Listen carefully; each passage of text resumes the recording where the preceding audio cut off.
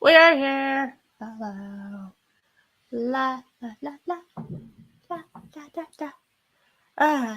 You know what's great about us having already done the Lord?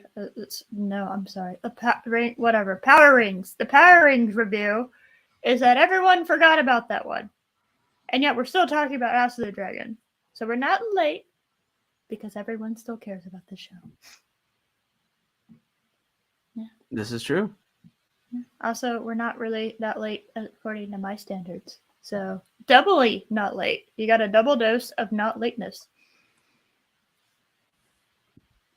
This is true.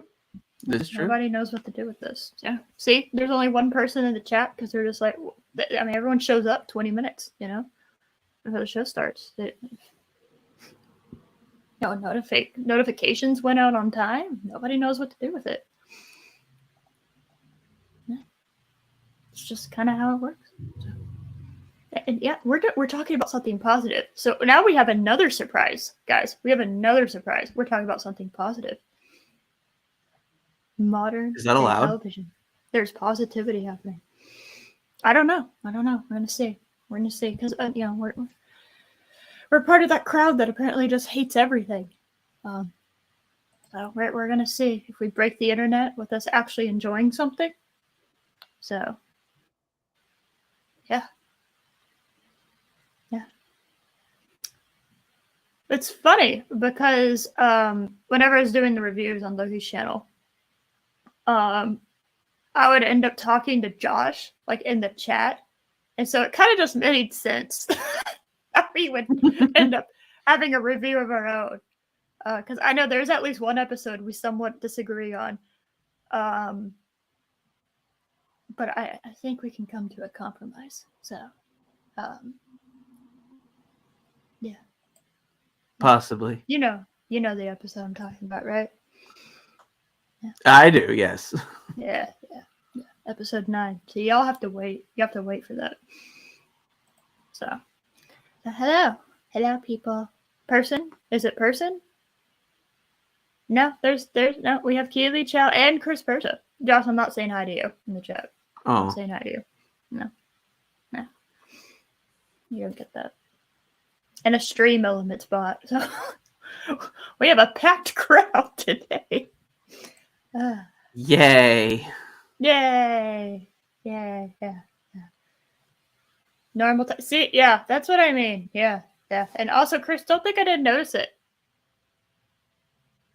Don't think I didn't notice this. Don't think I didn't notice it. I feel like I should screenshot it. It's a moment in history. Or Chris acknowledges Josh's victory. That has never happened before. I accept your surrender, Persia. Oh my god. You pushed it further. Okay, you know what, Chris? If they can shove Christmas trees down my throat in September, I can play the Halloween intro until December, okay? All right? That's how we're going to do things. They don't get to do that. They don't. God, I was so upset. I was I went to Walmart to buy some Halloween lights. And as I'm rounding it, there's that nursery section that's like partially outdoors, so you can kind of see through it as you're driving. And I see at the corner of my eye lights. Right, I see lights, and I turn. In the nursery, there's fucking Christmas trees, and it was September, and I was so offended. I was so deeply offended. But yeah, no, they can go fuck themselves. I don't know who it is. Who are you people that buy Christmas stuff in September? Why are they catering to you? I don't get it. I don't know. Everyone I know hates it. So I don't know who these people are that they keep like earlier and earlier pushing Christmas decorations. Like hell, and Halloween Kills, I think that one bitch deserved to die because she was wearing a Christmas sweater on Halloween. Like, how dare you? What are you doing? So,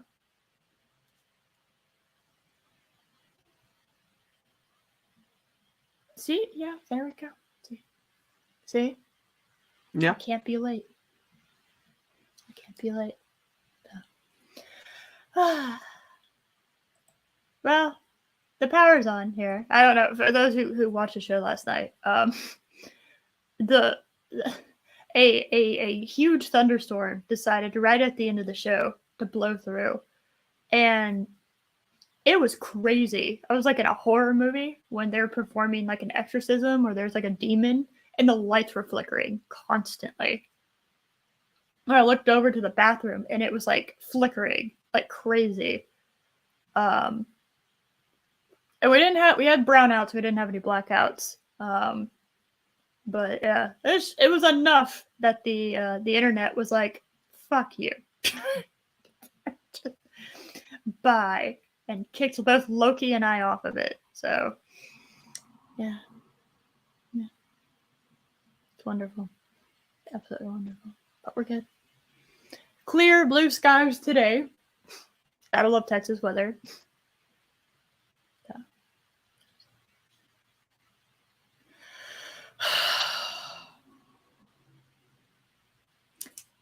Okay. Well, you do live in Canada, so I was about to say, well, Thanksgiving, but you live in Canada, so do you have any? Am I uncultured? Josh, am I uncultured? Are there holidays in November for Canadians? No. I honestly have no idea. Okay. Did I say Candyman 3 times? No. But if I did, it would be to summon Tony Todd so I could give him a high five. Because Tony Todd's awesome. So, yeah. This is true. You can't even argue with it. Tony Todd's great. He just needs a better agent. You know? He needs a better agent. Kind of like what's his name? Charles Dance. Just please get that man a better agent. Yeah. I love having like a shitty movie happen, right? Or just like a shitty thing happen, and just Charles Dance just pops up randomly. Yeah. It's like I've been watching Voltron lately, and Peter Cullen is in it, but it was like before he did Optimus Prime. So they have him. He does some extra. He does some extras. So you'll just randomly. His voice is very like. It's so. Peter Cullen has a distinctive voice. Yes, it's so iconic that it just like cuts through the scene. So he'll be voicing some random background character, and you'll just hear it above everybody else. And it's just we call it the random Peter Cullen event. So like, no, Peter Cullen just randomly pops up in the show, and it's always the same voice. It's never something different. Like it's not even. There's not an accent. There's nothing. It's just Optimus Prime voice just cutting through the scene just randomly. As some random fucko in the background. It's hilarious. But Remembrance Day. Interesting. We have Veterans Day, I think, next week. That's a working day, too, for us. So I'm guessing that's the same thing. So, yeah. So, House of the Dragon. What a bizarre plot twist that show was. You know, as far as television goes, nobody saw it coming. No, I certainly didn't. Think of everything that the show had working against it before it even aired. Everything. There was everything. Prequel series. It's a prequel show to Game of Thrones, which had one of the most spectacular collapses in television history. If not the most spectacular. Like, I struggle to find, like, somebody who did it worse, you know? It's hard to think of one, isn't it? Yeah, like, I've tried to... Because I'll say that it's the worst. That it had the worst ending. And then somebody will say no, and I'm just like, name one that had name something that was as big as it was. Everyone knew about it. It was the most watched show. It was like it was an event that happened. Everyone knew about it. And I mean, the only I can this is just off the top of my head as well, but The Sopranos has a rather infamous terrible ending. I know, I've seen it. And the end of Seinfeld was also terrible. Never seen Seinfeld, but I did see Sopranos. One guessed why. I can imagine. Yeah. I can imagine. Yeah. Well, no. When I say worst series finale, Chris, okay, don't get me wrong. Bad television existing has always existed, right? There are Yes. worse things out there than season 8 of Game Well, of Thrones. no, not always existed. There was no bad TV before TV was invented. Okay. I know, controversial take. Josh, newspaper out to smack you in the face. God damn it, you broke my train of thought with that comment. Yay! I did my job. God damn. So okay, there are worse shows out there than season 8 of Game of Thrones. Like, I will watch season 8 of Game of Thrones over season 2 or 3 of Batwoman, because season 1's hilarious. Okay, season 2, it started out funny, and then got more and more just I just felt like I was being lectured, and it became less funny, right? Mm. You just started feeling annoyed about there's it. a whole there's a whole bunch of shows that were canceled after just one episode because of how terrible it was. Like, Yes. Are you aware that there was a show called Heil Honey I'm Home, which was it came out in the late 80s, early 90s, and it was a 50s style sitcom starring Hitler and Ava Braun. That sounds hilarious.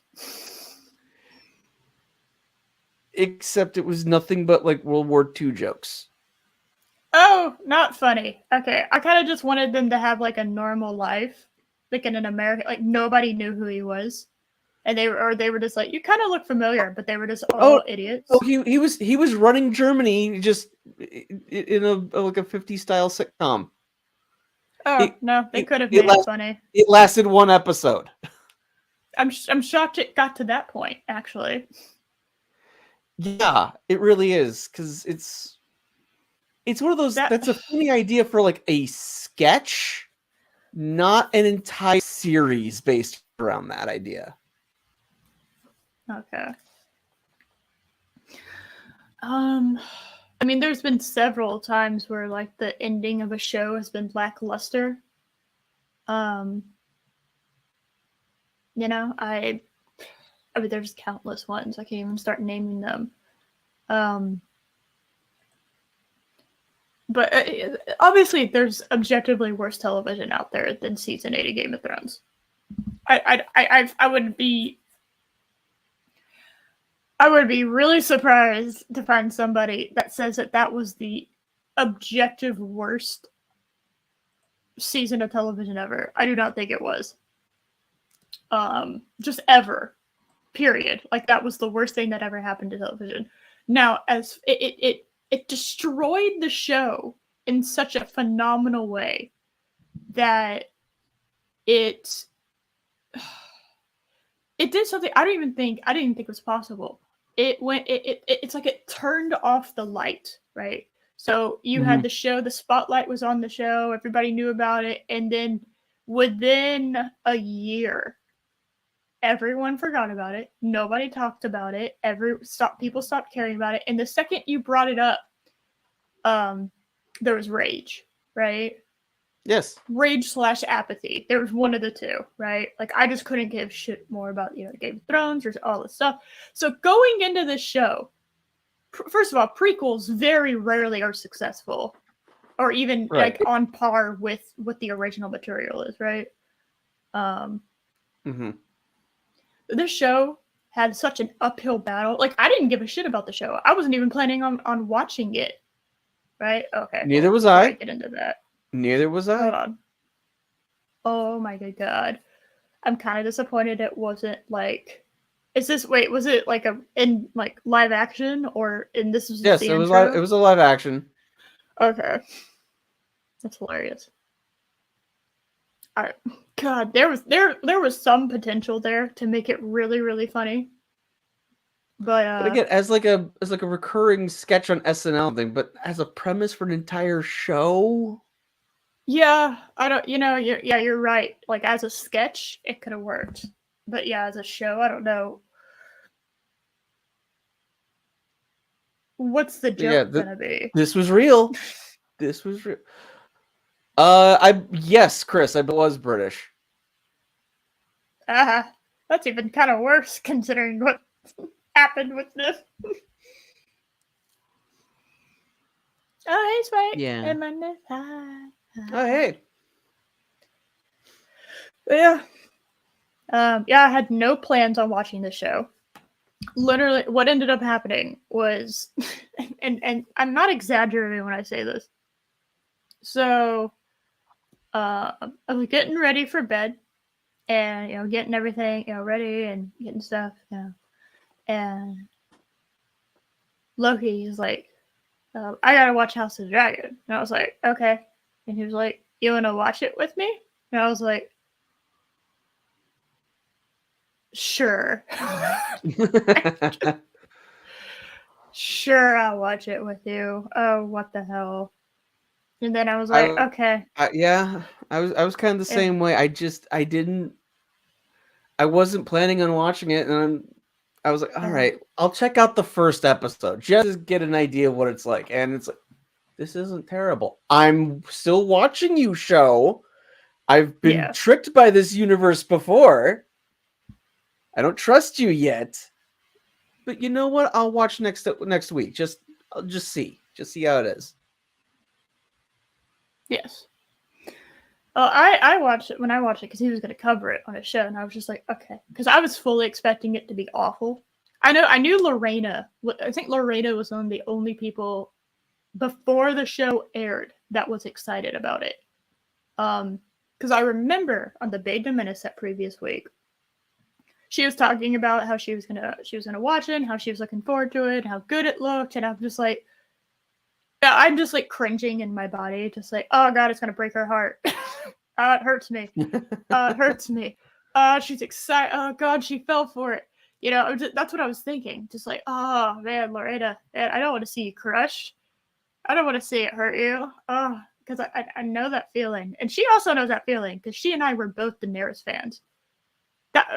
So we're very aware of how it felt, right? Mm-hmm. And so for us particular, especially Daenerys fans, the House of the Dragon thing, for most of us, it just felt like a knife being twisted. It's just great, wonderful.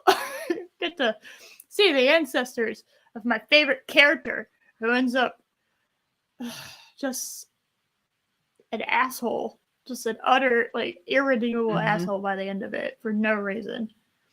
And because bitches be crazy, apparently. Yeah, that's just how that works. And as I have stated before, I don't have an issue with Daenerys going crazy like her father. My problem is how it was executed. Yeah, I don't think anyone really would have had an issue with her going crazy. In fact, I thought that was kind of what they were going for. And Loki has actually watched the Game of Thrones since House of the Dragon has come out. And he says they start setting it up. They set it up kind of throughout the show, but very, very, very, very gradually, right?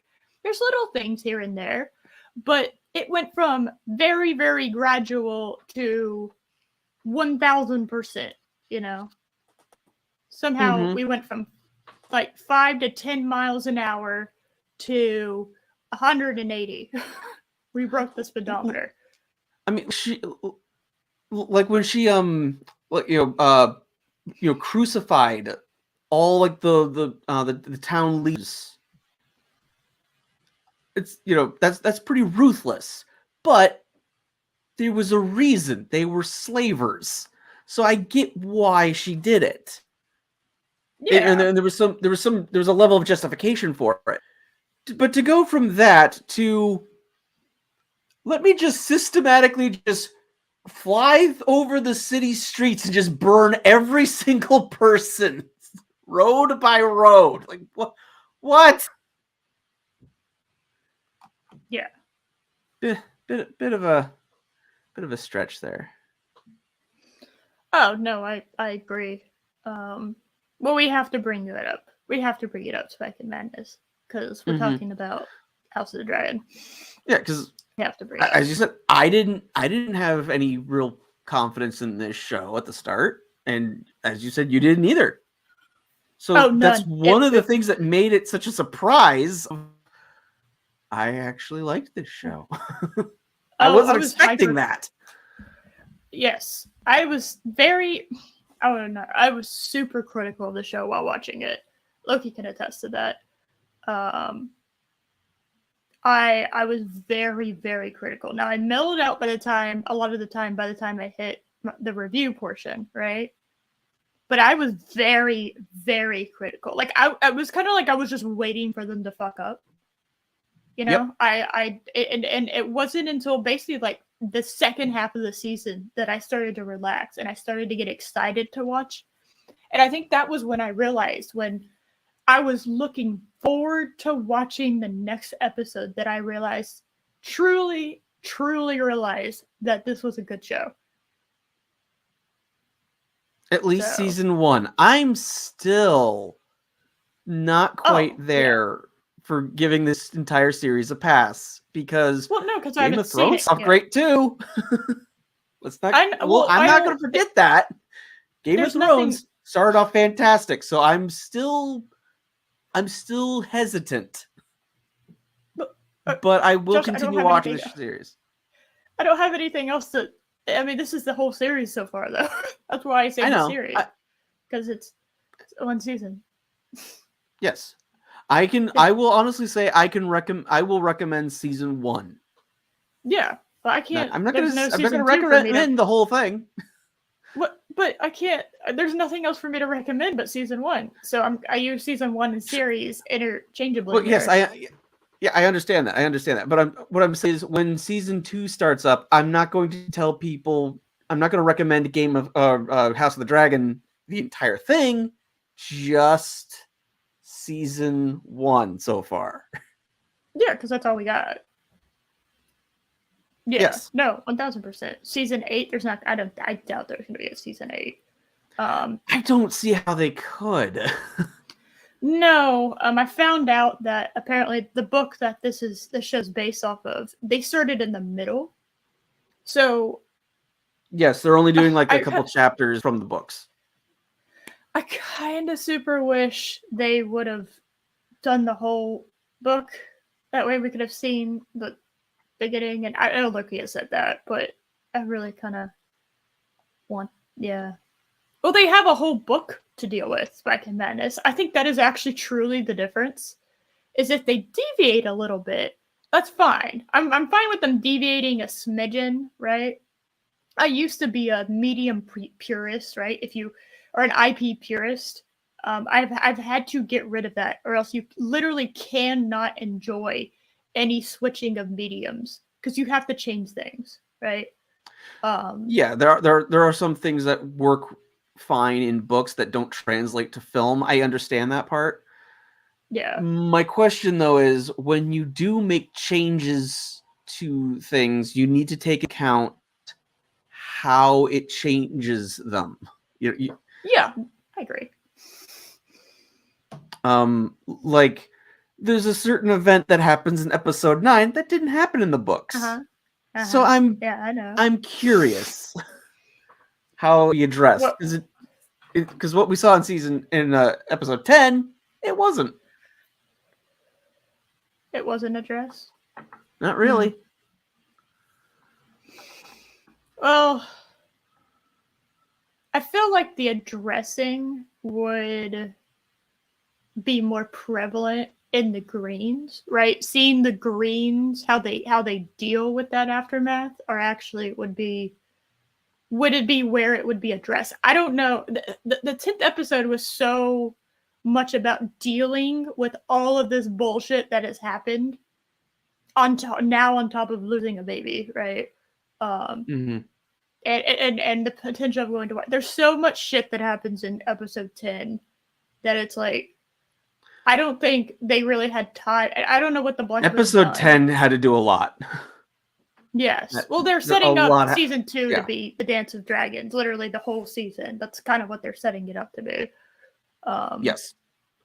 So, and I'm glad. Basically, like this entire season was okay. We know people want to see dragons fighting each other, so here's all the preamble bullshit. Now the games begin next season. Yeah, and I'm okay with that. Yeah, I'm okay with that because who didn't want? I want to see dragons fight each other. It's cool, you know. I don't really have a whole lot. Well, I mean, we saw one. At the end of episode 10. Yeah, we saw one. It was not a very fair fight at all. I don't really even consider that a fight. No, it wasn't. Really. No, we'll get to it. We'll get to it. Yeah, it was just one of those like I kind of see it now, and I was like, I just don't, because I've looked at the dragon size comparisons, and I'm just like, I don't know how the fuck y'all gonna do anything. You might have more, but that's a big girl. Okay, I keep calling it a boy, but it's a girl. That's a big girl. All right. Mm-hmm. She's thick. Yes, thick. But yeah, and hi Ram Bam. Hello. Let's see. So yeah, I was very critical. Josh and I have actually talked about this. We had, especially at the beginning, we're hypercritical of their use of Game of Thrones music. I still have issues with it being the theme song. I have mixed feelings.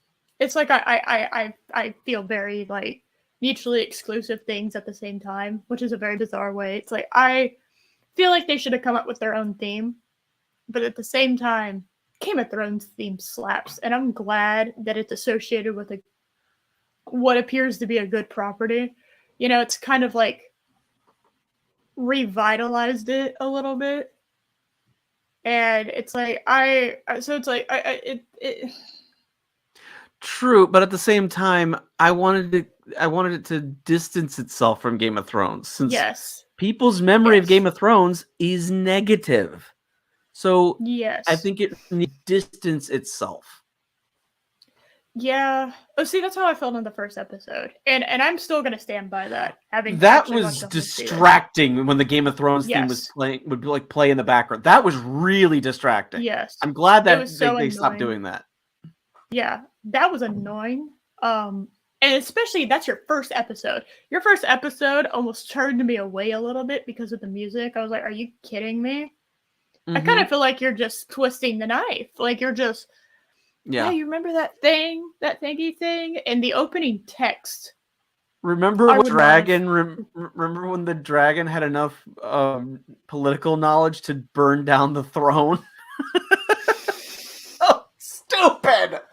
They were. I really think that first episode might be the weakest episode in my opinion. The True. I would agree with that. Screen. Yeah, it just. From like a marketing point of view, you are trying to distance yourself from it. And I think I said this on Loki's review. You are going to have to try to distance yourself away from Game of Thrones while also being a prequel to it. Good luck. I don't know how you're going to do that. And they did it better the more the show went on.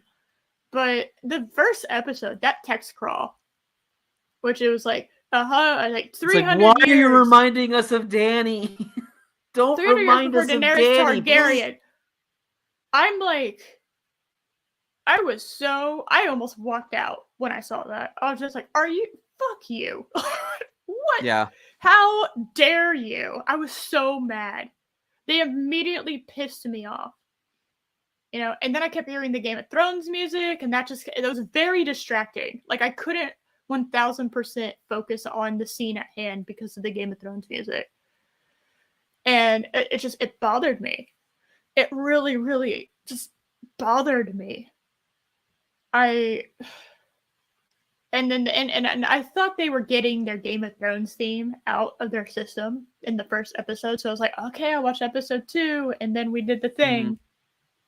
And I am genuinely surprised the king did not die on his little display thingy, you know? And that was his blood running through the streets, quote unquote. I am shocked that didn't happen. I'll go ahead and say it. As like the intro. The intro was his blood running through the streets of Westeros. I was kind of surprised that didn't happen. I haven't read the books, so I feel like it has to be somebody's blood. It can't just. I understand fire and blood, but like it can't just be nobody's, right? Like, am I silly for thinking that? Well,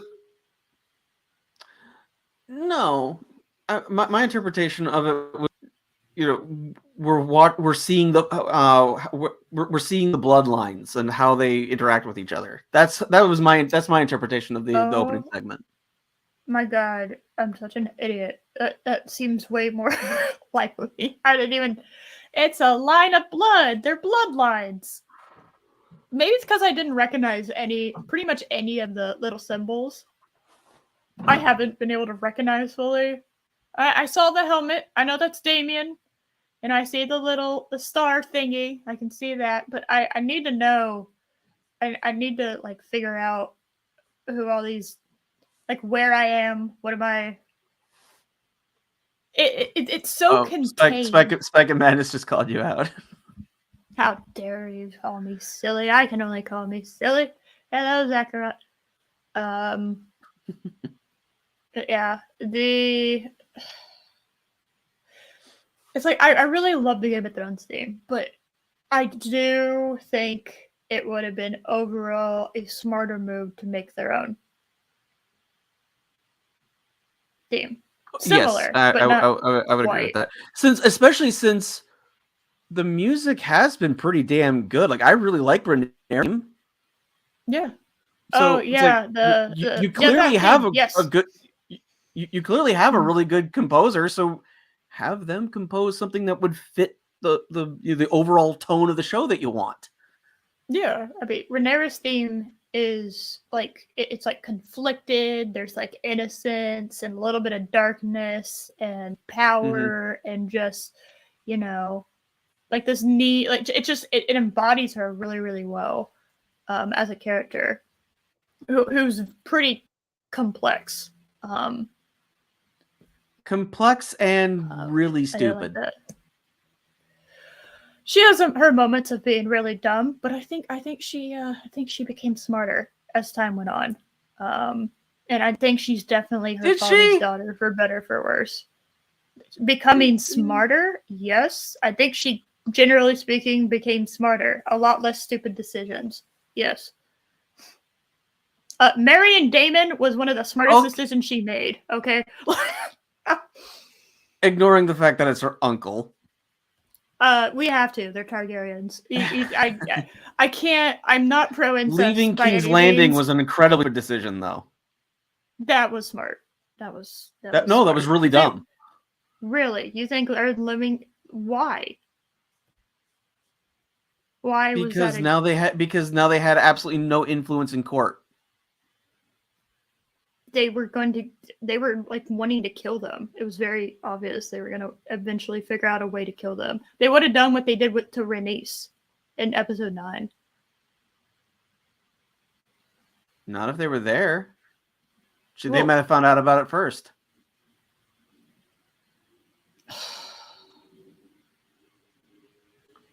And it also would have prevented if Rhaenyra had stayed, it may have prevented Otto from regaining role of Hand of the King. She lost complete influence in court. Possibly, but I also think it was a good idea to get away from your enemies and to like be with like the people, your allies, right? Like Driftmark was kind of considered her ally at that point because who she was married to. Yes, but like I said, she also completely lost any influence in court and over her own father. What was it? I'm gonna be honest with you, Josh. Was there? Did he have any influence? Like towards the end Yes. there, like. Okay. Well, towards the end, no. He was Okay. no. I I could see her staying there would have been some benefit. I don't know how much benefit there would have been overall. Because she was losing power.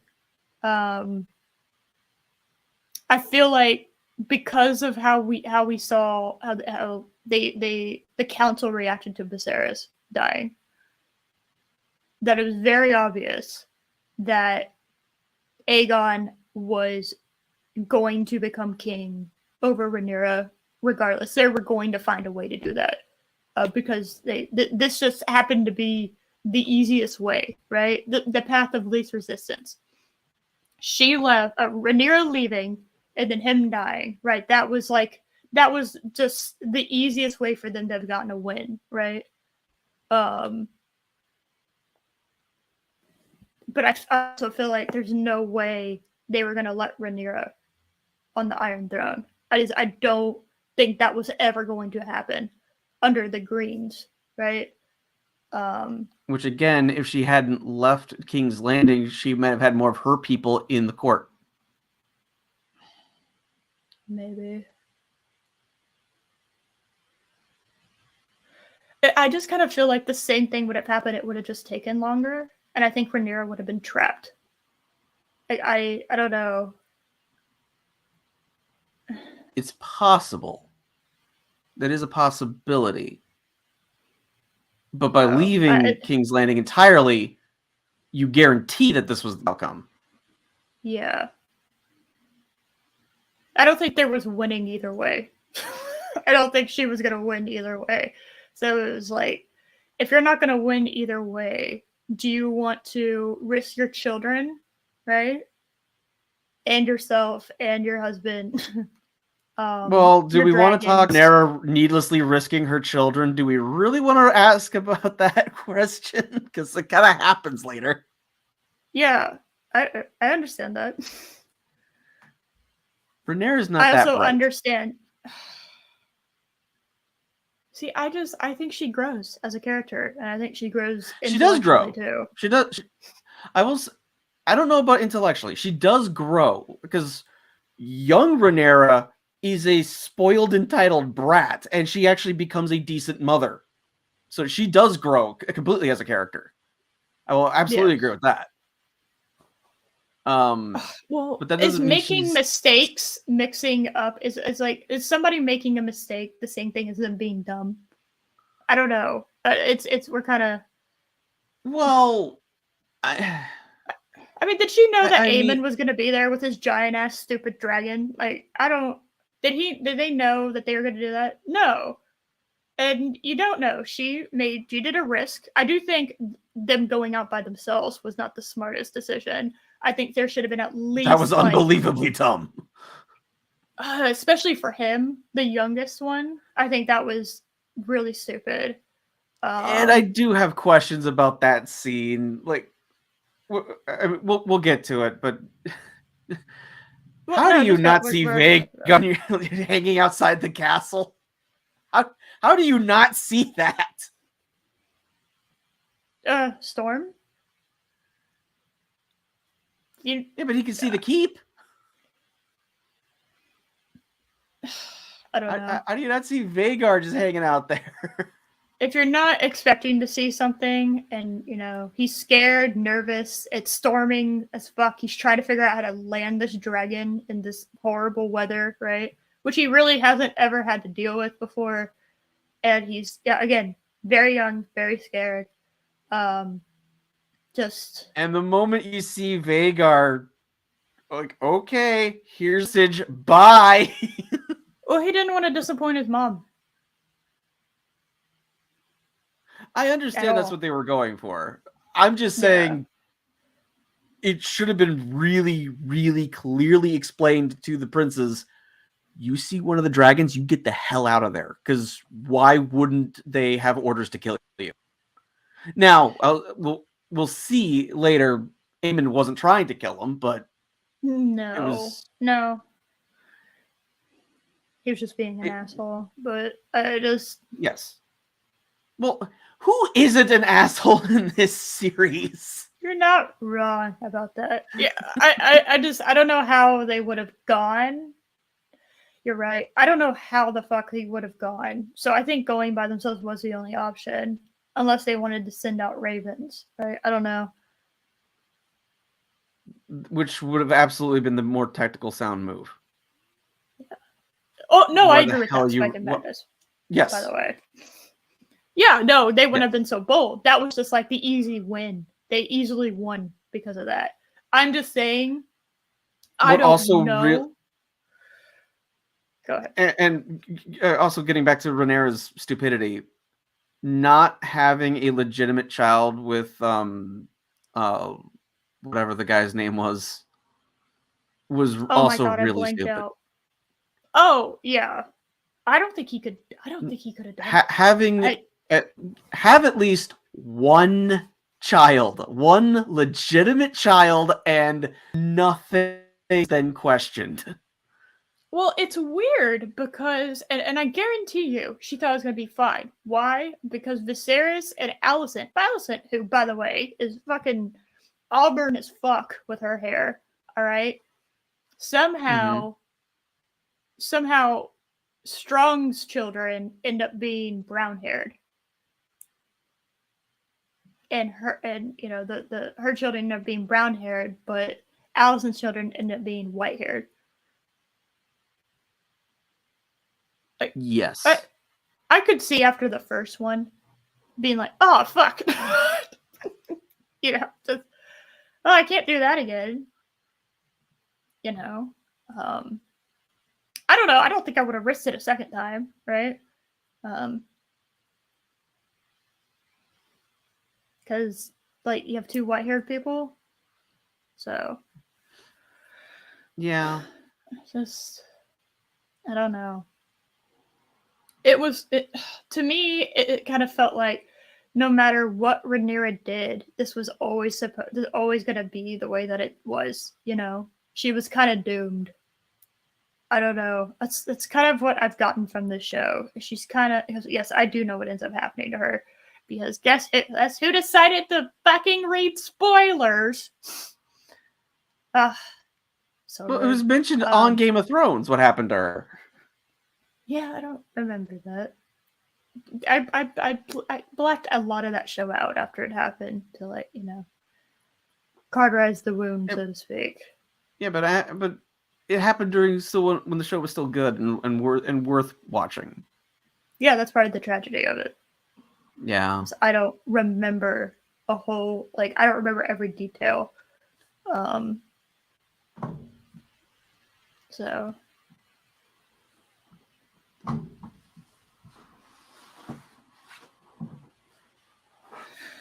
I don't know.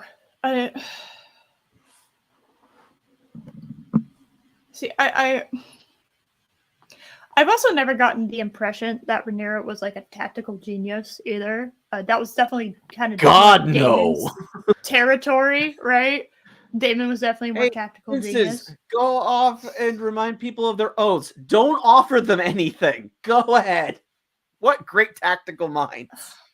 She's arrogant. That's the one fucking trait I feel like she never got rid of when she was a child. That arrogance of, I have this title. And she has a couple moments in this show where she's just like, fuck. I've kind of sort of failed at what I was supposed to be born to do. Yeah. I've kind of failed. And then Well, she you like remember when Viserys allowed her to marry for happiness, and she pissed that away. yeah, stupid. That was dumb. She's real. I don't think I want to call Rhaenyra dumb. I don't think that's fair to her character, calling her dumb. I will call her dumb. She's a dumb person. Okay.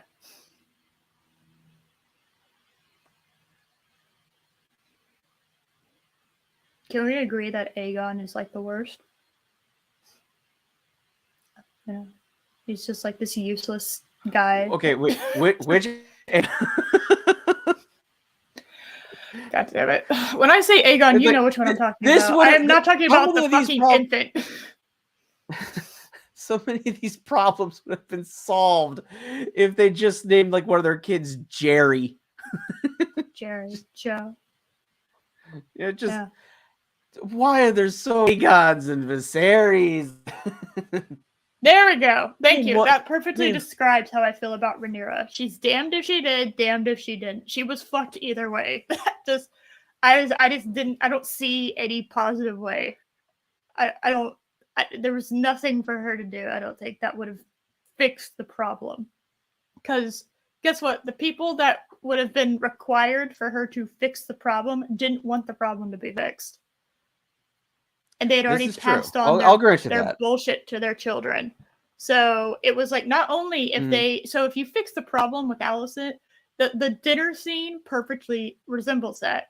Alicent and her seemed, I do say the word seemed, that's all in caps, underlined, bolded, seemed to be somewhat they were willing to move on. Yeah, but the children were not, because you passed all of your bullshit to them. And so, yeah, no matter what. So even if they reconciled, this was still going to continue. So that's what I'm saying. Rhaenyra is fucked. There is no winning for her. She has been basically set up to lose, regardless of what happened. So it's just like, I can't call her dumb, because I feel like she's fucked no matter what way she turns. She's a doomed character. And it all stemmed from Matt Damon being so bloodthirsty when he was head of the Kingsguard.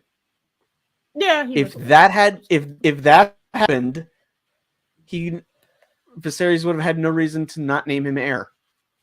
Well, he would have had no reason to from that. Well, until he had Aegon, actually. Well, actually, it seemed remember episode 10?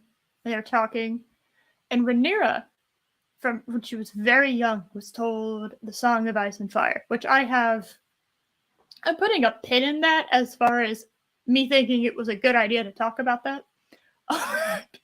It's one of those you're like, I don't know if we really need to talk about that. I would still try to distance myself.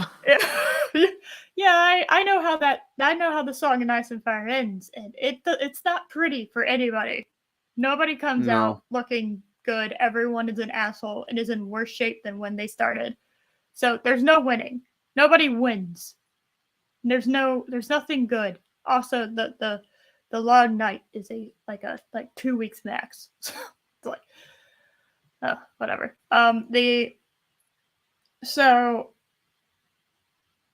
it's kind of hinted at through Rhaenyra that Daemon was never ever going to be crowned. Was never going to be the heir, because he was never told what it was.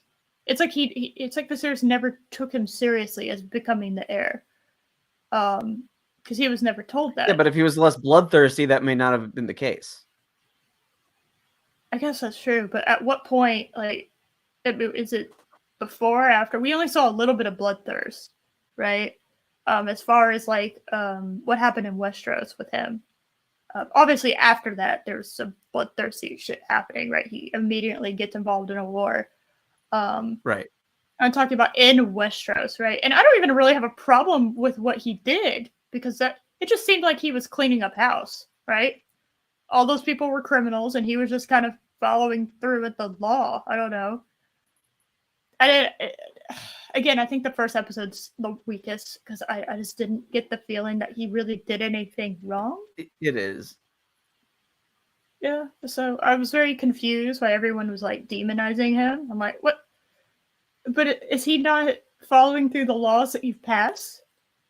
Yeah, but Is he doing not it like doing out his in the job? streets instead of taking them into the dungeons to do that kind of thing. I think that was the more the issue. He is a little dramatic. I'll give you that. He suffers from being a drama queen. Yeah. That is a little theatrical. Although I will say that, you know, I don't think people will be stealing as much shit if upon witnessing somebody who stole shit getting their hand chopped off, you know? You True. think twice about raping that person when you see someone's junk getting cut off. Right? Like that was a little bit that was a little bit more of a hey bitches, I'm in charge of this shit now. This is what we do to them. You better behave. But if that's what an average night is, then yes, I agree he should be doing that in the dungeons. But if that was like his first day on the job and he's establishing hey, this is how shit's gonna run with under me. You don't want to fuck with me, or else this is what's gonna happen. Then I would say that's kind of a good deterrent. But again, they were kind of hinting that this was not his first day. So no, he'd been in the role for a while. Yeah, so yeah, I agree. Like if it was his first day, you know, we do the big showy thing where it's like chop chop snip snip, and then after that we do it in the dungeons. So maybe be a little dramatic with dragging the person to the dungeons. You know what I mean? So everyone's aware what's happening. Ah, you saw what happened, and you still are gonna do this, okay? But then you actually like follow through with it in the dungeon. So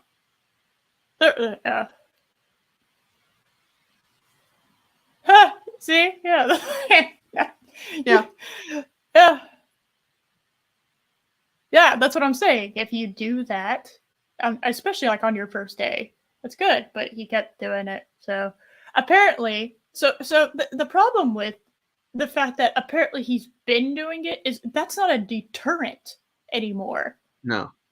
If he's still doing it, that's no longer a deterrent. That's just the norm, right? Mm-hmm. So now you can't drag him away to the dungeon because the norm. That's not the norm would be. Oh, he's not doing it anymore, right?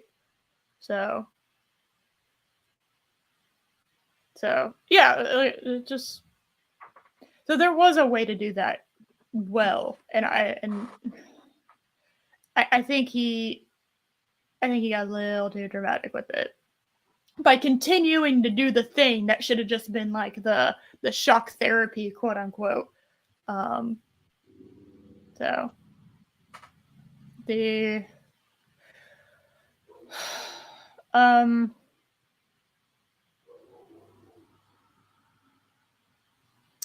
trying to think other things that happened in episode 1. Episode 1 is kind of weird, right? The death of the queen, right? Oh, I was gonna say, you know what also would have solved a whole bunch of shit? If Viserys would have married, what was her name? Lena? Was that her name? What's the Yes. the chick's Yeah, name? Lena. Lena. Yeah.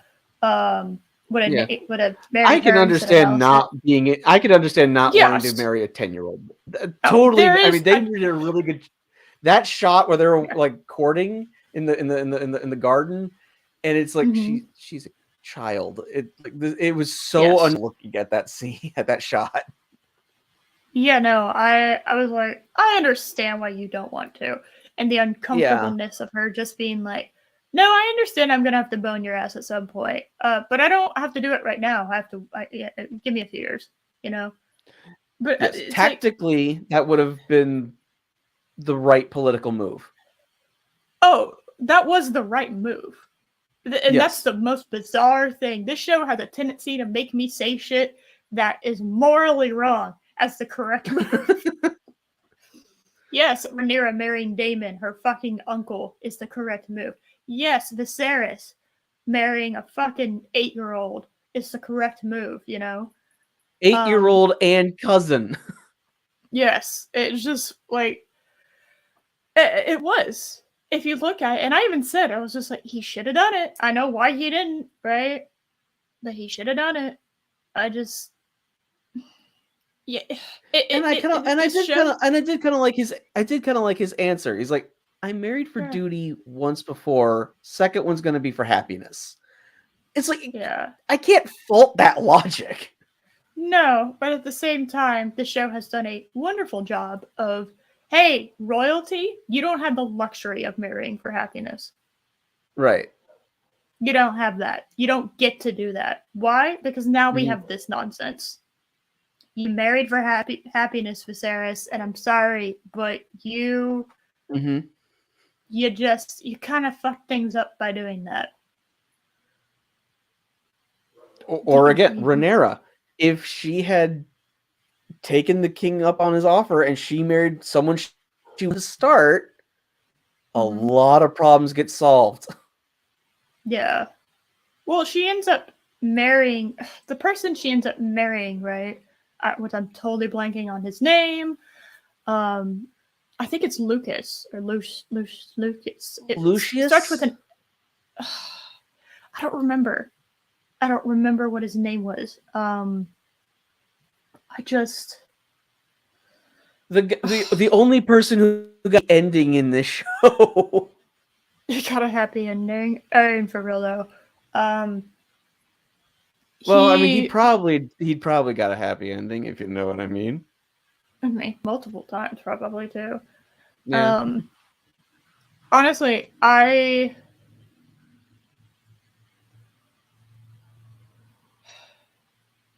really think that that was the best move for her.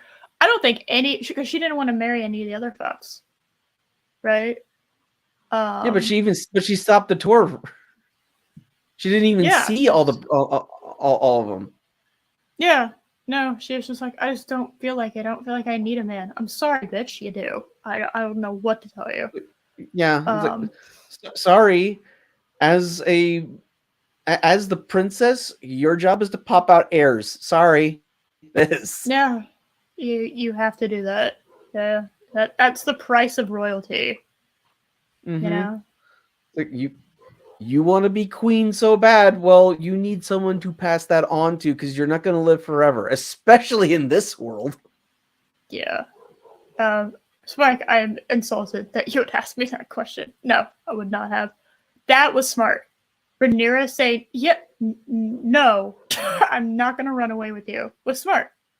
Can we at least agree with that, Josh? Kristen Cole. It's hard to I think say her. because I find Kristen Cole to be a fascinating character. I just want him to In die. that, well, now yes, but like at the beginning, we see how much he takes duty seriously. Like Yes. when when they're getting hot and heavy, she wants to just rip that cloak off him and just toss it aside. And what do we see him do? He carefully folds it Pause. and puts it aside. That shows how much he Mm-hmm. cares about this position. He Yeah. cares about it. Mm-hmm. So when she then rejects him as, "Oh, I just want you as a boy toy," it was devastating to him because he was willing to throw his position away because if people find out about their affair, he's on the chopping block. Literally. Yeah, you've deflowered the princess. You have to die now. Yes. So each showed how much he was willing to risk, and then she's like, "Oh, I was just looking for fun." I totally No. understand why he despises her. He's taken it way too far, Yes. and Okay, he's we'll now an agree with that. asshole. Yes. I kind of I kind of felt for him a little bit. I also thought the question was stupid. Like, of all the people, like you just said, the duty, the honor, right? Of all the people to ask her to push away hers, like I know he was willing to do it, but it was like Mm-hmm. for someone that valued duty and honor so very highly, it is wildly inappropriate for you to ask the princess to do that, right? Like, True. to cast it aside. Like, I don't know what you want. It's clear he does not understand women at all. Which, I mean, a man of his profession probably wouldn't, right? No. But you know, she just wanted a fuck buddy, and she wanted somebody to listen to her, with someone she could be open with. That's what she wanted. That's all she really wanted from him. And could she have grown to love him like she did Strong? Yeah, probably. But he had to I would argue that understand. I would argue though she would be happier probably if she did leave with Cole. Oh, I think that's the only way to win the Game of Thrones, right? It's To just win stop that, playing. it's literally to just walk away and fuck off, right? That's the only way to win. Mm-hmm. So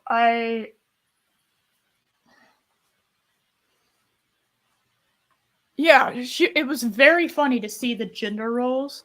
Usually, if you have a stereotypical relationship kind of like that, it's Mm-hmm. the guy that is saying that, right? Yes. Not the woman. It's the guy. So the fact that she said it, because that's and the setup from that episode, she got hot and heavy because of Damon. He fucking he rejected her, right? Which, good on you, Damon. Kind of proud of you that you rejected her. I was kind of worried there for a second. I'm not saying marrying her later was, as far as morals go. But good on you for not taking a 15-year-old. Um, bravo. But another thing, real quick on that. yes. When he took her to the, why did he like?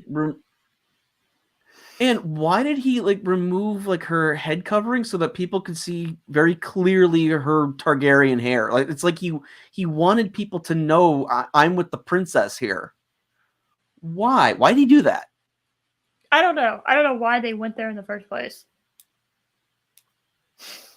That seems weird. I don't understand that. Yeah. That one's one of those like, okay, what happened? I feel like I'm missing context. Why on earth did we do this? Mm-hmm. Yeah, I don't get it. And also, why are you not doing it in a private room? Keep the head covers on, go into the private room, right? Yeah. And then you have him storm out, and she just kind of sits there, has her moment, and has the cloak, and maybe the cloak people can see like the little bit of white hair, right? Mm-hmm. So easily, like no one else really could tell, but if you were watching for her, you could, right? And so that would make it even Madness, more of a that's gray a area. fantastic point. I hadn't thought of that. You want to try so Varys have no place in marry off to Damon. He does actually kind of just lay that out there when they're kind of fighting on the throne room floor. Yeah, that is true.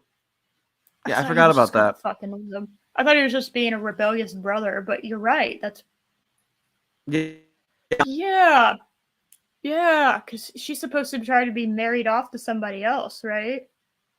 Yeah. This was before they were before she got married. So yeah. Yeah. So, and let's be real. From episode 1, we know he wanted her. It was very the way, like, God, I call it again. It's uncomfortable because it's Game of Thrones, but yes, it's like that. Yes, especially like when we first meet. When we first meet her, she's like 11, supposedly. Yeah, and the way he puts that necklace on, I took one look at Loki and I was just like, yeah, why is there sexual tension between this 11-year-old niece and this 30-year-old uncle when he's putting on necklace on her? What is happening right now? Yeah. And my God, does Matt Damon have fantastic genes? Because he hasn't aged a day in like the 25 between episode 1 and the end of episode 10. Well, he hasn't aged. He hasn't aged a day since Doctor Who went off the air. With what not went off the air? Doctor Who. He stopped being the Doctor. How long ago was that? Almost 10 years. Yeah, it's pretty impressive. He's aged a little bit. Like Very. especially if you look at like when he first got the role, he's clearly older now. Maybe. Like it's you forget how young he was for the role of Doctor Who. He was the youngest. Yes. I think he still is the youngest, But right? Yes. Yeah, and I have no idea who the new how old the new Doctor's going to be, but I don't really care about Doctor Who anymore. No, I did find a Doctor Who video that we gotta get Starry in on.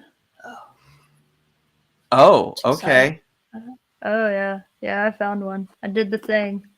I finally did the All thing, right. Josh. All right. Yeah. I'm pretty sure I have it saved and watch later. I'll talk to you about it afterwards. Okay. Yeah, there it is. Yeah. It's only 11 minutes. And it's yeah. That's perfect. That's one of those we've kind of just been waiting on, right? It's kind of hard to find people talk about Doctor Who anymore. Because just no one gives a shit. So, Yeah. So, anyway, let's see. So what I was trying to say was, so she got rejected by the guy that she actually really wanted, right? She wanted Damon. She didn't get Damon. Yes. So out of pure fucking spite, because I understand from like a woman point of view, that's exactly what she was going for. Out of pure spite, she chose the next guy that she could have, Kristen Cole. So, honestly, no, I get that. Yeah, honestly, I think it was. I just and he didn't know that he was being used for sex, but he was being used for sex. And from our point of view, she bones him once, right? There's like one sex thing that happens. There's a what copulation. Which I was comfortable watching because I legitimately did not know how old the actress was. No, they did a fantastic job of making her look very young, right? Like, I have no idea. Really, 27? He's my age? He was my age when he became the Doctor? Seriously. I thought he was 26 when he took over the role. Oh my goodness.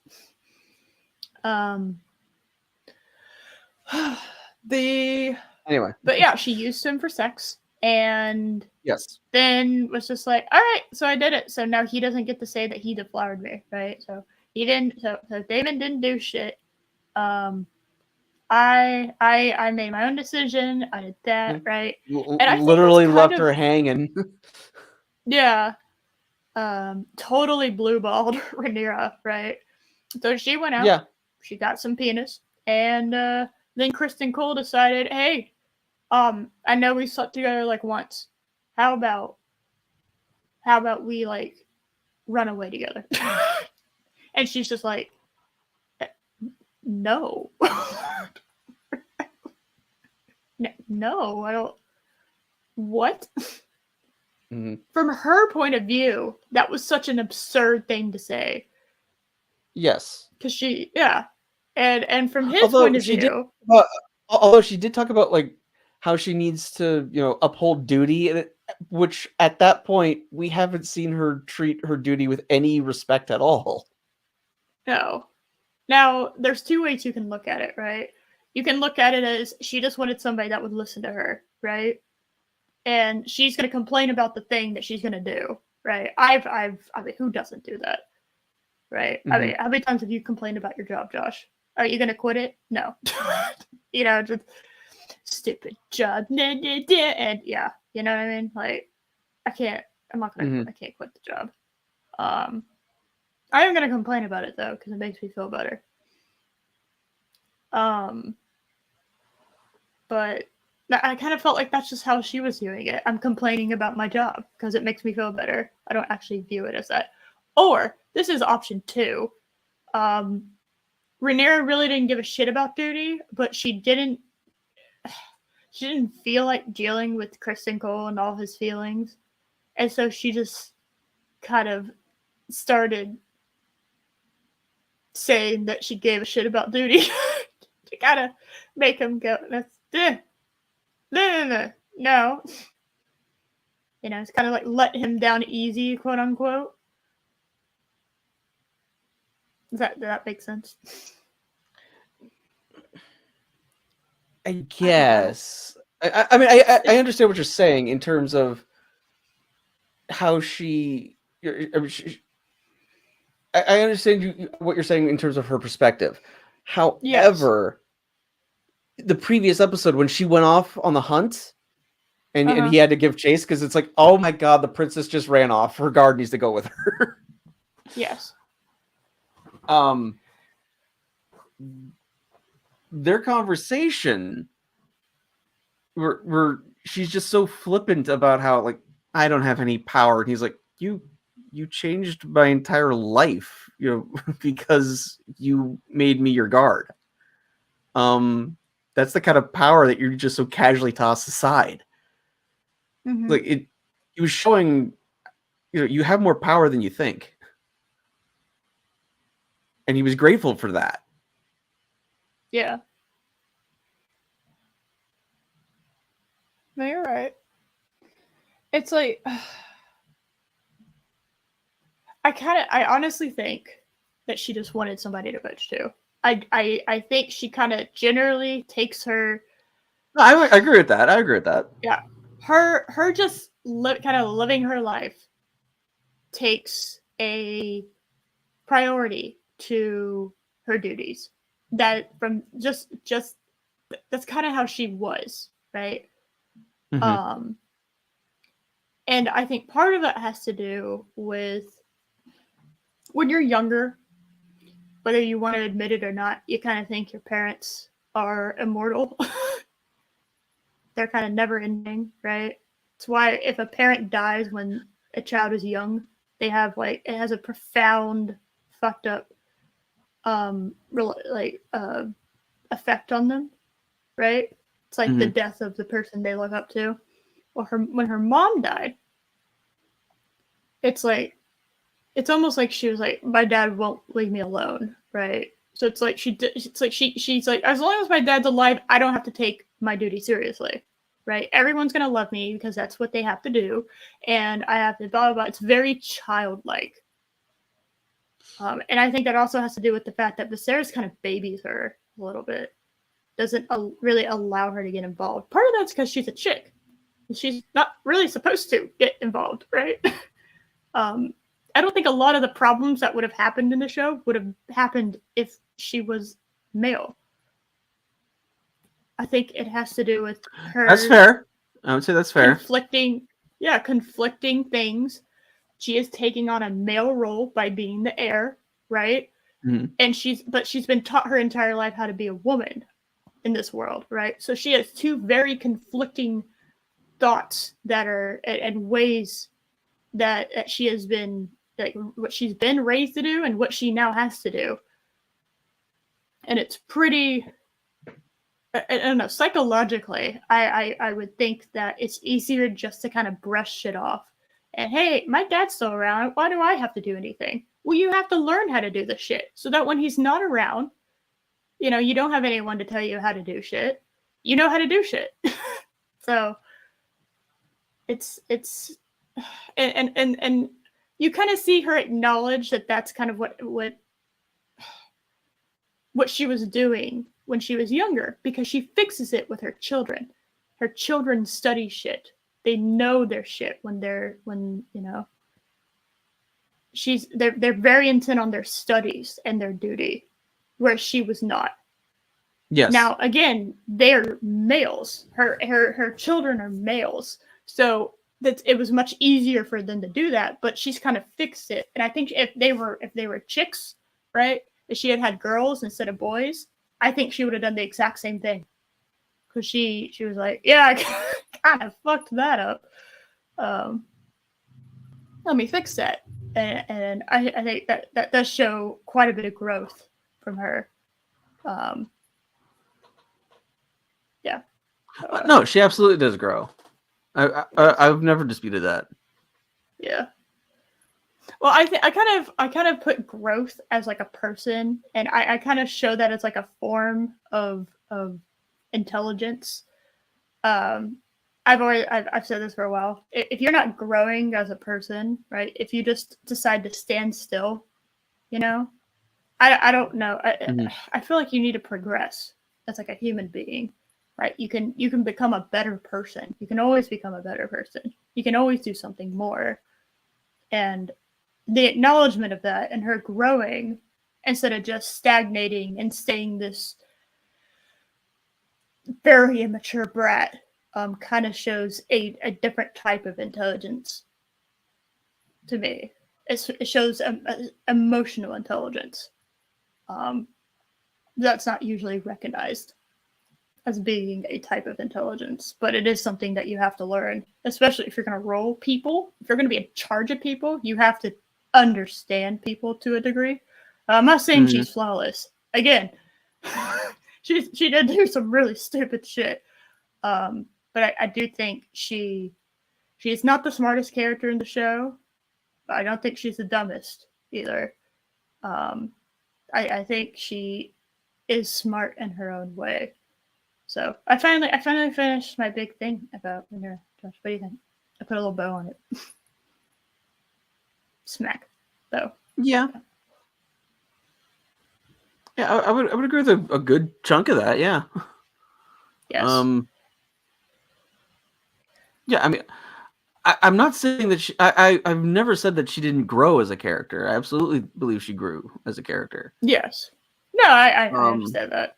I kind of put the two, the growth, the growth kind of goes a little bit with her growing intellectually too, in my opinion.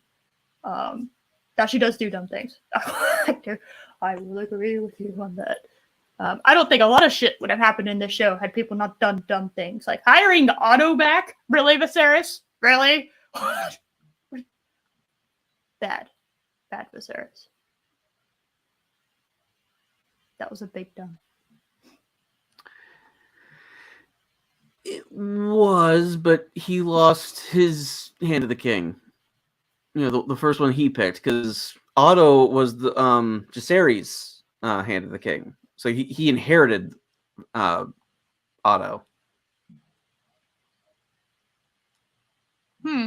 You're right. I totally forgot about that. So Strong was his replacement for the character, for the role, and then he lost him. Hard, massive hard rip. He got lit. Ha. Ha. Ha.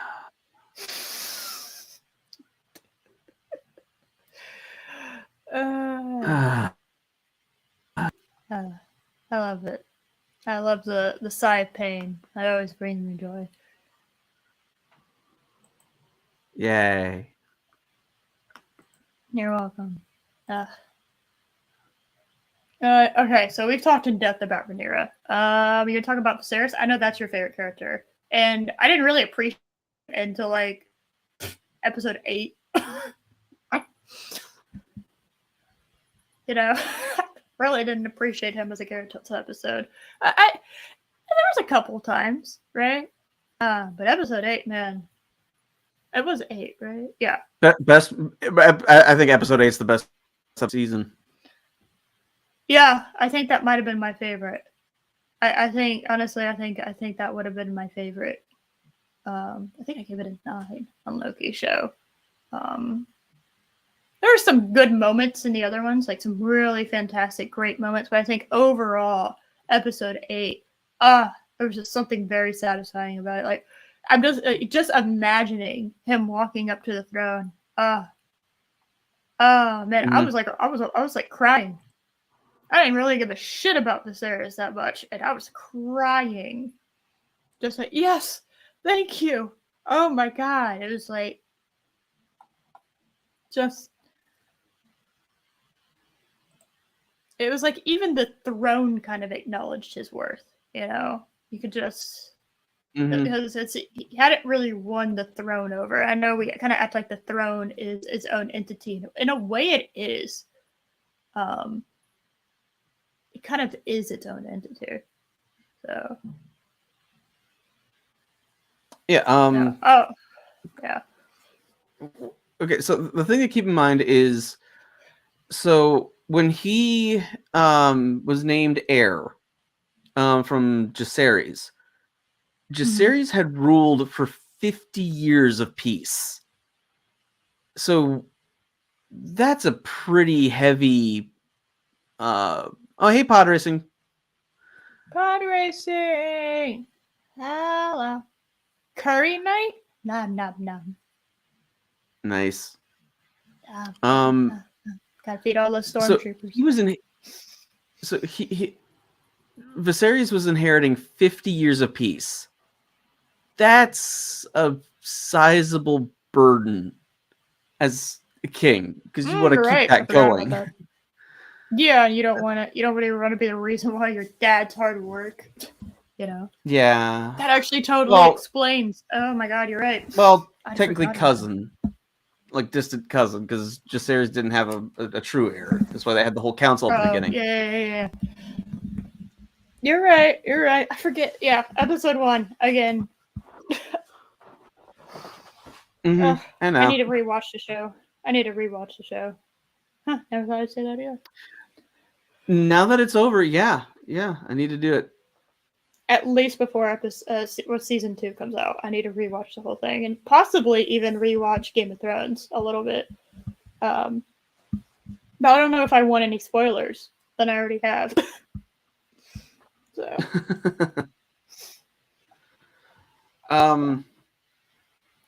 But anyway, so I would say the main reason I like just Viserys is, one, I just like that he's just like a normal guy who he cares about his family. That's like his primary goal. Like he's, I mean, was it episode 3 when they were going off to the hunt, and by this point he's now married to Alicent, and they have children, and Rhaenyra's there, and it's clear, and they're clearly estranged because of their, because they were good friends, and now she's her stepmom. Wouldn't that make it awkward? Yeah. Imagine your best friend all of a sudden becomes your stepmom or your stepdad. You're just like, the whole dynamic has changed now. I don't know what to do. Yes. It's now very, very awkward. But what was Viserys' reaction to the whole thing? We're going on an outing. This is so nice. Let me drink my wine and chill. He's just excited that his whole family is there together. La la la la la la la. He's like the oblivious dad. Hold on. Adego wants us to start the whole show over. Is that okay? I don't remember what I said. Yeah, pretty much. I guess you're out of luck, Adego. Sorry. You can start the stream over. Yeah, and then put it on like 2 times to get caught up in like 45 minutes. So that's okay. Yes. The series definitely in that episode gave me I am middle-aged dad at the barbecue. And I'm just having fun over here with my grill. And there's like all this fucking drama bullshit happening around me. And I'm just like, la la la, let's be burger, la la la. Oh, that looks great. Da da da da da. Just happily. Look, let me turn this sausage around. This bratwurst. Yes. Episode 3 was also the one that established that he was sick. because that's when he really started to have issues. Yeah, because by that point he had lost 2 fingers, and then after they'd captured the buck, he had like trouble putting it out of its misery. It's like he had trouble. It was like you could tell like something was off with him at that point. Yes.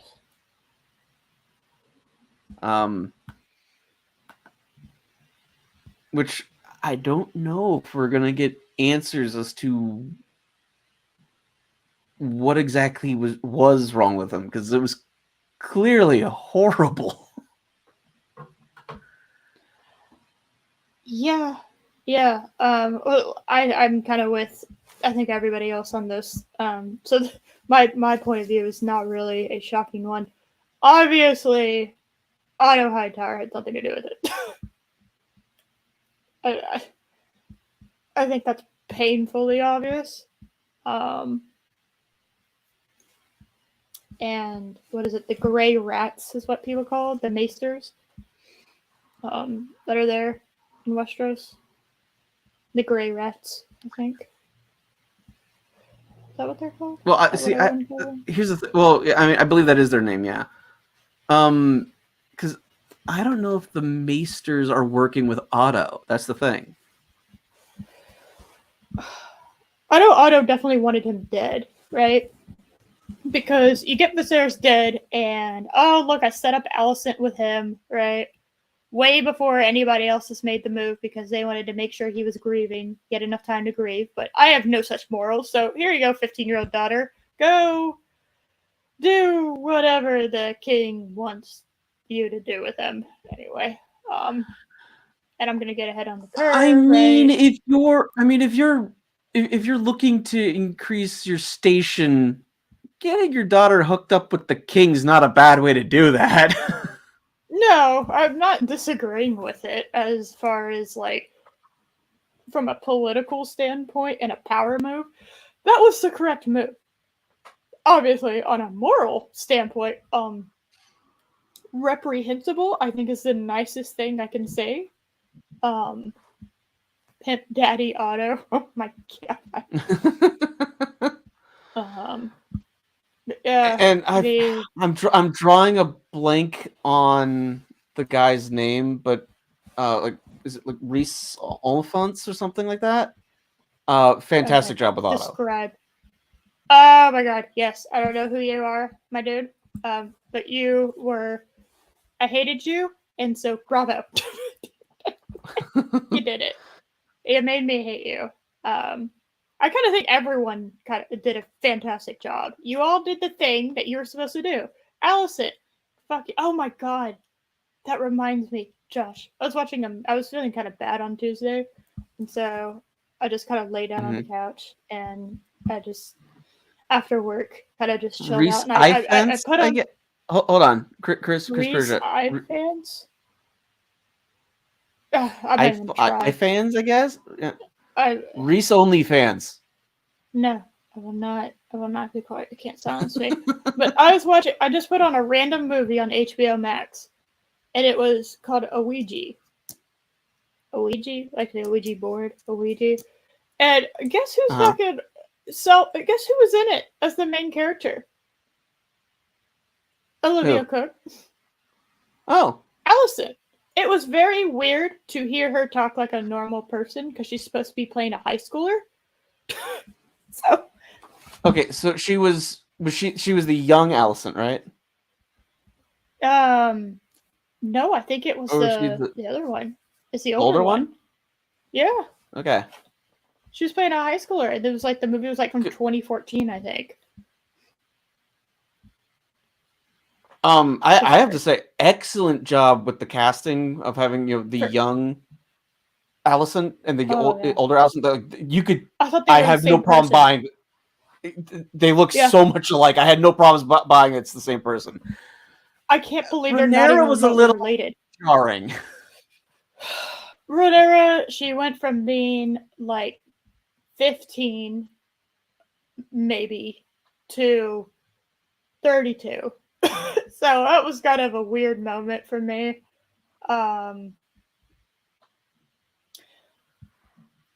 Yeah, they didn't do as good of a job And with I her. and But I Allison's casting was so perfect. I don't even. I can't complain. They're like the same fucking no. person.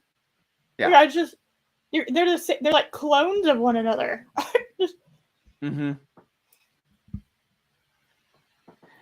And I also have to Reese say, Ifans. I understand you have Matt Smith. You want to get that. Yeah, preserve Matt Smith. And then they Well, did such a great job aging up like everyone else. yes, I know other people. Why does Christian Cole still look exactly the same? Like, I don't know. have they How old even was he bothered going putting into like that? gray in his hair at all or something? Well, let me see. Kristen Cole age in House of Drudon. Okay, yeah. So he's only 8 years older than young Rhaenyra. So he was like, oh, he's 28 years old. Okay, never mind. That's okay. So he was 16 years. Rhaenyra. Hold on. Okay, this did not help me. I have to actually go into this article and figure this shit out. All right. So Lania was 12 years old when she was being proposed to getting married to Viserys. Let's see. How old was Cole supposed to be?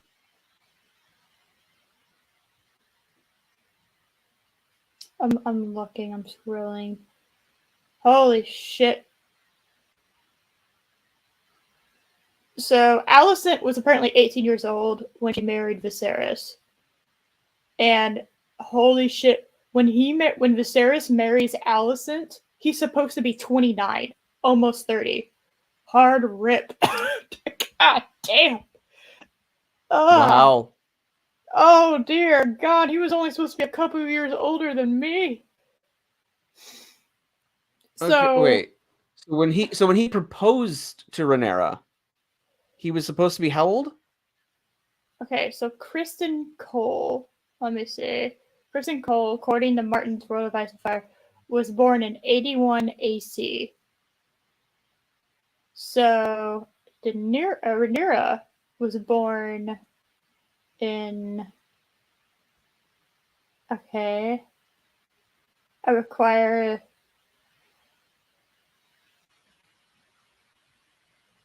Rhaenyra was born in 97. They're going down. So when Rhaenyra was born, Kristen Cole was 16 years old. There you go. Okay. All right. So he's supposed to be 16 years older than Rhaenyra. So he's supposed to be in his like 30s by the time the show starts. Late So yeah, 20s they should when have the show aged him up. start. Yeah. Yeah. So that Yeah, means they he definitely should have put some white so and that means he gray. should Yeah. be in his 40s at one, right? He should be in his Yeah, you mid should have a little bit of. 40s. Yeah, there should be some gray in there. He's, Okay, that's and fine. how old's the actor? 28? Yeah, the actor's like 28 years old or something. Yeah. Yeah, they should have aged him up. Add some gray hair. Yeah, that would place Kristen somewhere in his 30s or late 30s or early 40s, and as of episode 8. So, I want to see the guy. What? No fucking way. The guy that plays Aemon Targaryen is 20 years old. Does anyone fucking believe that? Wait, what? The guy that plays Aemon, Eye Patch Man, is 20 years old. You gotta be kidding me. That's wrong. There's no way. That makes me feel very old. Oh my god. Targaryen actor. Yeah, hold on. Eamon Mitchell. Okay, he was born in 97. Okay, so he's 25. Okay, that makes me feel slightly better. That's a little better. So that makes me feel slightly better. Okay, so Aemon is supposed to be I guess that's not what they made it. Okay. Yeah. But the Well, actor's he's 25. supposed to be Okay. 16. Yeah. Amen is supposed to be 16. That's not 16. That's like a fucking Okay. anime 16-year-old where he's like a grown man with a mortgage, but he's still in high school. So, Aegon And I have to say, why would you bother with an eye patch if you have a freaking sapphire in your eye socket? Holy shit, that looked awesome. Yeah, no, that sapphire I was just like, God, I know I'm supposed to hate Aemon, but he's so cool. God damn it, he's so cool. I can't hate him. I would totally play. If I lost an eye, I wanted a sapphire in its socket. That looks awesome. Oh, and it has to be like polished. It needs to be polished Yes. and have like other shit mixed in with it. So when you take it off, it's just like you don't even know what to do with yourself. You're just like, holy hell no! I wouldn't even bother with an eye patch. Just have that sucker on display. No, you have the eye patch, but it's a little see-through, so it's like it sparkles. You enhance it. You enhance the eye. You use the eye patch to enhance the eye, like eyeshadow. You know what I mean? Well, I can understand wearing the eye patch when you're dragon riding. That makes sense to me. Yeah, because that's the perception. You don't want that thing falling out and like, ah, oh, damn it. Well, your field of depth, your you can't tell how far things are away from one another. True. That's why you have two eyes. So. Yes.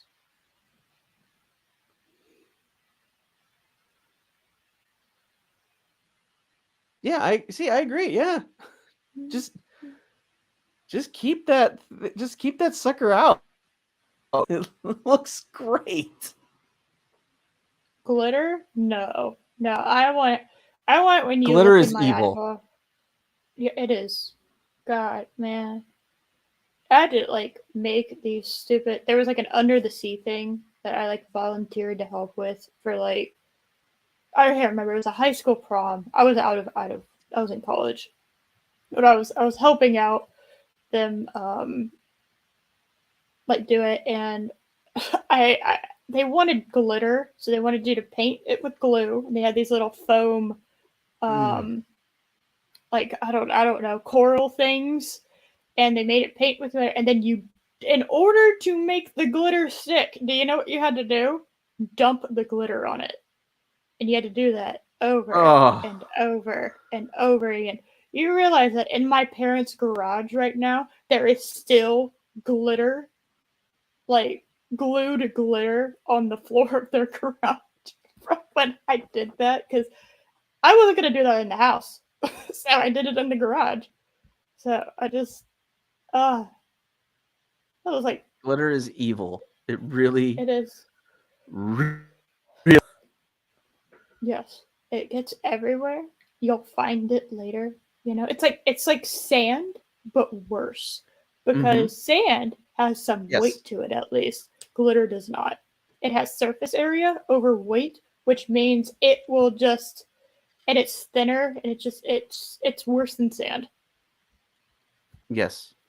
It is. And Ram Bam, yes, I've had jobs where I've had to clean up glitter as well. It is the worst thing on planet Earth to try to clean, because it'll get ground into, and no matter how you can see it sparkling, but no matter how much you vacuum over it, it won't come up. It's evil. It's absolutely evil.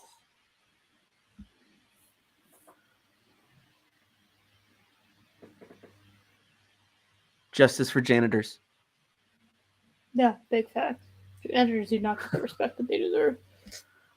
Sorry, I was reading the ages of all these people. Rhaenys is supposed to be in her early 60s. At what point? At the beginning?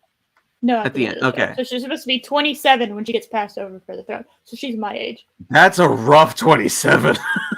Yeah, I gotta be real with you. Oh my god. So she was my age when she got passed over the throne, and I gotta be real with you, she looks way better for early 60s than she did at 27.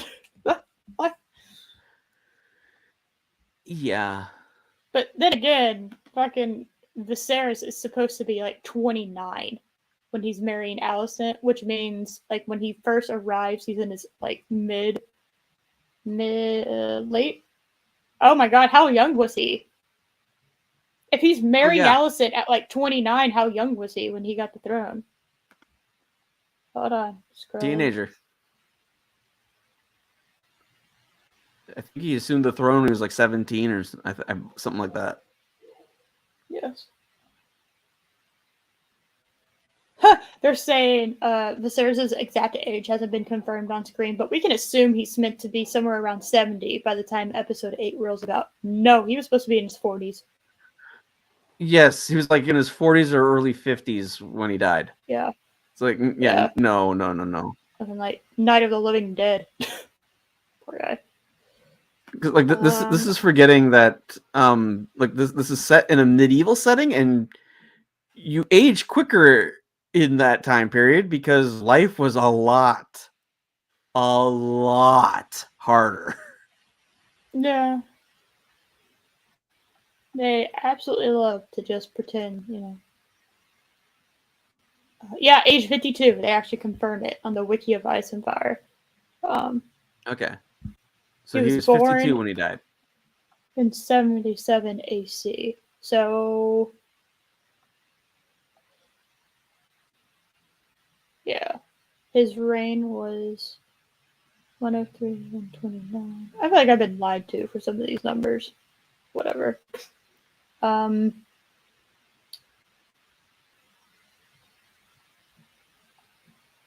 Oh, well, that explains that. That was a question I had and forgot about.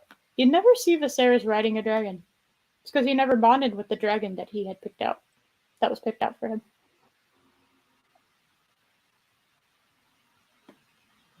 Okay. Fun fact. Well, I mean, if you get, crowned king when you're, freaking teenager. Well, you don't. You're king riding into battle on a dragon. What? I would. I'm riding into battle on a dragon. No, but you don't want your you do not want your king doing that. That's why I'm not royalty. See.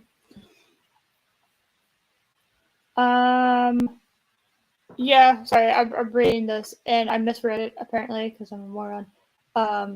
He was a dragon rider who rode Balerion, the Black Dread, until the dragon died of old age. So, and he never bonded with another one. I misread it. Okay. Yeah, it's like I thought he was a dragon rider, but yeah, okay. Yeah, I misread it. Yeah, and I thought it if said I he remember, never bonded with it. And then Balerion was, I believe,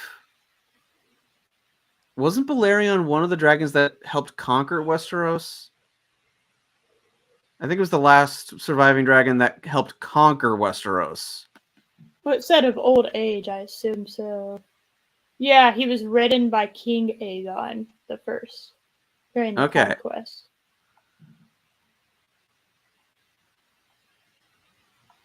So it also might have been like, okay, I got King Aemon's dragon. Let's let the girl retire. Yeah.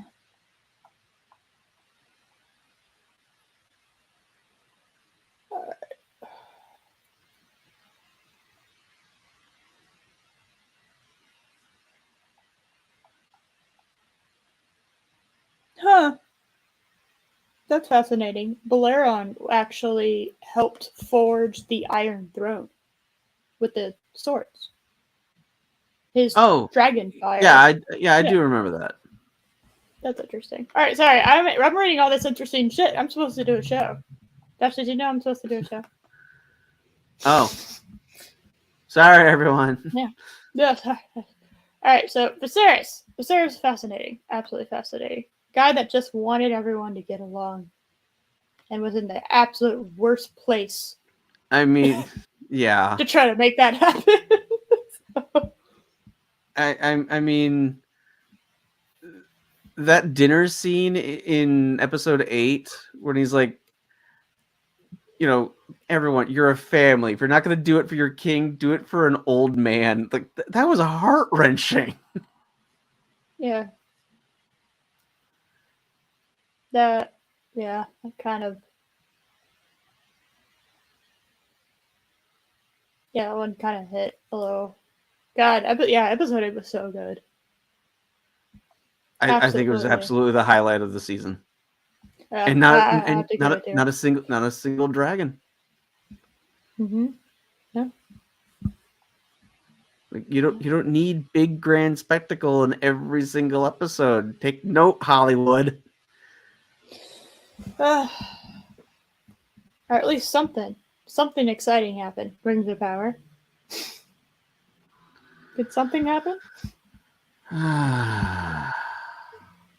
Yeah, people still are comparing those two. Like, there's a comparison happening.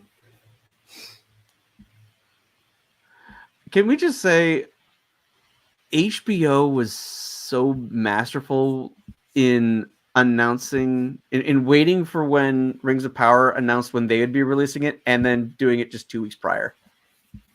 Yeah, so everyone's talking about it. It's at the beginning of the week. God, it was so perfect. Monday, so Sunday, so at the beginning of the work week, everyone is talking about House of the Dragon, and then you get to Rings of Power, which is Friday, right? It gets released, or is it Thursday night? I think it was released Thursday night. Okay, so no one gives a shit because it's Friday and everyone's thinking about the weekend. You know what happens on the weekend? No one. We're going into House of the Dragon, so it's like from the balance of the week, you have everyone that works who isn't, for the most part, watching Rings of Power Thursday night, right? Because it was released late, right? Am I misremembering that? I thought it was released late. When was? Okay, now I gotta find this out. When was?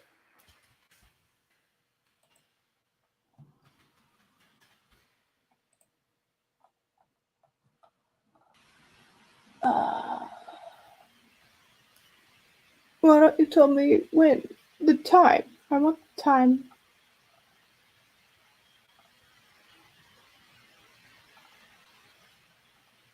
Oh, so 6 p.m. So 8 p.m. Central. Okay.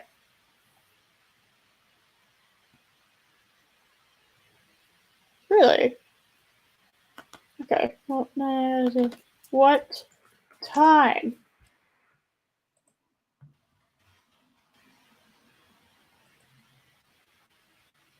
I know September 1st. That's when they were released. No. First episode of Rings of Power was September 2nd. I thought it was September. Everyone is saying it's September 1st.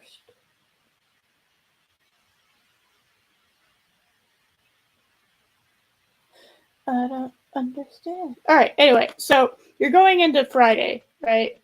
Maybe people talk about it, but then you have Saturday and Sunday, and guess what happens on Sunday? House of Dragon, right? And then you have the whole work week for it. So just from like when they picked to do it was also pretty brilliantly done. Yes. So 2 weeks before, they're in a much better prime time slot, right? Especially for the water cooler talk. And then you have it not only so you know that Rings of Power is only going to be allowed to have 8 episodes because that's all they can do max because of all the contracts and all the bullshit, right? So you do 10 episodes. So what you end up doing is you end up overlapping it. You consume the show. You start before Brilliant. it, you end afterwards. It was so brilliant. And then they also released the extended Lord of the Rings movies. Right when Rings of Power happened. So to draw even more attention to their network. Because guess what was right there besides the extended editions of Lord of the Rings? House of the Dragon. Oh. Brilliant marketing.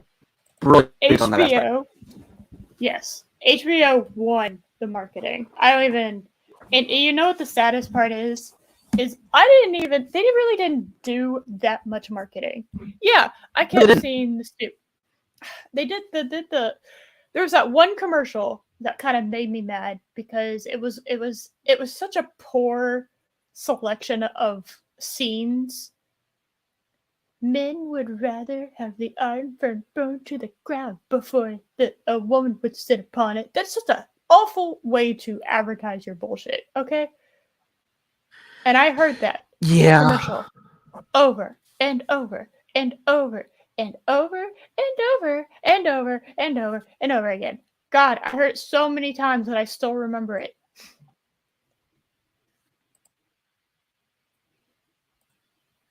So just I don't know. I thought as far as HBO completely won. Amazon laughable. Absolutely laughable. I saw Rings of Power shit being advertised fucking everywhere. Right? And there is something to advertising your shit everywhere so everyone knows about it. But there's also you have to make sure there's hype for it too. I didn't really feel hype for Rings of Power. But to be fair, I didn't feel any hype for House of the Dragon either. Right? Because obviously what happened with Game of Thrones. But Rings of Power, they had already pissed off all the Tolkien fans. Who are the people you should be catering to?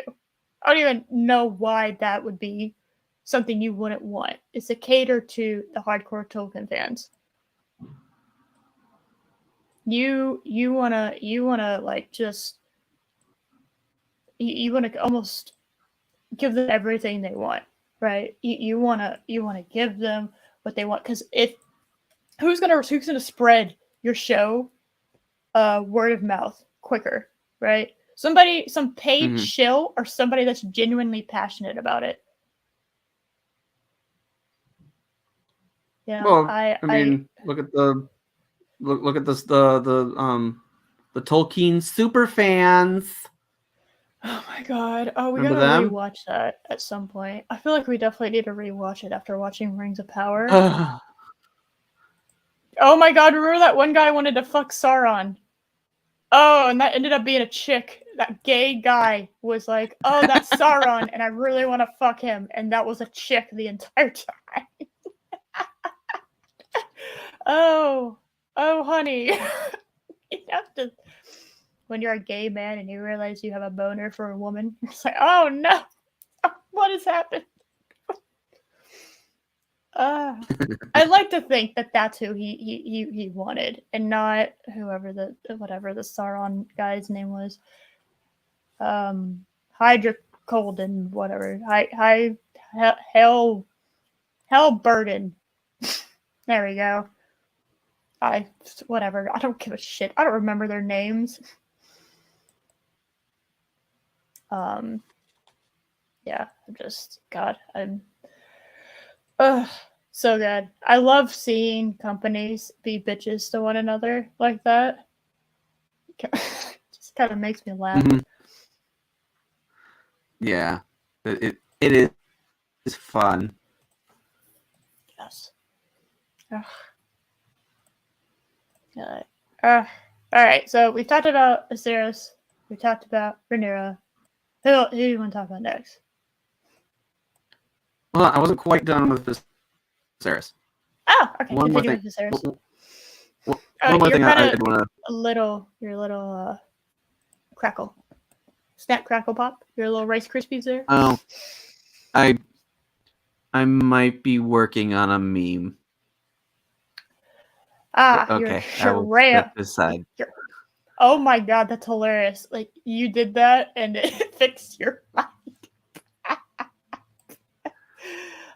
Just wait till later. We got this. There's a thing later that will happen. So you will have time to do it. So Okay, well, so but the main thing I want to mention about oh no. Viserys. Oh, is that, well, am I crackling It's again? back again. Yes. Hold on. Am I the only one that can hear it? It's just me. I can roll with it, right? I don't. It was good. I don't know Okay. what the fuck. Am I Now better? it's better. Am I better? Yeah. Did you exit Okay. out of the application? It's minimized now. You had it still up. That's funny. Continue. All right. Oh, am I roboting? Well, not anymore. You're perfectly fine. Okay. I think now. I mean, wait, hold on. Is it still happening? Much better. Okay. Okay. There we go. All right. Okay, I did. Oh, and by the way, hello, William Jeff. I don't know if I've seen you around here, but hello. I'm bad with names, but hello. You did it. All right, continue. Anyway, so the main thing I do want to mention about Viserys is how throughout the entire story he has Rhaenyra's back. Oh, yes. And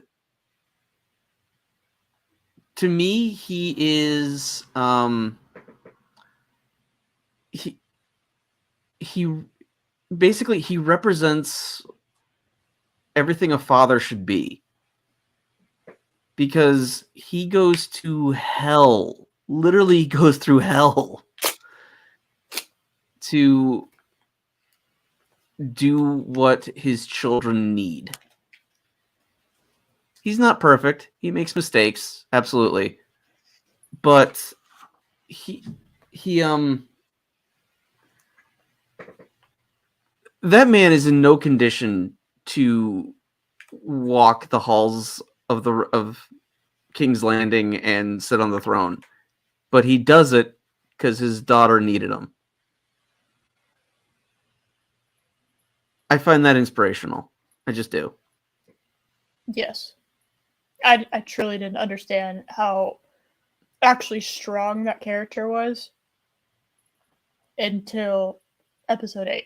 I really didn't. I feel like I've kind of been giving him. I've kind of been looking over him, right? Plus, Patty And yeah, Constantine was just freaking amazing in the role. if he does not get an award for that, we're talking about, like, if Rings of Power gets an award and House of the Dragon does not, I'm calling foul. Yeah. Alright, I'm like, alright, fuck you. God damn, that man deserves it.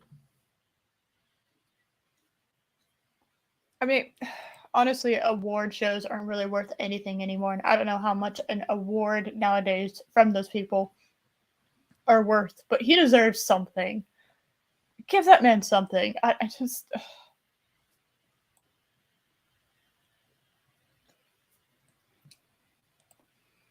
So good.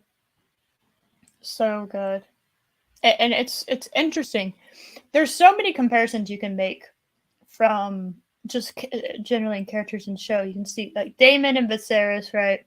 When faced with, you know, faced with their wives dying of childbirth. Mm-hmm. The impact that had. Hell, the impact that Viserys' actions had on Daemon for childbirth, right? Because Daemon seems to know everything that's happening, regardless of how impossible it would have been to get that information. Because he has his sources, like, everywhere. Um, which is good. You need to have sources, right? Especially if you're going to be a character like Damon. And it's like I feel like he knew the childbirth thing, and it kind of just feel like he did.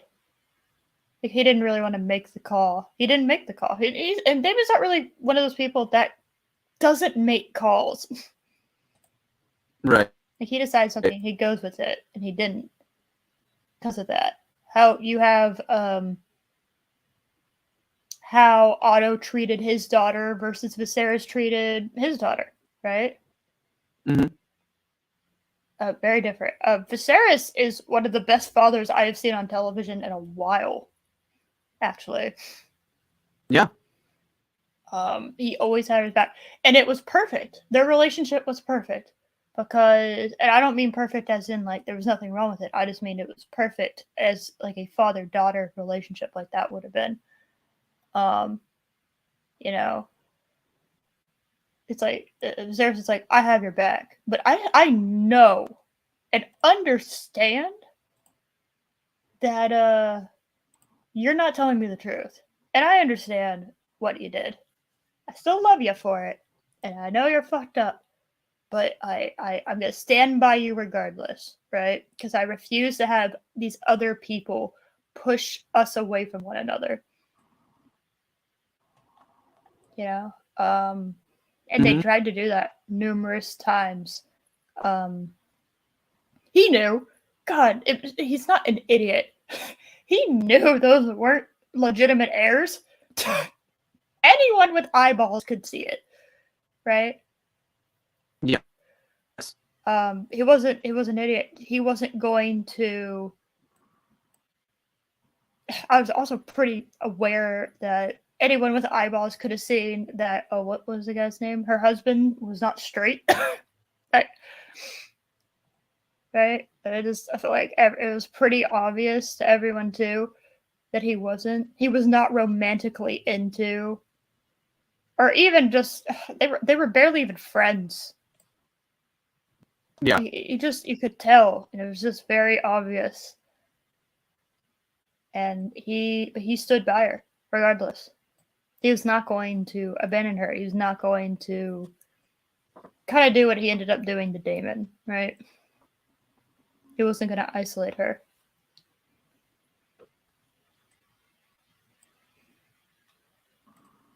I thought it was beautiful. I thought their Rhaenyra and Viserys' relationship was one of the strongest in the entire show. Mm-hmm. So, yeah, I really didn't appreciate it until, like I said, episode 8. Who was not cheering when Viserys opened, when those doors opened? Like they're about to hang Rhaenys out to dry, Rhaenyra out to dry, everybody out to dry. The Greens were about to do a sweeping victory dance, right?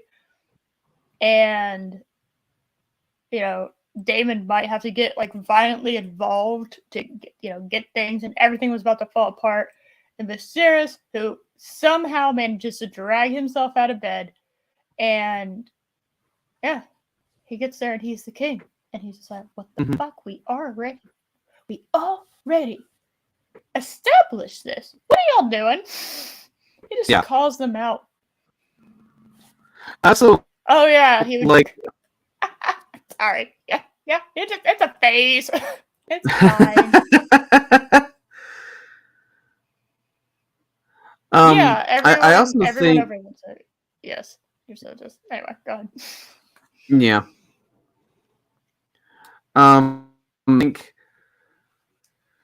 there's there's something to be said for the thought just disappeared in my head. Where'd it go? I hate when that happens. I had a point to make. Would you like us to sit in awkward silence while we wait for you to remember it?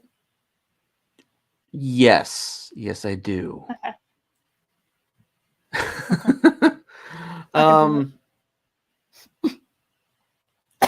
Yeah. Sorry. I'm okay. I'm alive. That's good. I appreciate that. I appreciate you being alive. Yeah, good.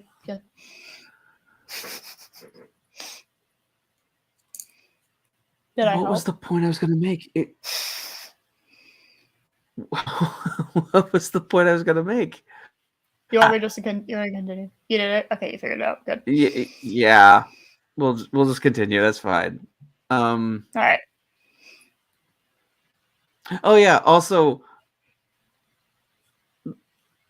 the fact that the family was getting along very briefly at the dinner for his sake made me smile. It's like, yay.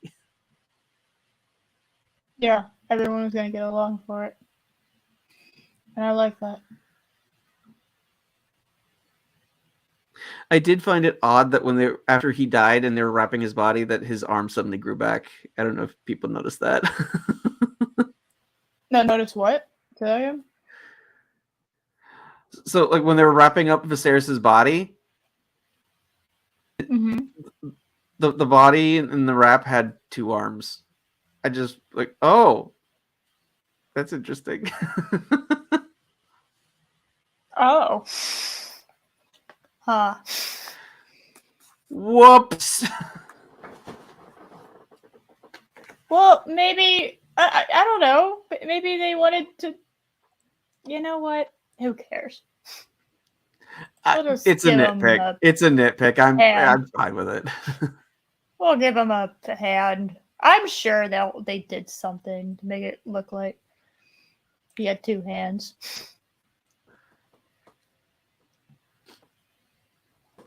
Yes. I don't know. That's one of those things that you wanted to look like he still has two arms or two hands or whatever. You still want the I know. But he had the glove. So I'm Yeah. willing to go with it. Yeah, that's one of those like, it's fine. All right, we're gonna just roll with that. Yeah. That was a good character.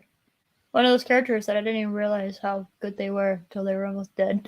So, yeah. I will say my favorite character was Damon. I feel like I've made that very clear. I'm also a big Matt Smith fan, so that helped quite a bit. Matt Smith, I'm always hesitant with Matt Smith, right? Because it's like an actor that you know is known for the role, and you see him in something else, and you're just like, oh, I don't know if I'm going to cringe or not. So you kind of you're kind of like, oh dear, oh, am I gonna about to cringe out of my whole body? And I will say, all the cringe moments with, as I like to call him, Matt Damon. No, I would call him Matt Damon the whole time. Yeah, Matt Damon. God, I just didn't need to see full frontal. I didn't need to see the full frontal. I didn't need to see all of it. I didn't need to see it from the side. I didn't need to see it from the front. I didn't need to see it from the back. I didn't need to see any of that. I needed to see absolutely nothing of what is happening in his downstairs department. So you know what I did? I turned around. I was like, "Loki, tell me when it's done." I'm not seeing the 11th Doctor's junk. Tell me when it's done. No. Yes. Bye. Have a good day. Thank you for coming. That was like the worst thing. I don't even like understand why that scene was in there. I'm gonna be real with you. That was so unnecessary. The stupid sex scene with Viserys and Alicent that made everybody want to just die because it was such a bad scene. Nobody wanted to see. Yeah. Nobody wanted that. Nobody wanted very it. Very much a lie back and think of England type of thing. Which I know that's what they were going for. I have you seer. Okay, you're a seer, Chris. Yes.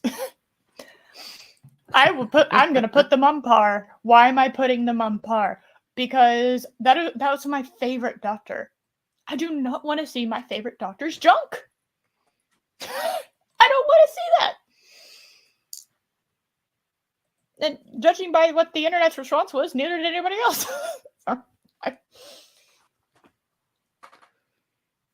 There was just so much of it. You're just like, okay, I don't even. Matt, what are you doing? Just like, Matt, what the fuck are you doing? What is this? What are you doing here?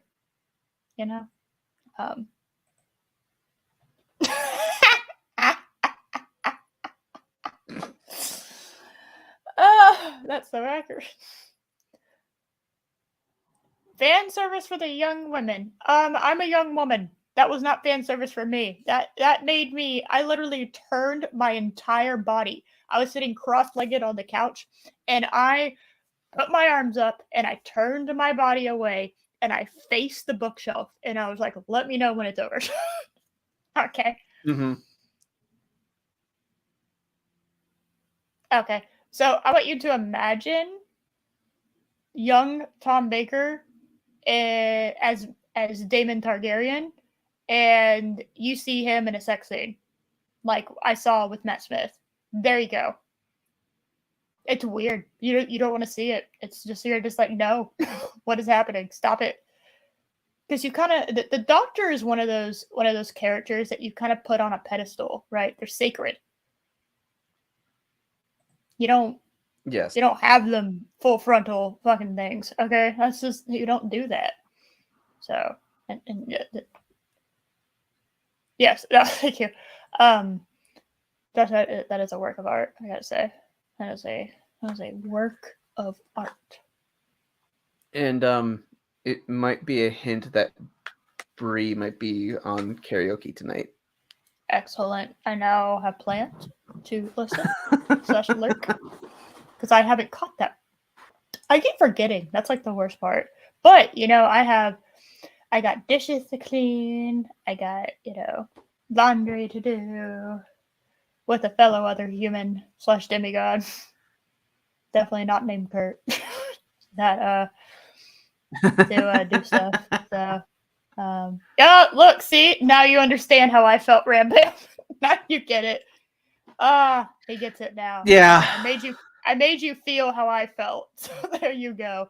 That's exact. Take your favorite Doctor, make him young, strip him down, and put him in the exact same scene that Matt Smith was in, and now you get it. That's exactly how I felt. I was like, God Almighty, what is this? Why on earth are you making me see this? So, who's the bloke? That's Mark the Infinitely Tired. Yes. So, yes. Yeah. Yeah. But Matt Smith absolutely nailed this character. In fact, I don't even know who could have besides him. He so embodied this character. He just did it perfectly. I have no complaints about it. He did. Yeah.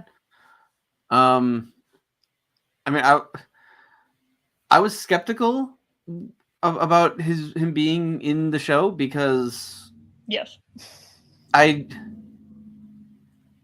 unlike the other modern day Doctors, I've seen Capaldi in other things. I've seen Tennant in other things. I've seen Eccleston in other things.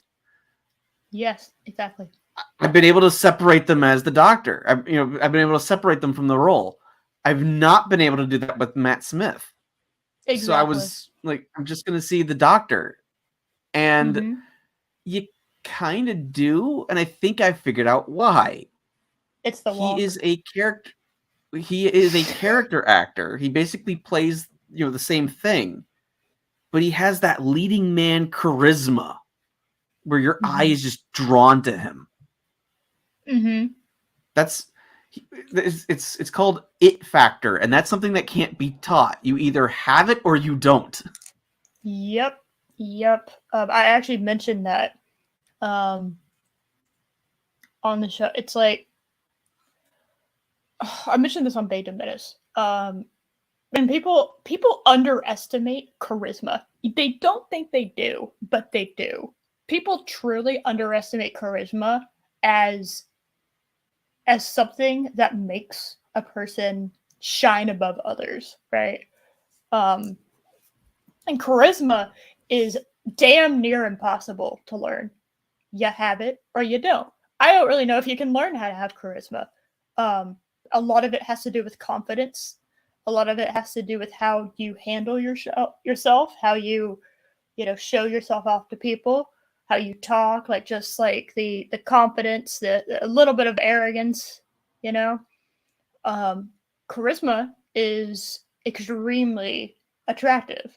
And I don't just like mean in a romance sexual way. I mean it is like attractive to human beings. It attracts human Yes. beings, right? Um, it people love charisma. They love charismatic individuals.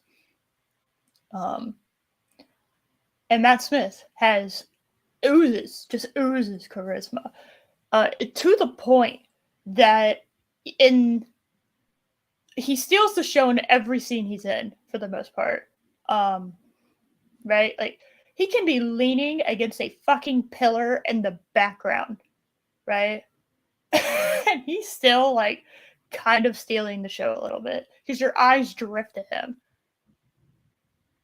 You're kind of Yes. like, and also the character itself is mildly to extremely unpredictable depending on the circumstance. So you're kind of like, what is he gonna do, right? Mm-hmm. So you kind of always want to keep an eye on him too. And that's something that the show does exceptionally well for like pretty much every character. Mm-hmm. Where you like in every scene you're going, what's this character thinking? What's this character thinking? What's this character thinking? That's something that the show does exceptionally well. Yes, and the acting made it even more so because Top notch. it's not just, and this is coming from someone who's not an actress in any way, shape, or form. Hi, I'm an introvert. Yeah, no. The When it comes to acting, from what I've gathered, right, and you can attest to this, right, because you acting man, acting fox, Josh, you are Yes. acting fox. Um, the It's not just saying your lines. It's not just saying your lines with emotion. It's not just body language with emotion. It's not just, kind of like your tone. It's the little micro expressions. Like and that's something that unless you are really and truly embracing the character that you are being made to play, so to speak, or show off or be, uh, you're not going to have those little bitty micro expressions, those little emotions hidden in the depths of the eyes, the little gestures with the hands, or like Mm-hmm. the little minor gulping of the throat, the little snarling of the lips, the just the body, just every little thing, because you're supposed to be that person, Look not just act look like them. at Leonard. Look honestly, look at Leonard Nimoy as Spock and how much he's able to say with just raising his eyebrow. Oh yeah, I was very excited when I That found out was that I could raise an eyebrow. everyone on this show is acting at that kind of level. Where I mean, look at the final scene. No dialogue.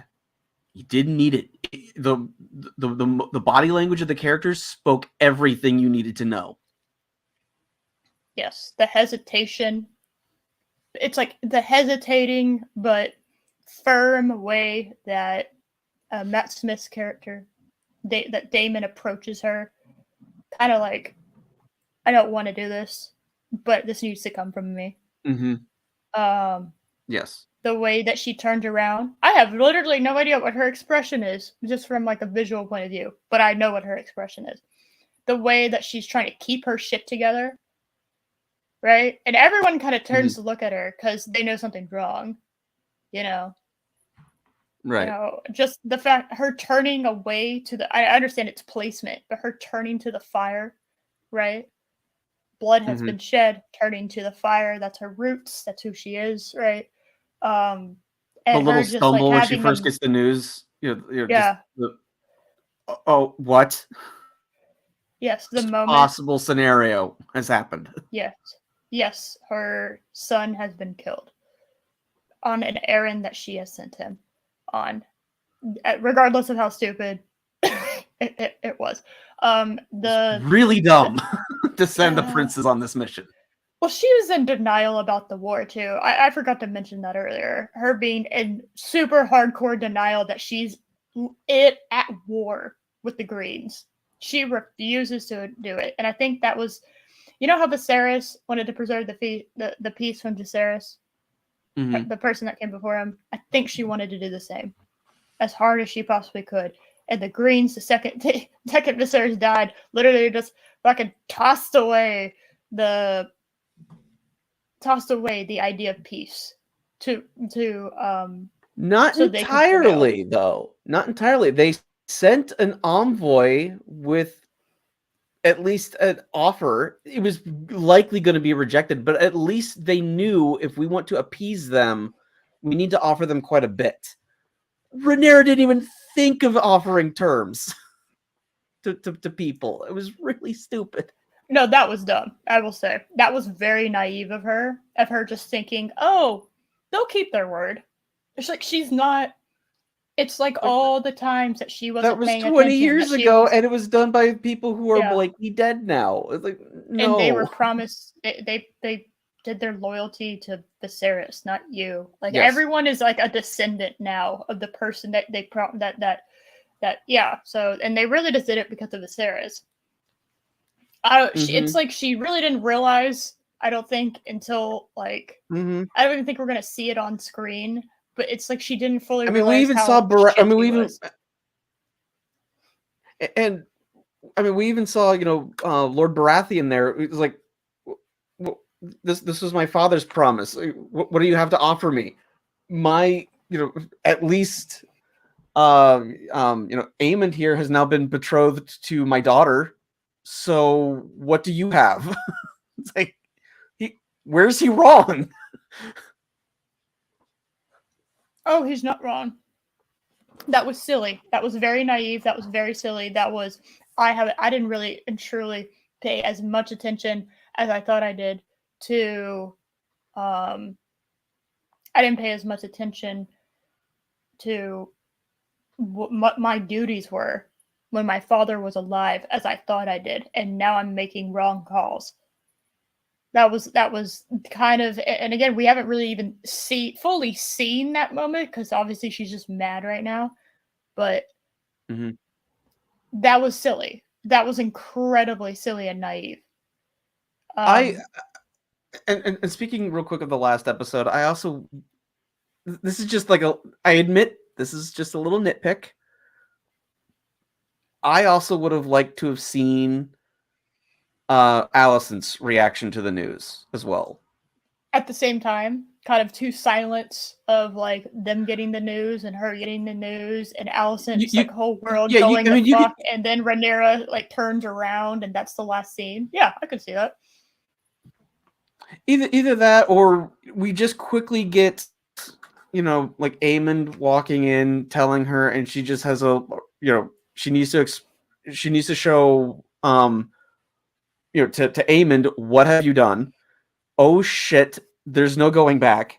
And maybe even like a little remorse of, her nephew, who she has known, is dead. You could have, just have her have that expression of, oh shit. Oh. Dude, this is on I just now. came up with it. So why don't we combine the two? Because Aemond is definitely takes after Daemon.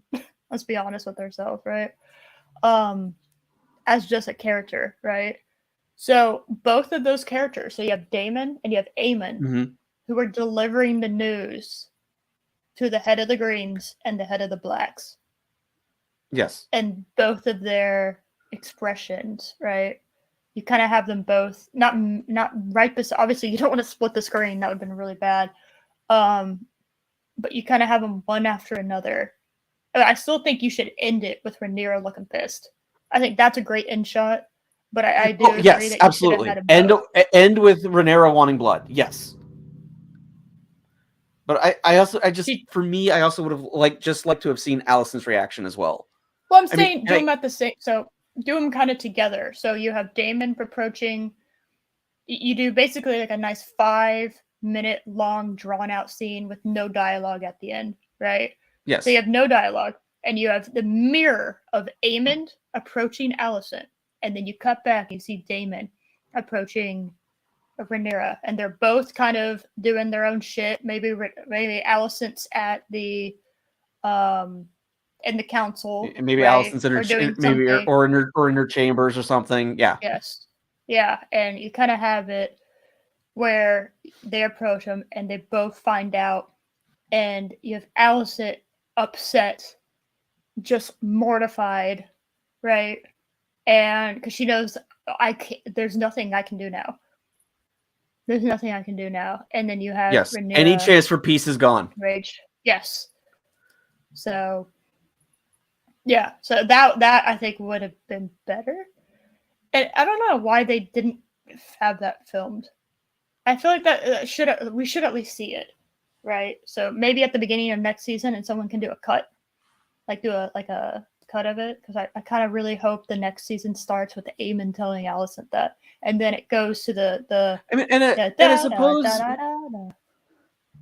and I suppose maybe you could argue with to Luke's death, we kind of got the Green's reaction, because I mean he did have that expression of "oh shit." He did have that reaction on his face, so maybe they were thinking it was redundant, but he's not the head of the Greens. Alicent is. So I think we needed to see her reaction to the news. Yeah. Like I said, 5-minute cutout of no dialogue. Mm-hmm. I think that would have been perfect. Because it was a chaotic episode. And also, we would have gotten a longer cut of Rhaenyra's theme, which I would have been fine with. You could have done Rhaenyra's theme and kind of have it mixed in with Alicent's. I'm pretty sure Alicent has her own theme, right? Or just like a new one. You could have like a morning or something. I don't know. You could have one that's like, I don't know. Rhaenyra's theme so good. Maybe not. Just keep it. It's so good, dude. I love it. What's going on? We're talking about positive things, memes. It's amazing. Yeah. Yeah. Exactly. So, all right. So everyone loves Damon. Damon's great. He had a lot more character development than I think people give him credit for. Because he plays his cards very close to his chest, so it's not as obvious as other characters' growth, but he does have character growth. There was a scene I wish they would have kept in. I found out about it via Twitter. Thank you, Twitter. One of the rare times Twitter was helpful. There was a scene right after Lena died, right? Burning herself. And his kids with Lena, he actually embraces them. Mm-hmm. In the show, he doesn't. But they actually filmed a scene with him embracing their kids. And I don't know why you didn't put that in. You know? I think that would have been good, like showed like over the time jump that he really did care about those kids. Because there were moments in that episode where you're like, does he though? Does he care about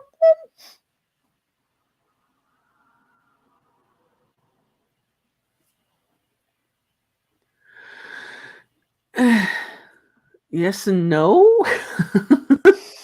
Yeah, it's kind of like, but I like it that he shows a little bit of fatherly love, right? He does, and even though those are clearly not his kids. They do look a little bit too much like their mom, you know. Yeah, that's a fair way to say it. They really take after their mother. Yeah, which I'm gonna be real with you. I actually think it's better for both of them that they did. No offense, Matt Smith, but as far as facial features go, I don't think your chin, your forehead. I think they got her. I think they got his cheekbones right. He got them cutting glass cheekbones, right? Um, Well, I mean, I remember like right after he was cast as the Doctor, and he's following David Tennant, who was a huge heartthrob. Uh, mhm. he was asked if he was self conscious about that, and he said, "No, I've grown used to the fact that I have a face with elbows." Yeah, like he has some of the most prominent cheekbones I've ever seen. Like it is Yeah. crazy. He's a very angular face. At Matt Smith, what he doesn't have in looks, because let's be all honest with ourselves, right? He makes up for in like the embodiment of charisma that he is, right? Yes. Um, and honestly, And I can charisma see will take the guy you with a lot further in life than looks will. So, yes. Yes. And honestly, the guy who plays Aemond, I can see having that same quality to him as an actor, because I mean he has a very distinct face. Just yes, this jaw that you could cut glass on. yeah. It's insane. Like it's just like you just look at him. Everyone remembers Eamon, and it's almost like they did it on purpose. I think they did that on purpose. Like Eamon has done all this shit in order to well, basically well, both Aemond and Damon are both the second child, so yes. they're not inheriting anything really. Well, not just the second child, the second son, which Yes. really bones them over, right? Yes. Um, yeah, but they definitely have I can't really inherit anything until you die. So I'm gonna Hmm. become I'm basically gonna outdo you in every way, and that's my own petty way of getting back, right? Now Aemon has that way more than Damon does, in my opinion. Especially since it's very obvious he actually cares about the realm somewhat, unlike his brother, who's just a horrible piece of shit. Oh my god. Like it's like you can't you get introduced really to Aegon um technically as a baby. And then all of a Well, sudden, yes. within like an episode because of a time jump, he's jerking it off out a window on peasants. And you're just like, wow, what a character jump. Jesus Christ. Just, He went splat where Tommen went splat, so it comes full circle. that was funny. It is. It really does look like the same windows. So it's just like, yeah. Oh, that was really funny to me. And he is just, and it's like the more you don't really know a lot about Aegon, but the more you get to know him, particularly in like episode 9, the more you're just like, wow, Hmm. this might be he might be worse than Joffrey, or at least Joffrey was somewhat put together, right? Especially in comparison, he at least had some kind of quote Yeah. unquote amount of self control. Aegon has no self control. There is not an ounce Yeah. of self control to be found. It's like, oh my god, we found somebody that makes Jeffrey look somewhat competent. What the hell? Oh yeah, no. I definitely have called Aemon discount Damon. Um he is like he is Damon light. He is not the premium package that is Damon. Um and obviously you could just tell. I didn't need to know about It's spoilers. also You his could tell. Yeah. when it comes to his brother, Damon had a decent brother to be under, whereas Aemond, yeah, no. Like that whole No. episode where he's looking for him, I mean, he flat out says, like, if I was going to be named king, you could find me. Yeah. All right, where's Aegon? Let me check in the most like degenerate, horrific, terrible places in Let's go to Westeros. every single whorehouse in the city where he's Yeah. clearly fathered some bastards and having children fight to the death. What a Yeah, which he horrible, participates in. awful person. Yeah. You know. So And this I don't wasn't fault Daemon for not having the same love for his brother. no. In fact, I don't really see Aemon loving anybody. There's no one to love for him, you know? Mm-hmm.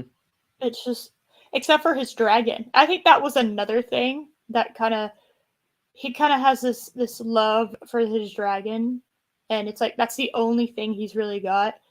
And as of episode 10, he doesn't really have that anymore because he doesn't even have the control over it. The power that he got from writing it, right? That kind of began the journey to the character we now know him as. Um, from just being the little snot nosed kid that oh, you got to ride a pig. You got to ride the pig because you don't got a fucking dragon, you loser, right? It gave him this insane confidence boost, and As it now would. I mean, yes, I mean, anybody would have gotten a confidence boost from that, but he it's like the expression on his face was like, oh shit, but also just like that was like the last thing that he had that he thought he had either some control over, which he has no control over his life because again, second son, right? Royalty, you don't really get a lot of control. right. And also the only thing that he really had left because he The doesn't show's think his actually kind mom of really loves him. Hmm? this whole series is come to think of it. This entire series is centered around second sons Yes. because you have Aemond, you have Daemon, obviously. Otto is also the second son. So it's like several of the key players are the second of their families. Yeah. It's interesting to think about. Well, Chorus is also second son, right? Or is it? I thought he was the second son. Chorus. Chorus? Was he? Well, he remember when he and Damon bonded? That's right. He's the second son. That's right. It's everyone forgets that he's the second son because he has another. Doesn't he have like a? Oh, is that his cousin? The guy who gets his head chopped off. I'm blanking on names now. Everyone's a. That was one of the changes. That was one of the changes from the book. It was his cousin in the book, and they made him his brother in the Okay. show. That was his. Okay, so maybe that was his younger brother. So that was the third brother. Okay. Because, yeah, I was pretty sure. Hold on, now I gotta look it up. I gotta double check. Chorus. I don't remember. Valerian.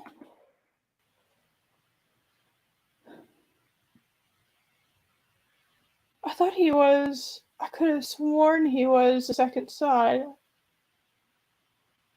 But I'm confused now. was Hold he? on. Then why did he talk? Why did he have that second? Why did he have the second son little like monologue thing that he went on? I'm confused.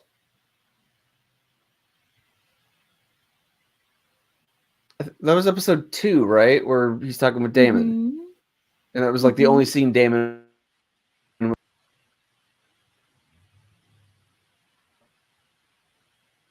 Yeah, I don't remember.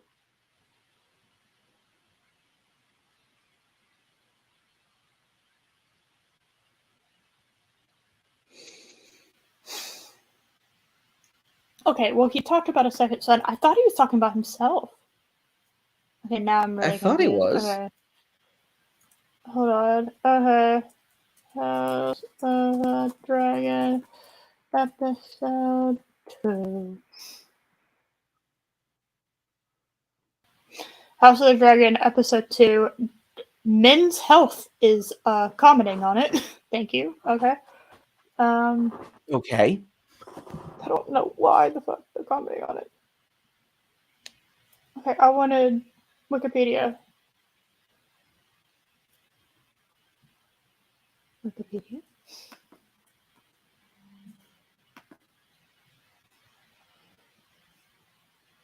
Collider, you're not a real source. There we go. Okay. Let me see. Scroll. Alright, give me. Bullshit. That is a one sentence thing. I do not need. Okay, IBN. Or maybe Game of Thrones Wiki.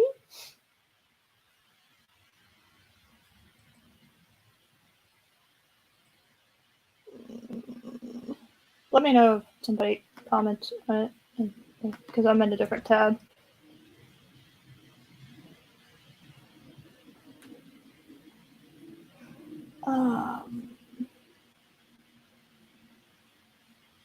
Chris is saying it was Vaymond that was trying to warm up to Damon. Was it? Did I get them mixed up?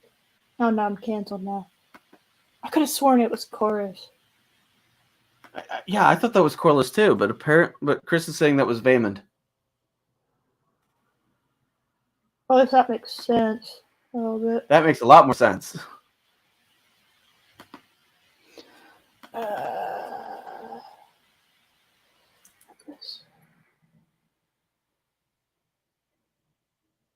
Lot some.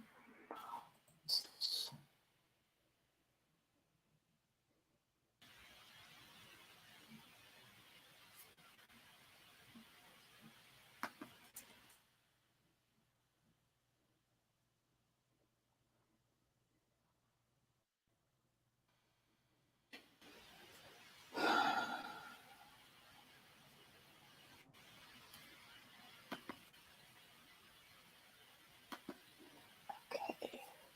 I'm working on it, guys. I know this is riveting shit. Come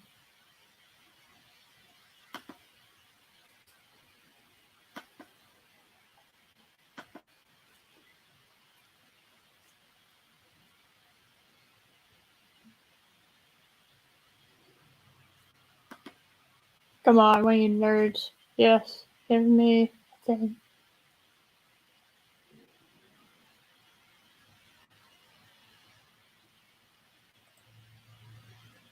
Okay.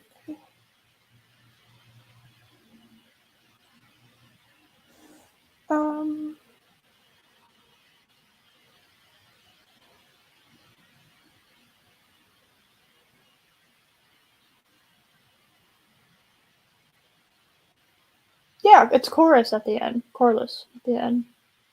Talking to Damon. Because it says Chorus laments and looks to Damon for an allegiance.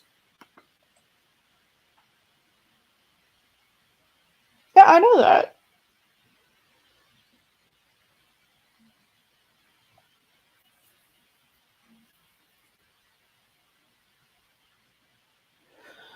Now I'm very confused. I cannot find this. Like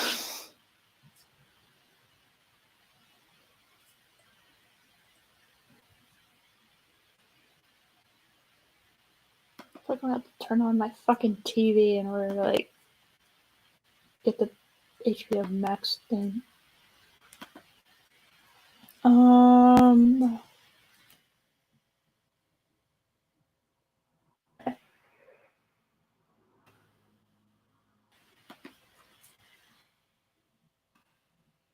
Let's see. Okay, hold on. All right, I found the scene. All right, yay. Hold on. All right, I'm finding out the context.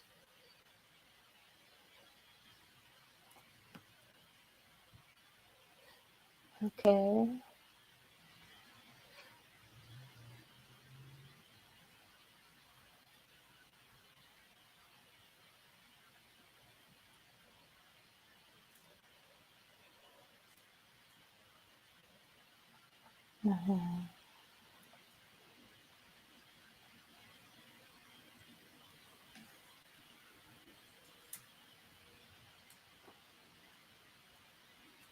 So can I just say that I like Matt Smith's character, Damon, way better with long hair.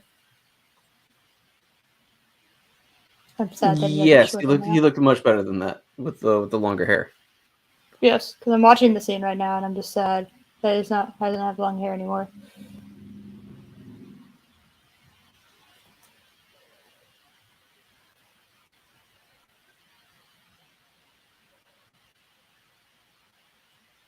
Uh-huh.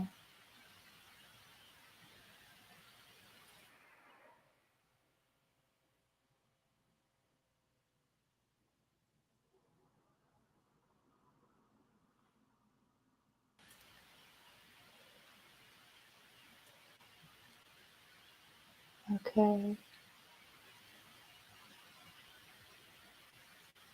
No, just talking about the house. This house we're in.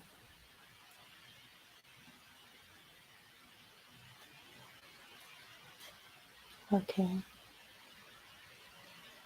Alright.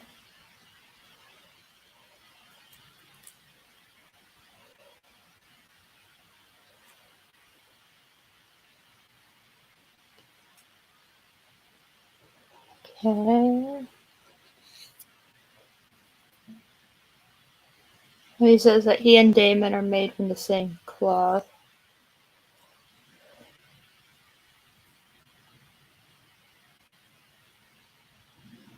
And Damon says, I wasn't aware you had a king for a brother. Oh my god, we're idiots! Josh, we're morons! What? He said, I was not aware you had a king for a brother. I think he said that sarcastically, and I just didn't catch it. Okay. That makes more sense Because now. he's the eldest. Okay. Alright.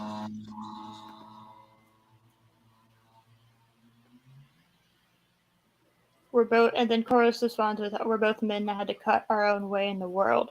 So it's like, he's the eldest son. Chorus is the eldest son. And Matt Smith was just like, oh, we're cut from the same cloth? Yeah, I didn't know you had a king for a brother. Okay. Alright. Okay. Alright. Alright, that makes more sense. Alright, we clarified that. I didn't even know I was confused about that.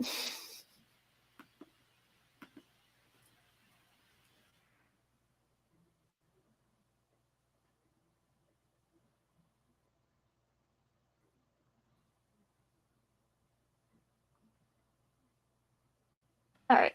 I forgot about the crab feeder. I didn't fit everyone else. Yeah. Damon didn't defeat him in the books. Who defeated Yeah, him? that war that Corlys went to go fight, that was with the Crab King. Okay. Damon fought them off, but he didn't beat them. Okay. It's one of my favorite scenes, actually. Damon going out there and doing that. I liked it. Especially after getting the letter from his brother, like, I'll help you, little bro. And he's like, fuck you. Mm-hmm. I have nitpicks from a logistical standpoint, but that scene was awesome. Yes. Like, you guys know he has a dragon. Why are you leaving the caves? Isn't the whole reason you're in the caves to get away from the dragon? Wasn't that the point? Yeah.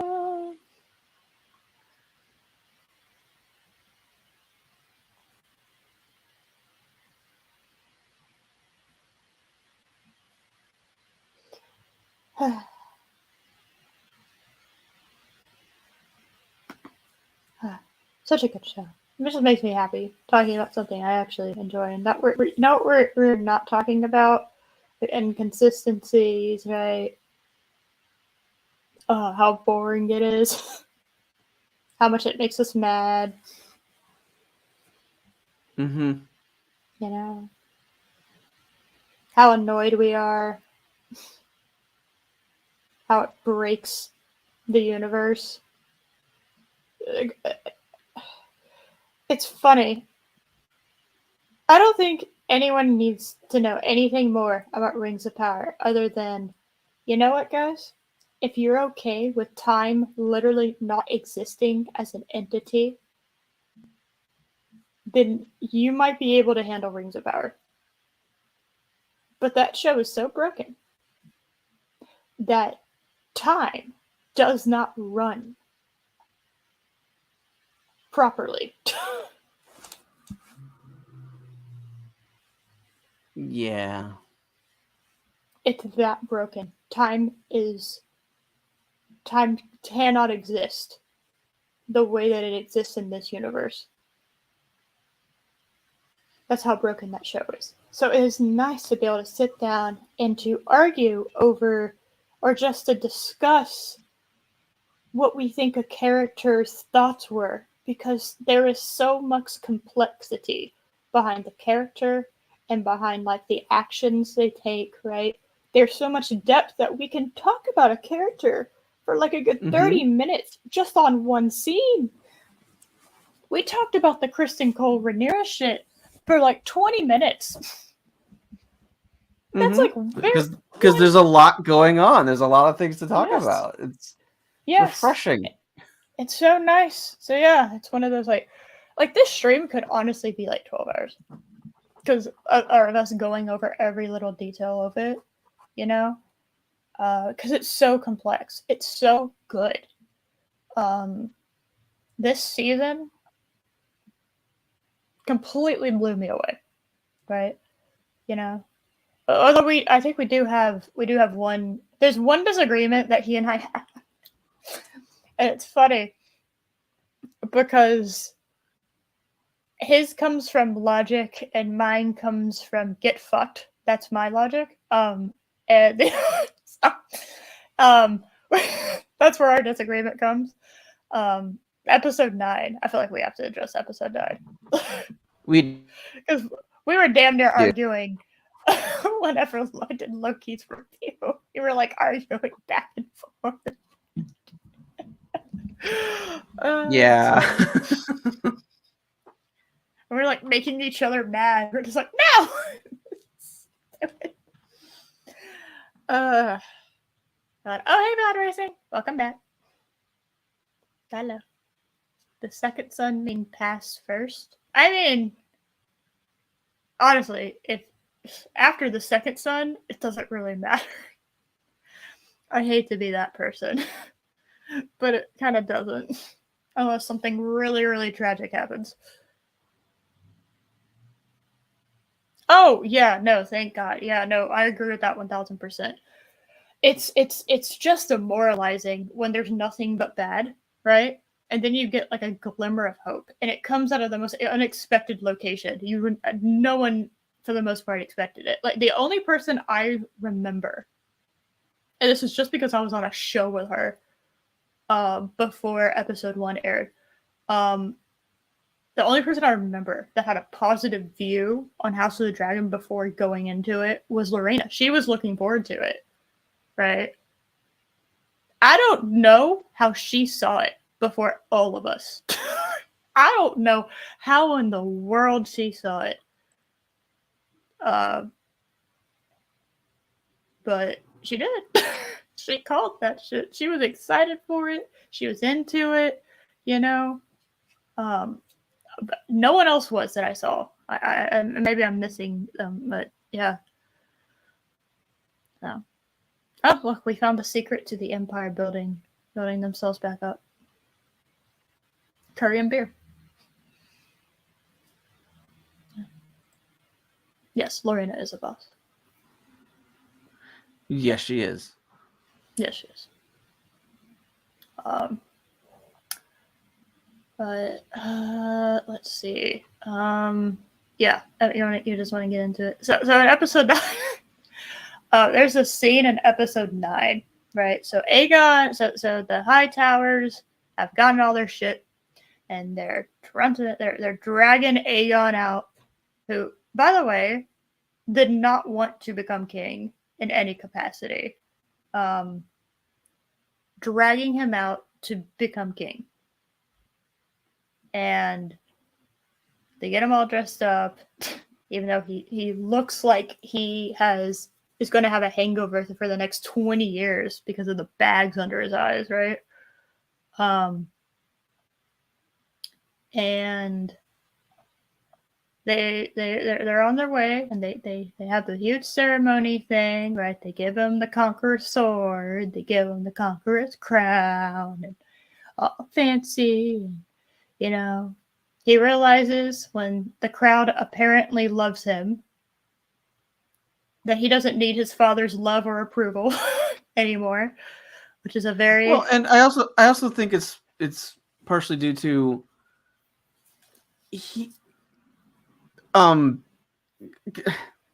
because it stems from Alicent as a kid was so duty bound, right? Like she always doing what her father told her to do. Trying to comfort the king in his grief, which led to her. At 15. Yeah, you're always putting aside her desires, always putting duty first, and then seeing Rhaenyra being able to do whatever she wants.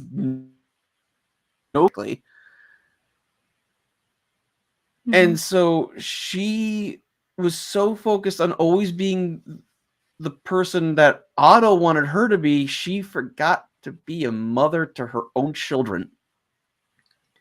And it's kind of like Rhaenyra and Alicent flipped. Because like Alicent was so much more cautious and duty bound as a kid, and then their children are now like the polar opposites. So yeah. I think this was like the first time that Aegon got true validation in any way when this gargantuan crowd is cheering for him because he's been crowned king. Oh yeah, no, that I think that's literally the whole first. Demeanor changes. Yeah. Yes. Now, absolutely, because he's a horrible, horrible person, and he knows it, by the way. But in that moment, I think it's truly the first time he legitimately feels validation because obviously his father was sick and dying for a good chunk of his life, and to his father, he's not going to be he's not his heir. And Alicent was more concerned about putting people in the proper positions, becoming more like her father. Oh, but she probably didn't know more anything. than she. Yeah, probably more than she intended to be. Like, so she was. Oh yeah.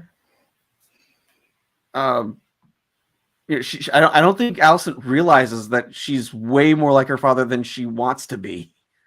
Oh, she's literally Daddy's little girl, just like Rhaenyra is. And they're both Daddy's little girl. They're just, and it's funny because Rhaenyra acted more like I would imagine Otto Hightower's daughter acting like, right? When she was younger. And Alicent acted more like Viserys's, which is a really gross thing to say considering what they become, Viserys's daughter. Cautious, vigilant, wanting to keep the peace, wanting to hear both sides, willing to trust people, and, Well, and then they swap. I don't know about that. I don't know about that because, because I view Otto Hightower as basically this series version of Tywin. Really? He has things in order. I also kind of see him middle finger. I think is what we ended up calling him. I don't see him like Littlefinger at all.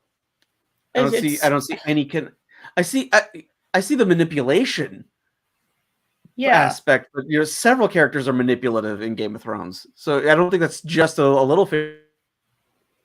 I see him far more as a Tywin. Because he's very calculating, he's very ordered. Things are done with purpose, and his children are almost an afterthought, which leads to Tywin's downfall. I see the same thing with Otto.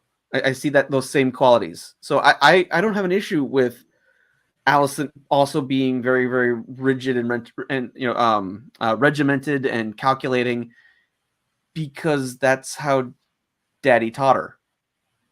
Oh, I know. I'm just saying, like at the beginning, it seemed like they were a little bit more. I don't know. They didn't take after their dads at all, right? See, I disagree. I think Alicent absolutely took after her dad at the beginning. Because she was always duty bound.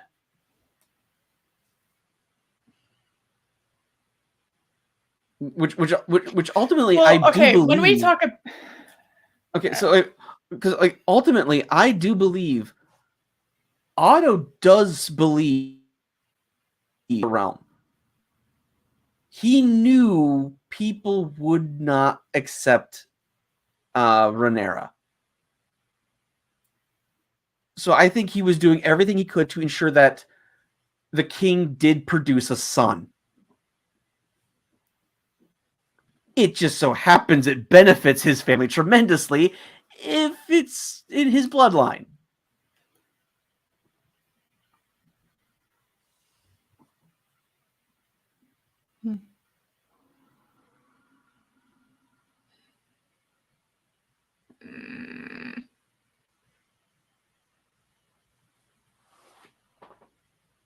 See, I don't know. I see Alicent growing into her role, and when I say at the beginning, there's a lot of time jumps. Yes. So the beginning, I'm talking like the first episode. I should have been more specific. The first okay. Yeah, I'm sorry. I kind of realized that because by the time the second episode is, we're talking what, like 25 years have passed. Like we're talking what, like 25 years approximately passed between the first. Yes. Like that's another thing this show had going against it. Constant time jumps where you have to get rid of half your cast. Which this should not have worked, and yet it did. Yeah, it actually really worked, you know? It is. I do. You're talking about like the father, daughter is just like the father, right? 1000%. I think had things gone differently with the crab feeder dude, right? And Westeros had to get involved, and let's say Daemon died to the crab feeder instead of vice versa. I think 1000% Viserys would have had something similar happen that happened to Rhaenyra at the end of episode 10, right? So it's like I kind of feel like Viserys never had the chance to really show off his strength because he was so busy trying to keep the peace. Yes. He was honestly, he was too kind. He was too kind and too giving and too selfless. That I would say yes. That I would say that was Viserys's biggest weakness as a character, is that he was too generous. He needed to bare his teeth more. Yes. With everybody, including Rhaenyra. Yes. He kind of does a little bit of a snarl every once in a while, but he doesn't truly bare his teeth until episode 8. You know? Well, I mean, there's like he wants his daughter to be happy. He's, which he's a parent. I get that. So he allows her, pick any suitor that you wish. She ends up throwing that aside, and then all these rumors come around about she was seen with her own uncle. So he went, Okay, little girl, you are marrying this person, like it or not. Yeah. He does on occasion bare his teeth, but he needed to do it way more often. Yes. And to the point that I think he needed to roar every once in a while. I think baring teeth was the wrong Yes. way to put it. I think he needed to roar. And I think roar only happened like once or twice. Um, Yes. bare teeth happened a few times. Um, yes, and they were so close. I really thought there was something else going on between them. They had So a did lot of I. chemistry. I really thought I was like, oh, okay, I and honestly, yeah. I have to admit, I actually preferred the younger versions of the actresses. Not that the other ones have been bad. I really liked the younger versions. I thought they were fantastic. Well, the younger versions had a whole lot that they went through together, right? Yes. So a lot more. Whereas by the time you got to the adult versions, they were so separate that you didn't really have the charm that the other ones had because they had a relationship before, right? Whatever that relationship Yes. was. I mean, I don't know. Like, I also think, I mean, them just being friends and a handmaiden to the princess. I mean, that makes that relationship interesting. I think Rhaenyra and Alicent, wanting more or even kind of lightly being more, but obviously not talking about it or showing it. Like it hadn't quite blossomed into being more, but they both wanted more than to just be friends. I Mm-hmm. think that mutual like attraction slash chemistry together. I think Rhaenyra's reaction makes way more sense to Alicent becoming her stepmom, right? I think them kind of almost becoming girlfriends, right? I think it makes way more. It's just her handmaiden. Yeah, it's her friend, right? But at the end of the day, that was a pretty strong reaction, right? Um, to one another. And I don't know. I think it's more interesting if they wanted more, never quite got more, and all of a sudden she's your stepmom. So, Yes.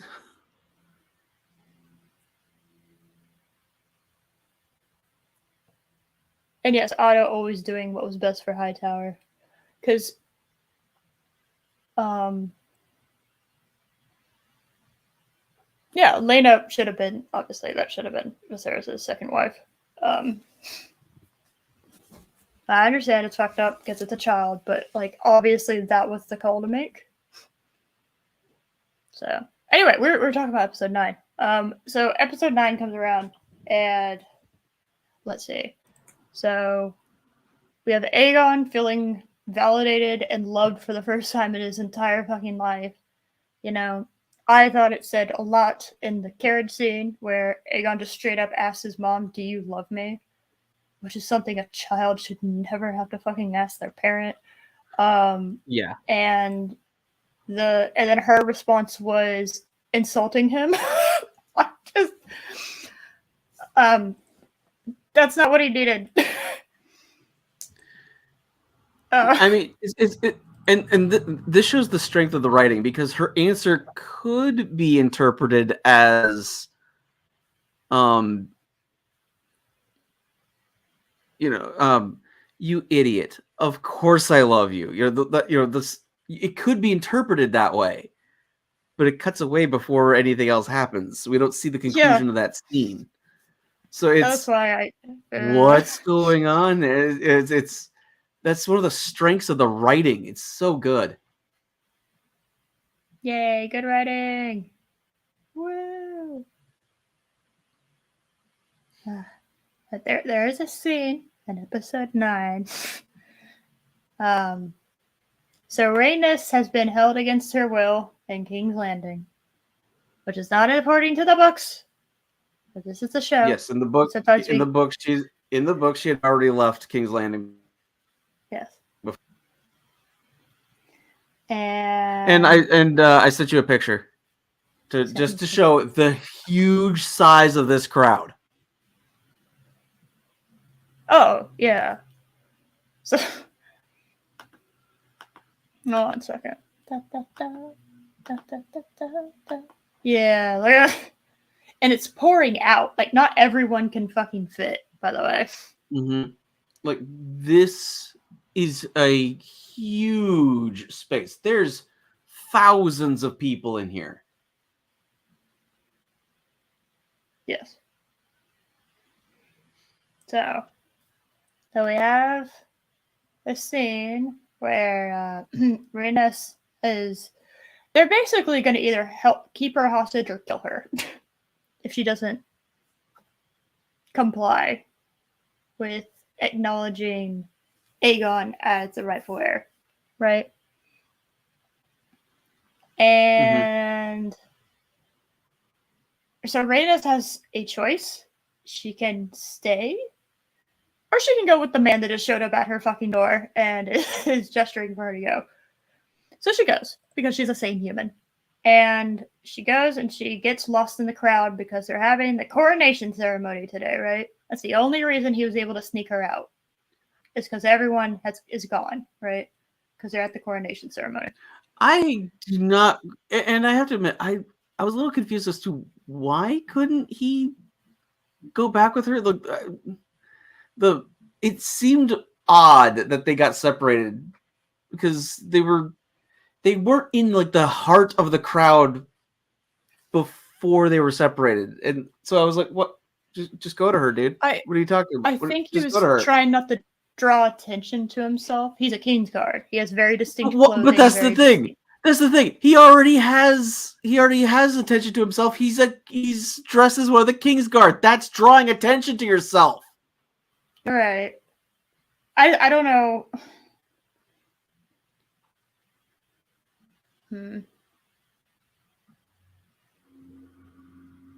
Like if he had taken off the armor and put on just regular cloaks, then okay. Yeah. But he was still in his Kingsguard outfit, so he's drawing attention to himself. Yeah, it's like he needed to change maybe before he like after he left King's Landing, right? But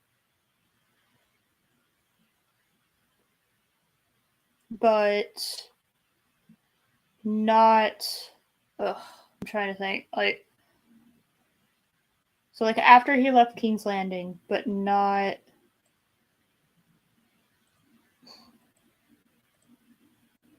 He'd have to have changed his clothes because there's no way they would let him into the palace. I assumed it was still kind of guarded somewhat, quote unquote. Mm-hmm. Right? So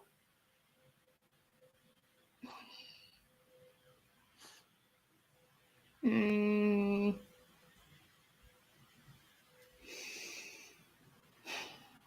don't know. I don't know when he would have changed. I don't know what the answer to that was. It seemed more desperate than anything. I don't know.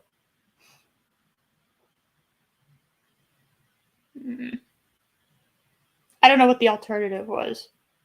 If that makes sense. There had to have been an alternative, right? Because I know she wasn't going to leave without her dragon, though.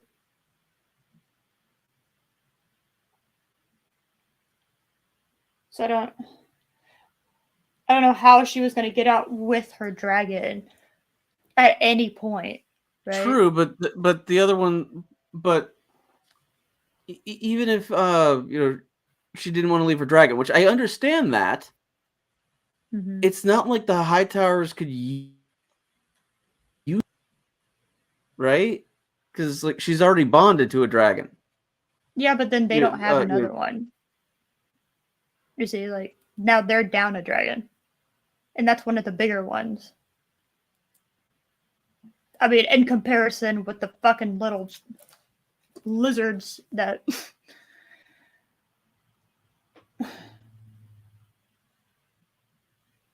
I don't know.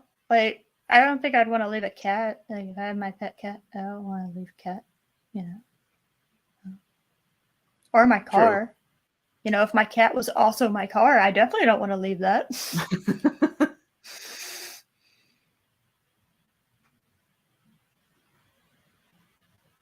You know, in a way, them having her hair has kind of created issues. I can kind of see where you're coming from talking about it. There, but because she's still Mm-hmm. there, because they have now written her to still be there, I don't know what the other. I don't know what there's really not a whole lot more alternatives. Oh my god, you're right. No, I I get forgot why. about that. No, I totally understand why she wants to get her dragon. My issue is, why is he trying to take her away now? Because they're Because she gets swept preoccupied, away into right? the crowd because the whole crowd's being herded towards the dragon pit where her dragon is. So Yeah. if why not just sneak her way under the cover of night? We know there's hundreds of exits to the kingdom, to King's Landing. Sneak her down to the dragon pit when no one's there. Well, what they should have done is they should have hid her somewhere and then gone back and done it afterwards, right? That could have worked, yeah. Done it afterwards, you know, gotten her out when no one saw, right? Um, there's probably going to be a giant feast, so they're all still going to be distracted, right? Mm-hmm. Um,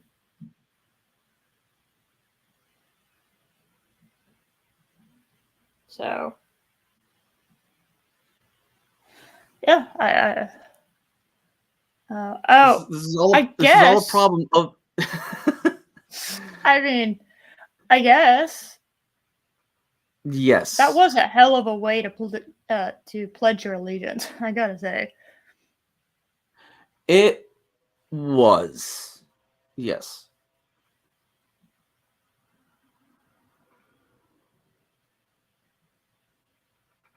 So,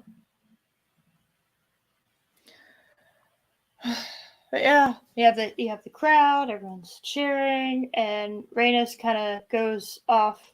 She fucks off, and I do agree there should have at least been like a guard somewhere. But I don't. The Hightowers aren't exactly the most competent people either. Like they're pretty smart at placements, right? But they wanted they got everyone in Westeros in one location. There's no way that's the entire town, right? Well, that's what they're kind of implying, right? Like that's Westeros, or at least like enough of it, King's right? Landing. Westeros is the continent. Oh, I'm sorry, King's Landing. Yeah, sorry. In King's Landing, and I don't even know if that's all of King's Landing, but It can't it's a good possibly chunk of be. them. It's a They like huge herded amount. people It's a there. huge amount, but that can't possibly be all of King's Landing. King's Landing I is a don't. huge city. Yeah, it's like New York City, kind of, quote unquote, sort of. Mm-hmm. So it's just one of those. Yeah, I don't know. I don't.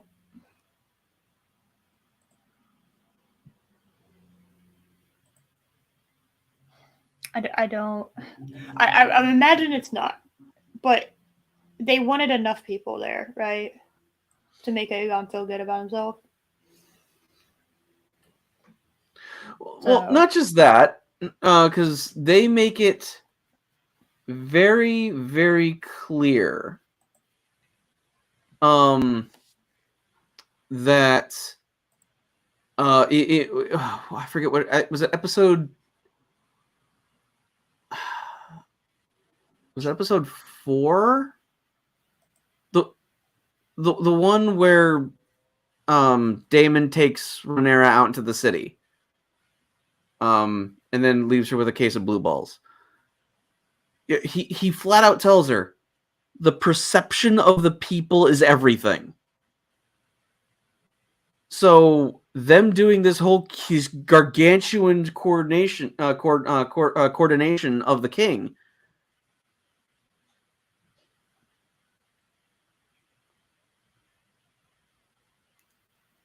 Yes. It's a big deal. I mean, God, they really like pulled out all the stops, right? Josh, yeah. Josh, are you alive? Yeah, I'm here. Okay, sorry. You like cut out, and then I didn't hear. Oh, did anything. I? I was like, oh no. Yeah, it was it. You started talking about the coronation, and that it's a big deal. And I thought you were gonna follow up with something. Was that it?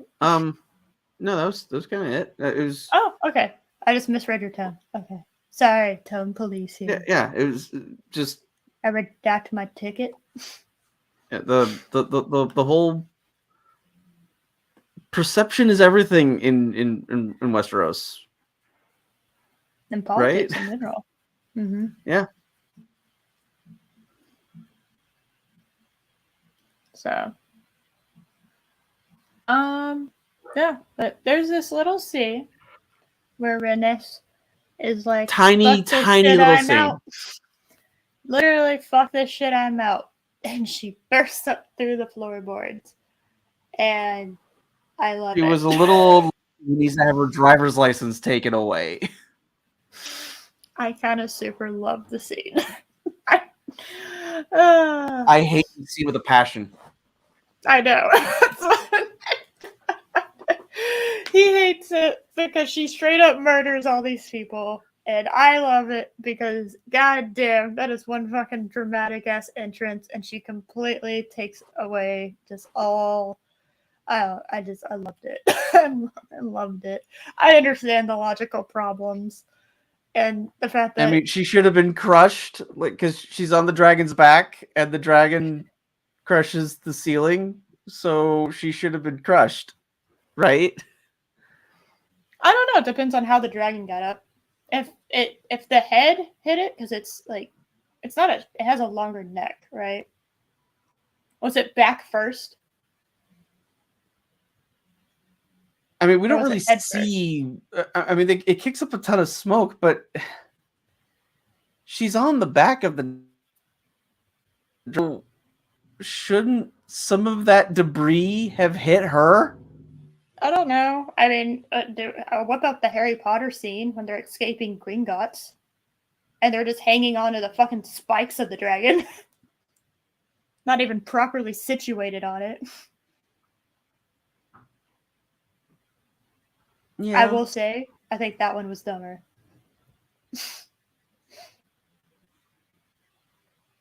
Because they break through stone. Break through So did stone. Rhaenyra. So did Rhaenyra.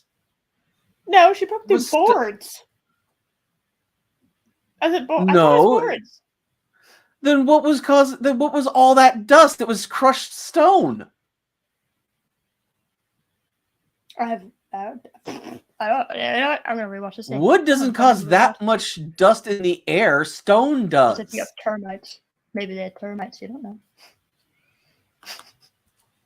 Oh my goodness, we need to get the building inspector into the dragon pit. Rhaenys escape. There we go. There we go. Okay. God, I got a fucking. I'm cursed. I got a Christmas commercial. God damn it.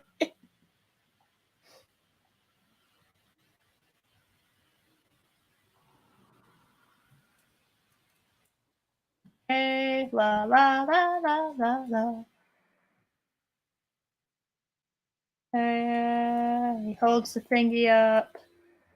Hold on, I got something. Hold on. Come on. Oh, that is rock. You can hear the rock break. Okay, fair enough.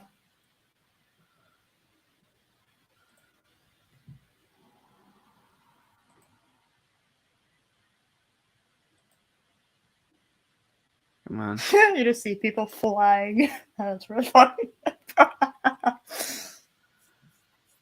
Yeah, it's called murder. Yeah.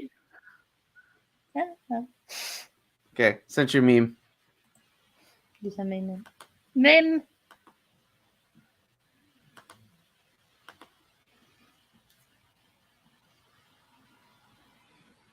I've seen this. Oh god, I forgot the fucking foot fetish. Oh god, I forgot the foot fetish. Yeah. Oh god. I was just like, no, he ain't. And then he did. Yeah. This is a good meme.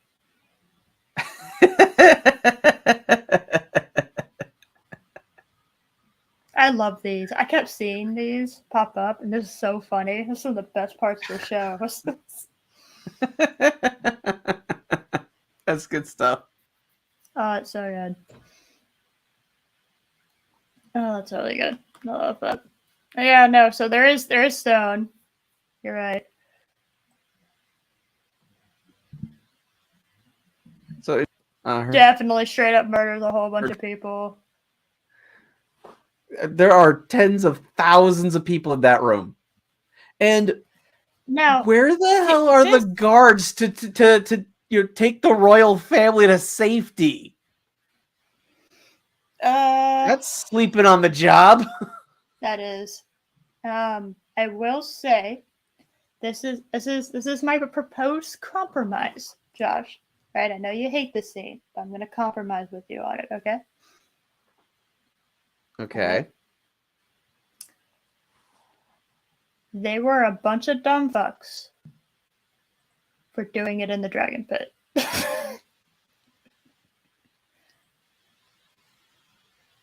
Were they? It's the place that holds the most amount of people. So you're okay with the idea that there are dragons beneath them, right? It's the dragon pit. There's dragons down there. Yeah. Right? Yes. Okay. And apparently there are no guards, right?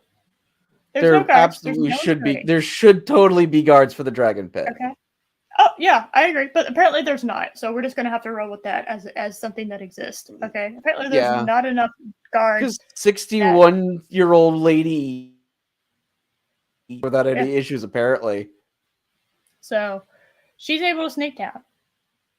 And her armor's there for some reason. Yeah. Why not? You don't hang up She your just armor? keeps it in the trunk. Yeah. Why not? I mean, there are bags technically. I mean, I'm gonna keep an extra. You know, if I'm a dragon rider, I'm keeping a spare armor. You know, I don't know, just in case. Yeah. So, yeah, I was just saying. I think they were really fucking stupid and kind of deserved this for doing it in the dragon pit with dragons beneath them.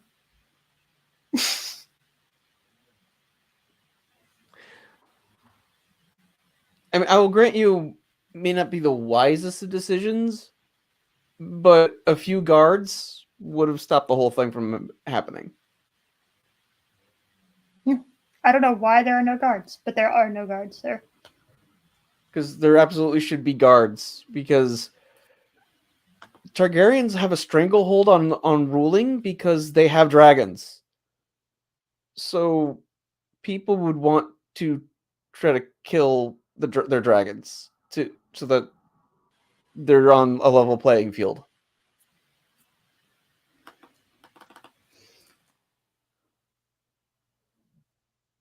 I say I found out where all the fucking guards are. Do you know how he walked into the fucking room? With a line of guards with their swords pointed out. That's where all the guards were. The fucking high towers placed all the guards to line up the entire way to where they were going to do the actual coronation ceremony. So that he can't could have possibly be all the guards. That can't possibly be every single one. Well, no, there's probably some back in the tower, little tower thing, right? Kind of some looking out, little stragglers, right? But I guess that's where all the guards are because I don't know where I don't know why they aren't there. I don't know. Well, and there's some that are for some reason trying to close the door when there's a freaking dragon in there. I just think it's stupid to have the coronation ceremony in the dragon pit. I think that's dumb. But why did she burst through the floor anyway? Just go out the entrance. A dramatic exit. I don't know what you want. This way she's not like murdering like thousands of people. Go out the actual door. We know there's an external entrance to the dragon pit. Was the door we saw closed? It in the first episode. It's a cave entrance. We see it. Okay. But wait. So you're asking if the door's closed? Well, the ceiling was closed too. Well, are you gonna try to go through stone and wood or metal? Like, I don't know. Which one's harder? Is there like a metal door for it? I'd imagine. Yeah, I understand they wanted a grand coronation. You know what? Fuck you. You got your grand coronation ceremony, and we're gonna brick the place. See? Memes gets it. Stupid. Dramatic exit. It's stupid, though. Go. Yes, it was stupid for them to have the coronation ceremony in the dragon pit. You get it's stupid for Rhaenyra to try for Rhaenyra to try to burst through the floor. Go through the actual entrance. You could have killed your dragon. No. She could have gotten killed. The dragon could have gotten injured. She of completely innocent people. And then why didn't she kill the royal family when she had the chance? That I don't know. In those stupid interviews with the actors after the things, which just you don't HBO, like those? I actually like those. Stop making them. They're awful. It just makes everyone sound so much dumber. Really? Okay. Yes, absolutely. Disagree. I enjoyed them. She said that she didn't want to kill another mother. Oh yeah, forgot about that. What the hell are you talking about, lady? How many mothers did your dragon just crush?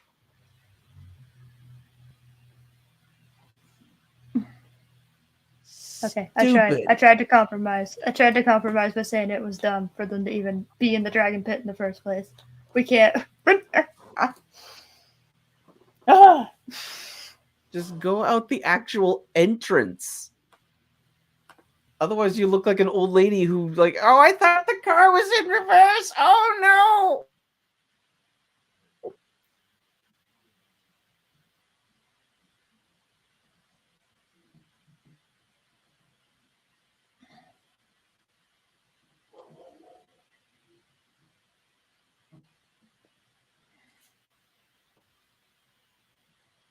Oh, Chris. Okay. That's fair. Okay. She didn't want to kill another royal mom. Okay.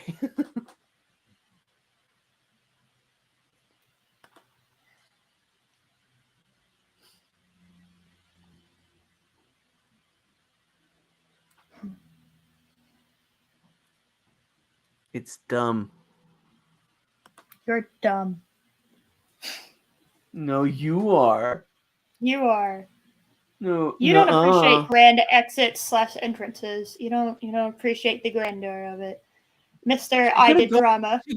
She could have just gone out the actual entrance, swung the dragon around, and then took aim at the royal family, and then sees all the innocent people, so she just leaves.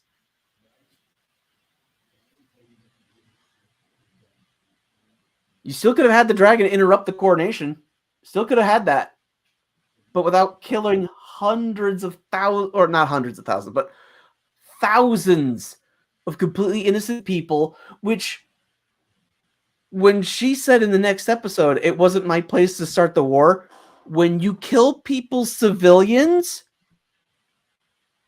You talking about, you crazy old cow? But she didn't start the war. What do you mean? Yes, she did. The Hightower started the war. Yeah, they did. They obviously started the war. What do you even mean? Rhaenys didn't start the war.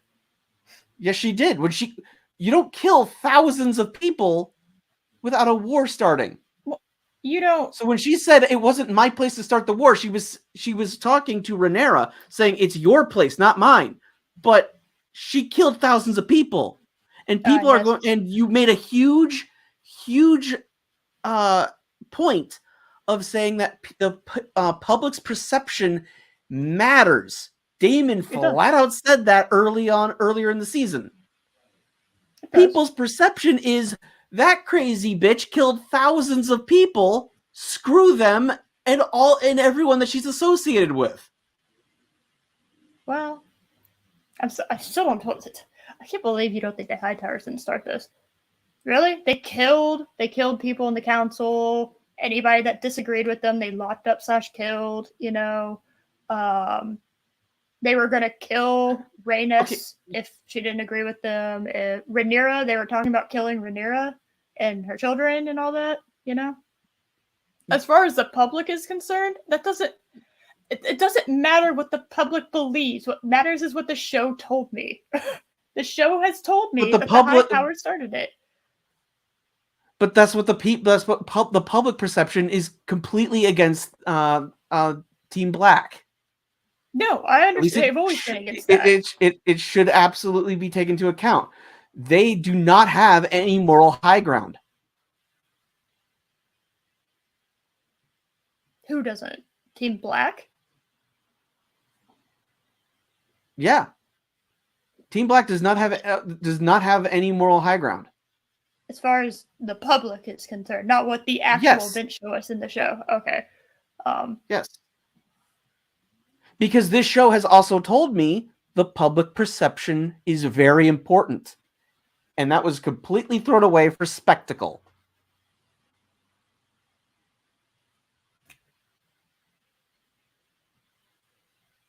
Okay. Not the spectacle that was not there when they decided to have it in the fucking dragon pit, the coronation. They gathered the entire royal family in the one place where there's a whole bunch of fire-breathing dragons, and a lot of the civilian population too. That wasn't a stupid idea at all.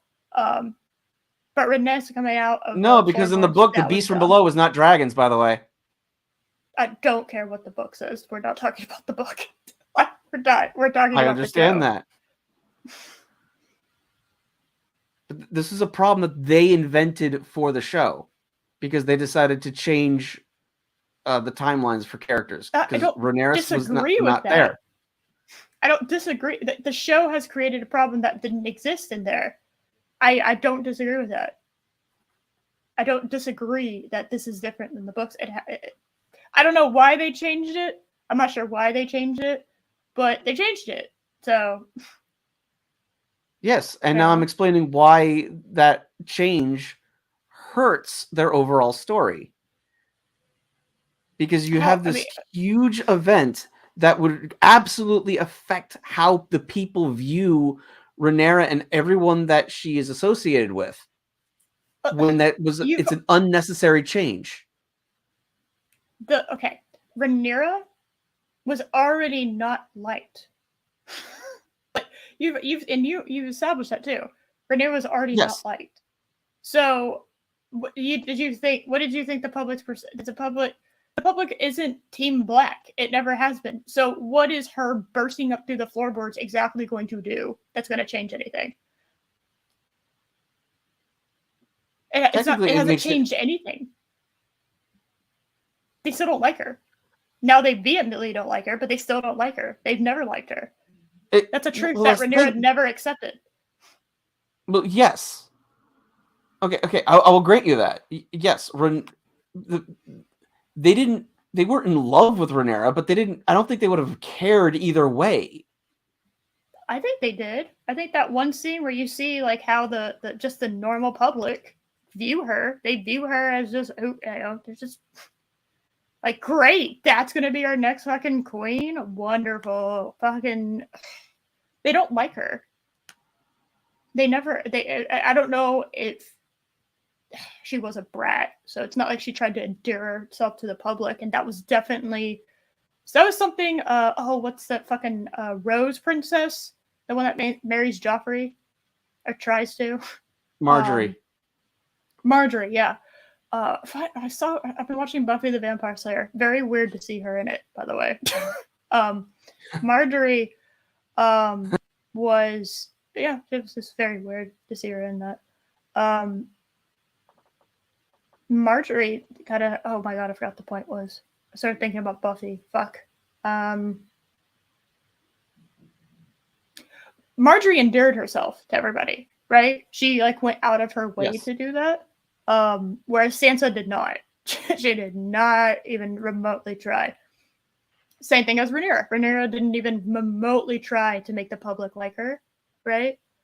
So yeah, they don't. Why would they like somebody they don't even know or have a slight minuscule perception of, right? I mean, the most she was out in public was watching people make fun of her and then trying to fuck her uncle. All right, let's be real here. They don't know her. They don't. She hasn't tried, and so I don't. Yeah. And I'll Alicent absolutely has. grant you that. Alicent has tried. Alicent went out. She actually like talked. She was like, and yeah, it was a fucking little sewing circle of bitching, but yeah, she actually talked to other people, right? People knew her and they embraced her son, Aegon, as probably the next person because he's a guy. And that's just how things have been forever.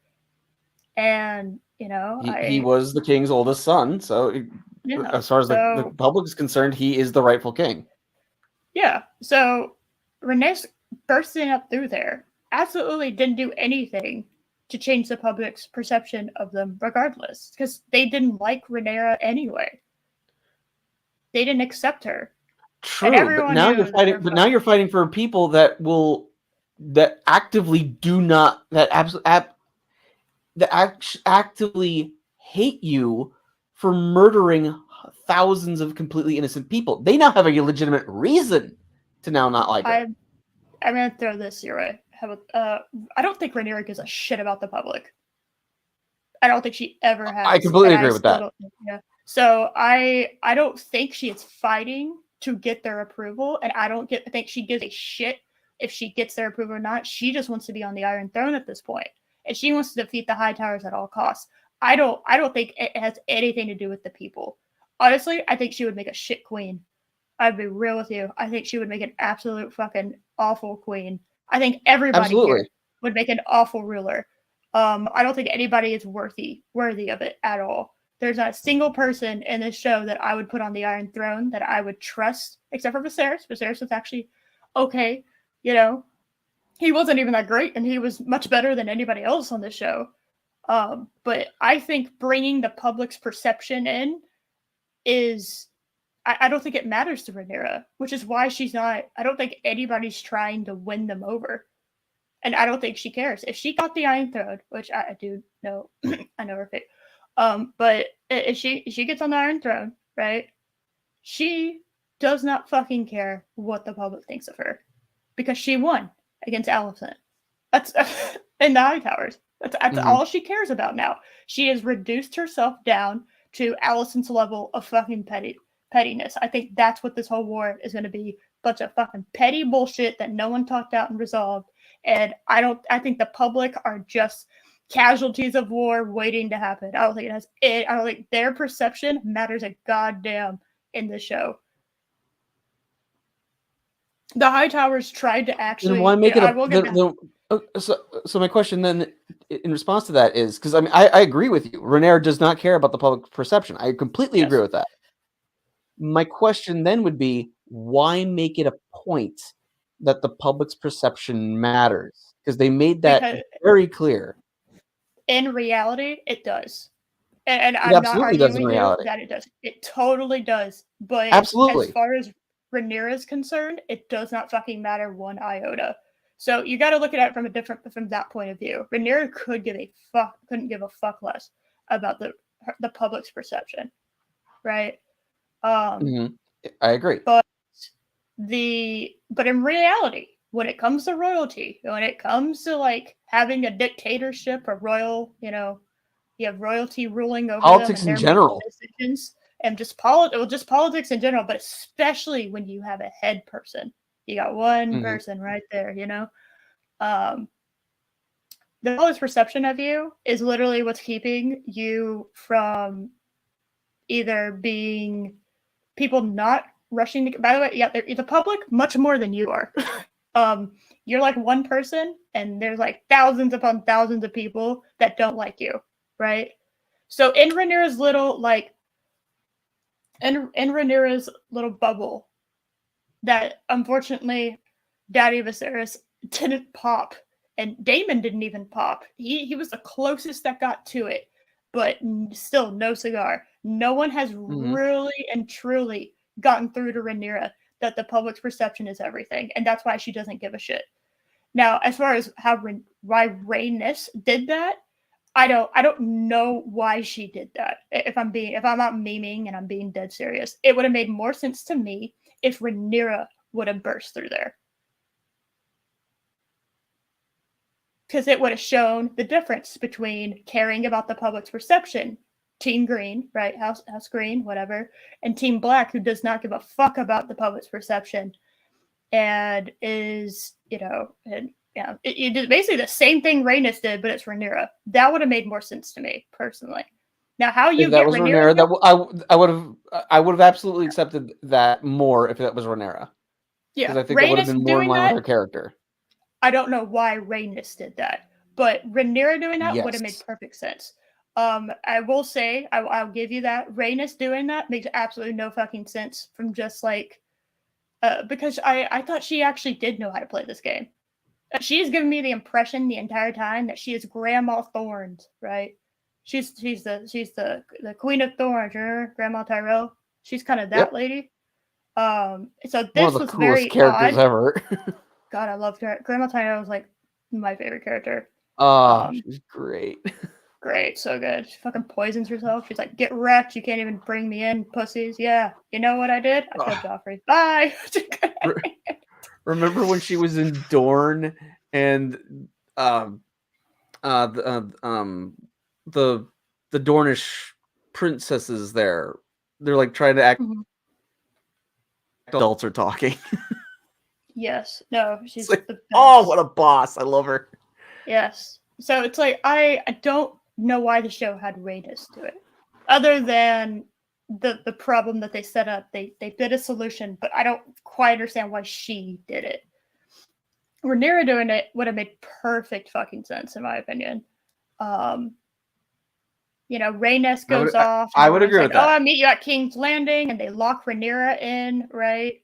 And they lock Rhaenyra in, and you swap Rhaenys and Rhaenyra.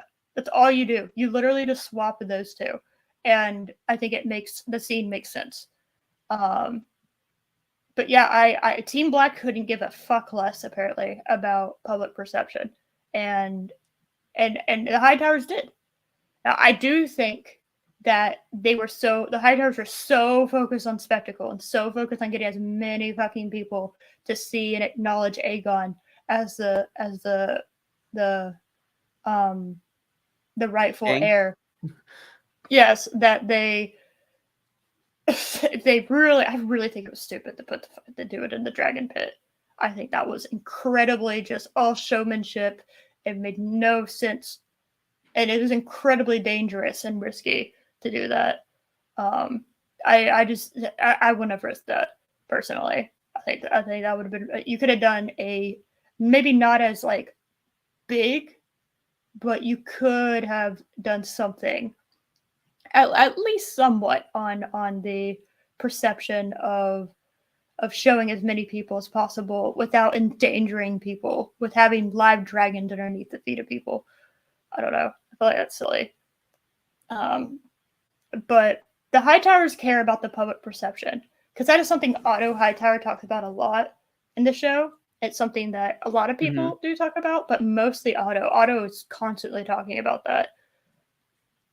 That's always part of his advice to Viserys is talking about the public perception. And it's interesting because he's fighting a war. He's trying to fight a war on the down low, right?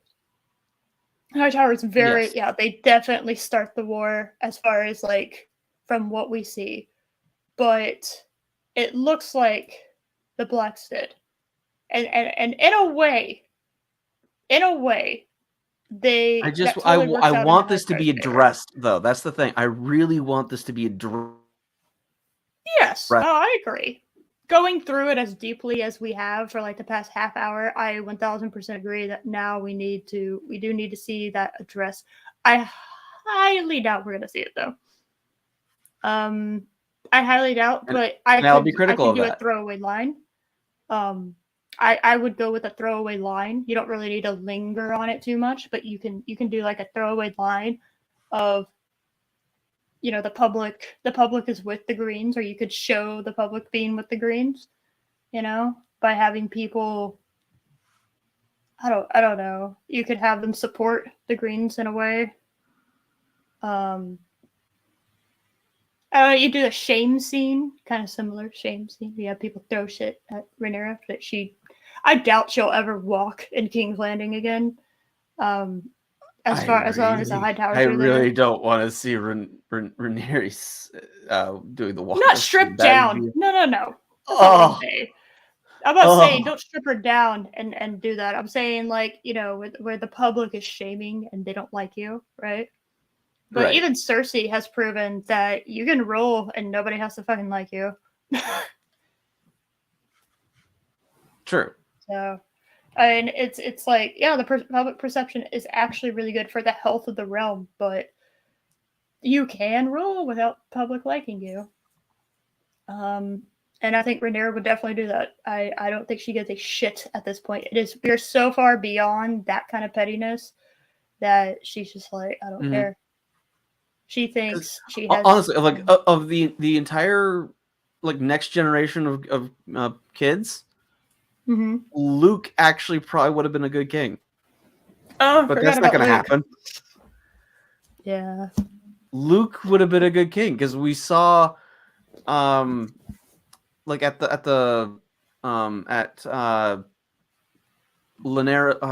What was her name? Matt Damon's second wife. Llanera. Yeah, that one. Yeah, I know you're talking about. Yeah, her. When they're at her funeral, you know, he was asked like, uh, what are your thoughts about possibly being king one day? And he went, I don't like that because it means everyone I care about's dead. It's like this kid cares about people and lives. It's like that he would have been a good king. We should have known he was done for. Yeah. Oh. My God, what an epic way to end this season, though. that That was crazy. drag. Oh my God. Yes. I like that they showed that even though they show very clearly riders and dragons have a bond, they're still dragons are still beasts and can't truly be controlled. I love that they showed that. Yeah. Because we saw little Arax, which is just this tiny fraction of the size of Aegar. Yeah. It's scared, it fights, and that was the death sentence. Yeah. Just because like you hear Luke screaming at Arax, "No, don't!" And then you hear Aemond like, "Vhagar, no, no!" It's like when your dog is doing something it's not supposed to, and you're yelling at it, and it's still doing it because it's a dog. It's a creature. It's not totally under our control. I like that they show that these are still beasts. Yeah. I'm gonna take bathroom. Powder room. That's the phrase. Powder room real quick. Okay. Okay. I shall. Yeah. When I return, do you want to do fun thing? We're not gonna do Sure. all of them because it's like 12, but Oh my we'll god. do we'll do a few. I'm not gonna make us do all of them because I'm gonna make y'all. I'm gonna drag this one out a little bit because I was very proud of it. So I shall return. Okay. Uh, yeah. So overall, I would say this show was far exceeded my expectations. I wasn't really expecting anything, really, and considering it's a Game of Thrones prequel, the fact that Game of Thrones season 8 ended so horribly, the fact that you are changing several of your cast members halfway through season 1, this show had no right to be as good as it was. I'm still not recommending it. I will not recommend another Game of Thrones show. But I can say I recommend season 1. I will say that. If you stop, if stuff like Game of Thrones season 8 did, or Game of Thrones in general did, I could say with all confidence, watch the Viserys arc of Game of Thrones, of House of the Dragon. I think that's worth watching. You could stop there. We will see if the rest of the show warrants being watched. We'll have to see. But I am definitely excited for season 2. And I am running out of things to say about this show. I haven't been. There you are. I There you are. definitely haven't been sitting here muted. Yep. Okay. I know what you're talking about. All right. Okay. This was very good. This is a very good show. I was very pleasantly surprised by this season. I was shocked. Absolutely shocked. But, like I said, I still refuse to actually recommend this show because I recommended Game of Thrones to people, and that was a disaster. So I'm still holding off full recommendations until the entire series is over. But I will say I recommend season 1 at least. Yeah. You know what? I'll agree. I cannot recommend the show that I haven't seen yet. So I guess I can't recommend the whole series. Yeah. So. All right. Okay. So. Are we ready for y'all's favorite part? Well, this is obviously we're going to do shorter because we've been talking about this for 4 hours. And 4 hours was about how long as I wanted to go for, but you know what? I found some fun stuff. So we're gonna do a few. There's 11 books in that series, but I gotta show y'all a couple of the book covers that I found while doing this. And then we'll do a few of the next one, and then we shall continue. But y'all are probably very excited about the idea. Yay! So when I have shown Josh one of these book covers, I've actually shown him. It's glorious. There you go. Okay, guys. Look at this. Ophelia Sexton. Okay. Okay. Just. That's amazing. Just wow. That cover is just. It's beautiful.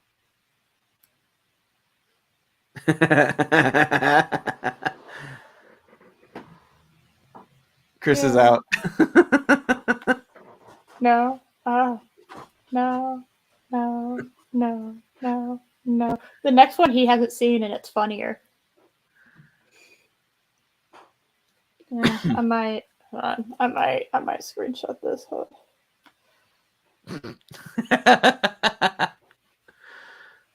Oh, as the out of context one. Yeah. There we go. Oh boy, this is free with my Audible trial. Yay!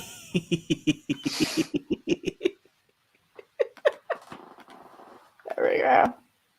That's beautiful. Bear Paw Ridge. Okay. There we go. All right. So that's one.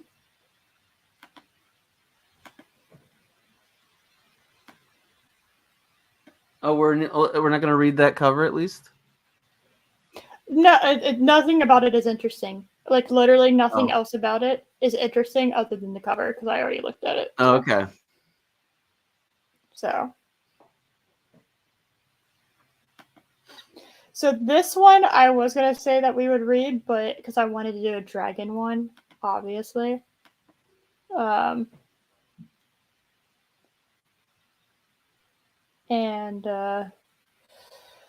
But it's only the only one is the second book, the one that I have up here that has the dragon. So, are you all ready? Okay. This one's funnier. Josh has not seen this one. You ready?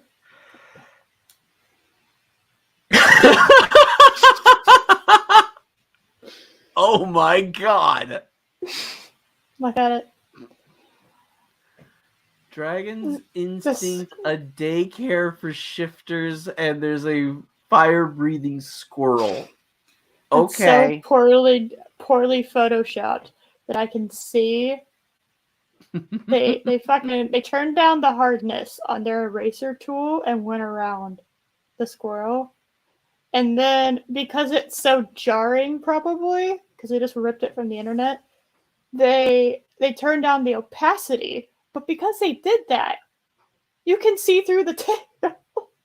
Yes, you can.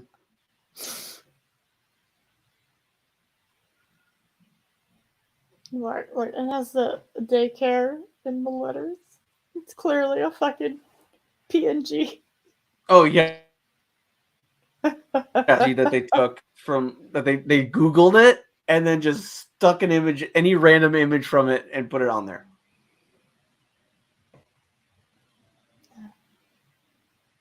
$13 paperback. Yeah, no.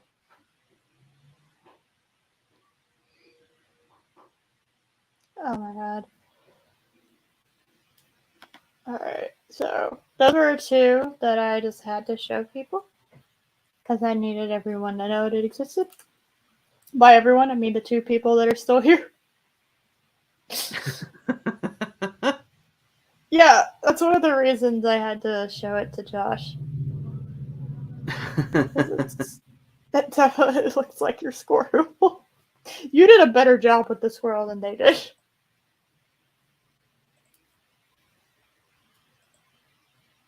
There we go. Okay. Yeah. Your chipmunk squirrel. Yes. I think I might save that cover for the Big Menace whenever that happens.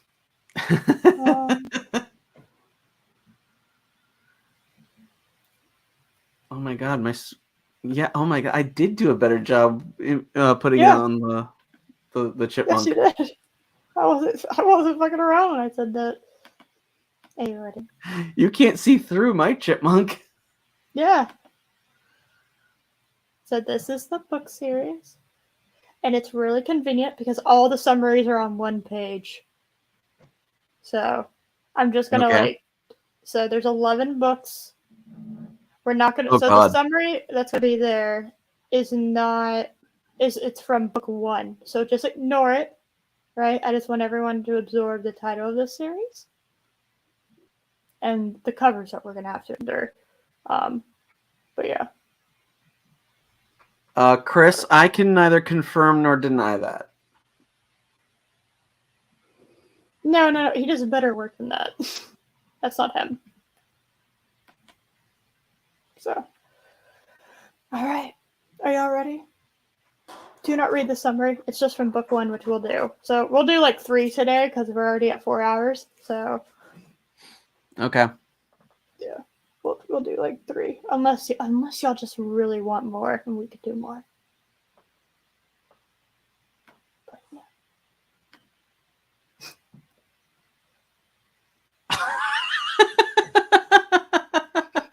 We just gave up trying to be clever. Wow.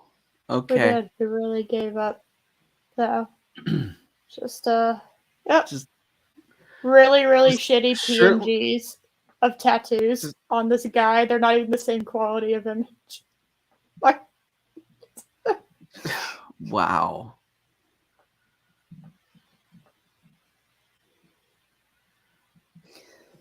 I don't think I've ever told somebody that I was worth chase me. Just, yeah. Okay. So, oh yeah. So, odd or even? I'll do odd. Okay. So how about we do 4, so we do 2 each. Yeah. Okay. Hide the books you have in your Kindle library. Well, thank God I don't have any of those. So this is yours. We're gonna zoom in real close on this. Oh yeah, look at that. So. Wow. Oh yeah. There we go. Again, like you said, the image that they grabbed for the tattoo looks nothing like. It's a completely different quality than the picture of the model. It's just. So, this is what happened. All right. So they did black and white because editing photos is so much easier when you're using black and white filters. Okay. Because colors make everything more complicated when it comes to editing photos. So yes. What this person did, they put the black and white filter on from this person. No fucking planet is this is like a Shutterstock image, right? Yeah. And they cut off the eyes so you couldn't identify the person. They took a I'm sure he's grateful for that. Oh yeah, they took a white background. They took like a white background JPEG of an image, switched like the blending to overlay, and slapped it on there. And what overlay does is it has a it kind of binds the layer, the photo layer above the base layer, the one underneath it, in a way that it's like a part of the image. So it puts in like shadows, and it's like a darker base, so it puts in like the shadows and everything that's darker is like imprinted onto the lighter skin or the lighter color.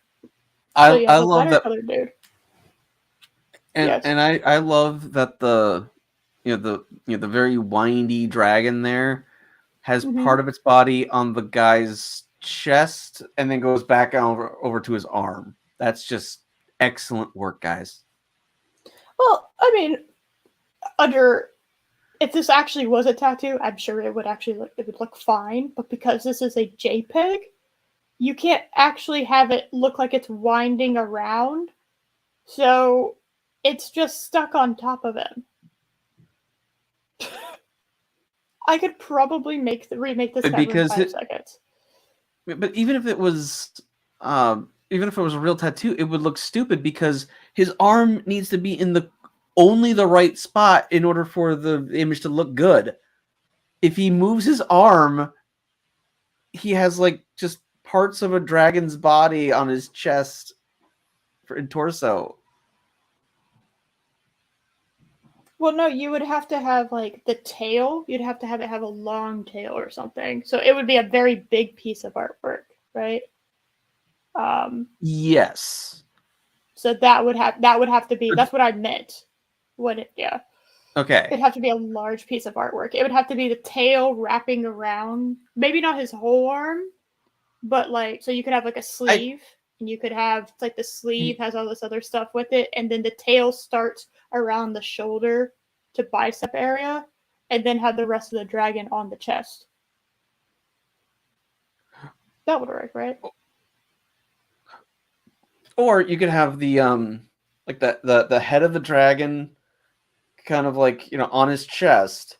And then if you want to go with like one of these, the Chinese dragons, the long slender ones, have it like wrap around, his whole arm on the way down. That could work.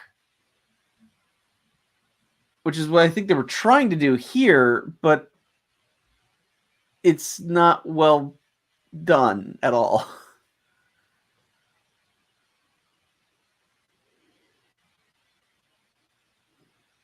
Yeah, it's not. But that's not the point of these. These were not made to be good. So, No. Are you ready? Are you ready? I looked for this. This is for you, Josh. Okay. Yay. Yeah. We've kind of gotten a little stagnant. By that I mean I've been stagnant and trying to find some funny shit. And I finally found some super funny shit. So, here we go. Chase me. Chase me. A curvy girl and a dragon shifter romance. Dragons love curves. Book 1. Okay. All right. She's stolen a priceless relic from his treasure and his heart. Oh my god. By the way, these are very long summaries, so we might end up just be doing 2. So okay. All right. Clara is the best damn wedding planner this side of anywhere, but she's no thief. That's exactly what the sexy ass. Oh my god. That's exactly what the sexy ass dragon shifter has accused her of. Stealing his treasure. She's going to steal something of his, all right. His sanity. If he doesn't let her go so she can get back to giving couples their happy ever afters. It's the best way to ignore the fact that she's sure she'll never. Oh my god, that's a bit of a tongue twister.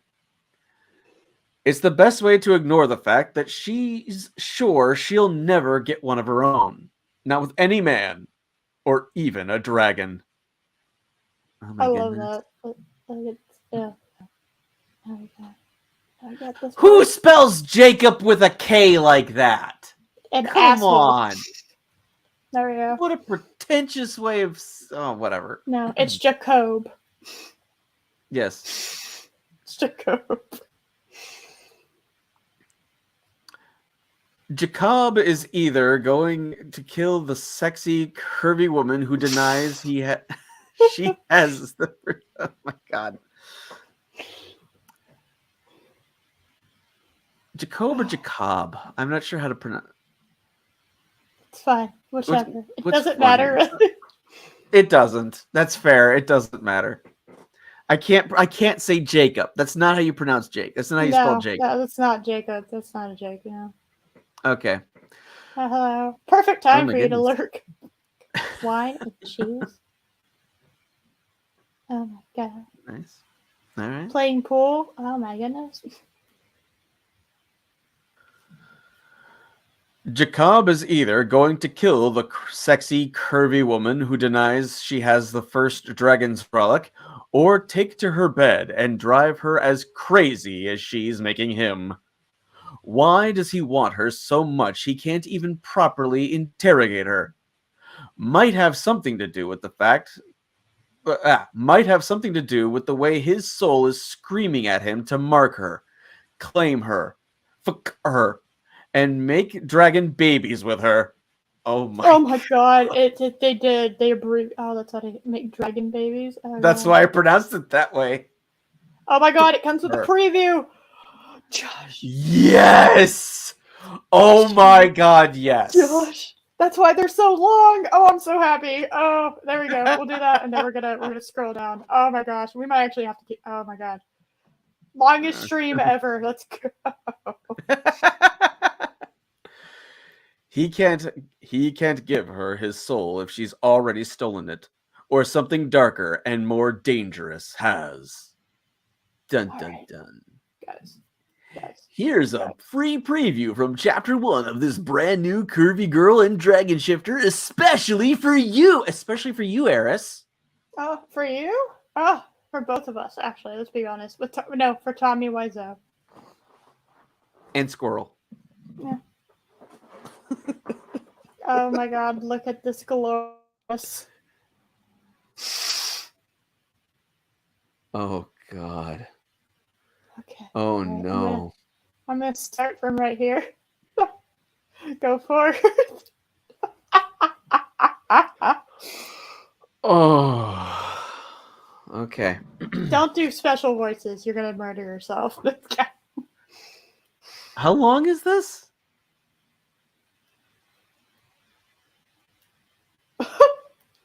Oh no. I got you. You're gonna murder yourself if you do it. Okay. Don't do special voices, man.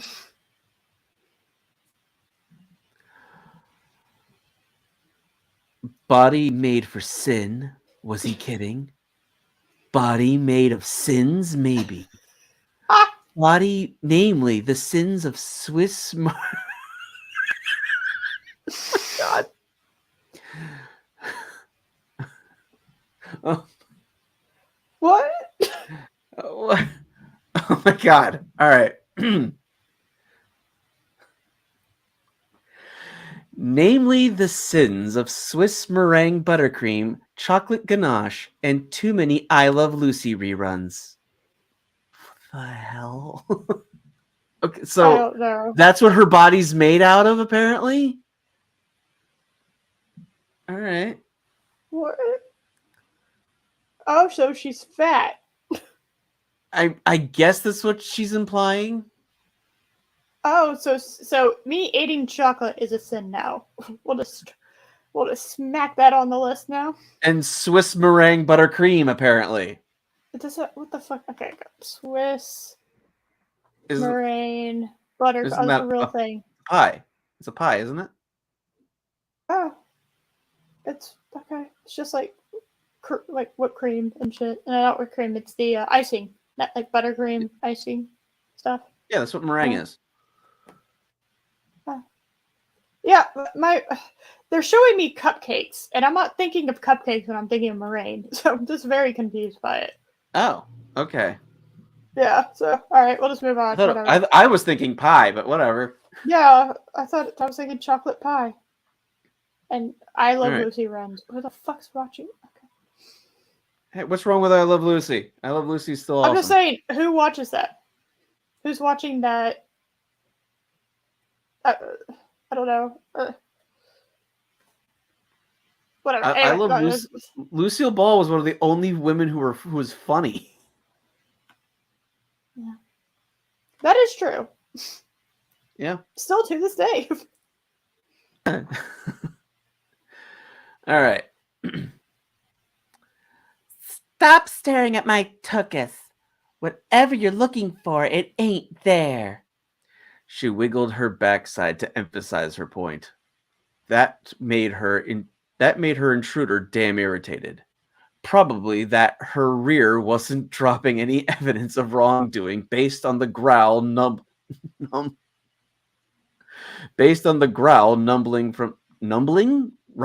There we go. Rumbling. No, that's a rumbling. Yeah, although I could have believed it. Speak up, or is my volume down? Your volume is down. Am I being too? I can't be louder if you want. How dare you? Are you suggesting that I'm not talking loud enough? Or was it my volume that was low? His volume. His volume. Huh, Pappy? Huh? What? How dare you? Okay. Whatever.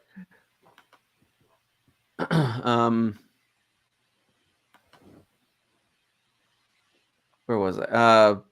That made her intruder damn irritated. Probably that her rear wasn't dropping any evidence of wrongdoing, that the growl rumbling from his chest and his gleys glued on her bum. My God. My good lord. Stop enticing me with your curves, thief. Oh my God. It's the beginning of a porn right there. Oh my God. You cannot distract me from what is mine. Oh wait, that's not Clara. Sierra? What? I thought it was Claire too. Just go with it. Whatever.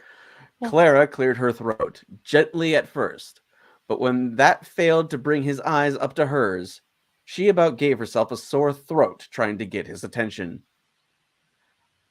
Are you ill? I won't have you dying before you tell me where this relic is hidden.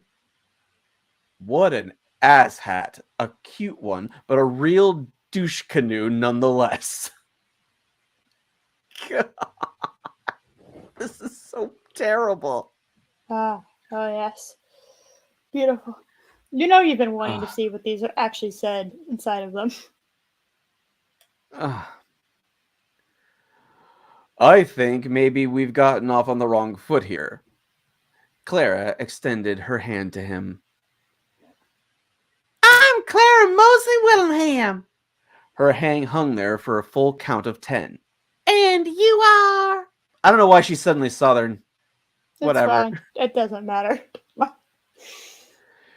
He recoiled from her hand. Wondering what spell you're working on me. I assure you, I am immune. That's why I was trying to be nice. Yeah. Yeah, sorry. I was trying to be nice, but I've had a very long and trying day, so my patience is wearing thin. I don't have your thingy. I don't even know what... I don't even know what a wyvern is. Oh my God, the Southern accent all of a sudden made sense. Oh God. That was a happy accident. Wyvern is a small fucking dragon, kind of. It isn't a dragon, but whatever. How about wyvern? That is how you pronounce it, so. Yeah. Clara turned and began looking for her torturous heels. It would be much more fun to stomp off if there was some clack. Oh, all right. You want to? No, you're too far now. Okay, hold on. Okay. Well, I'll scroll down at the bottom. Yeah. Yeah.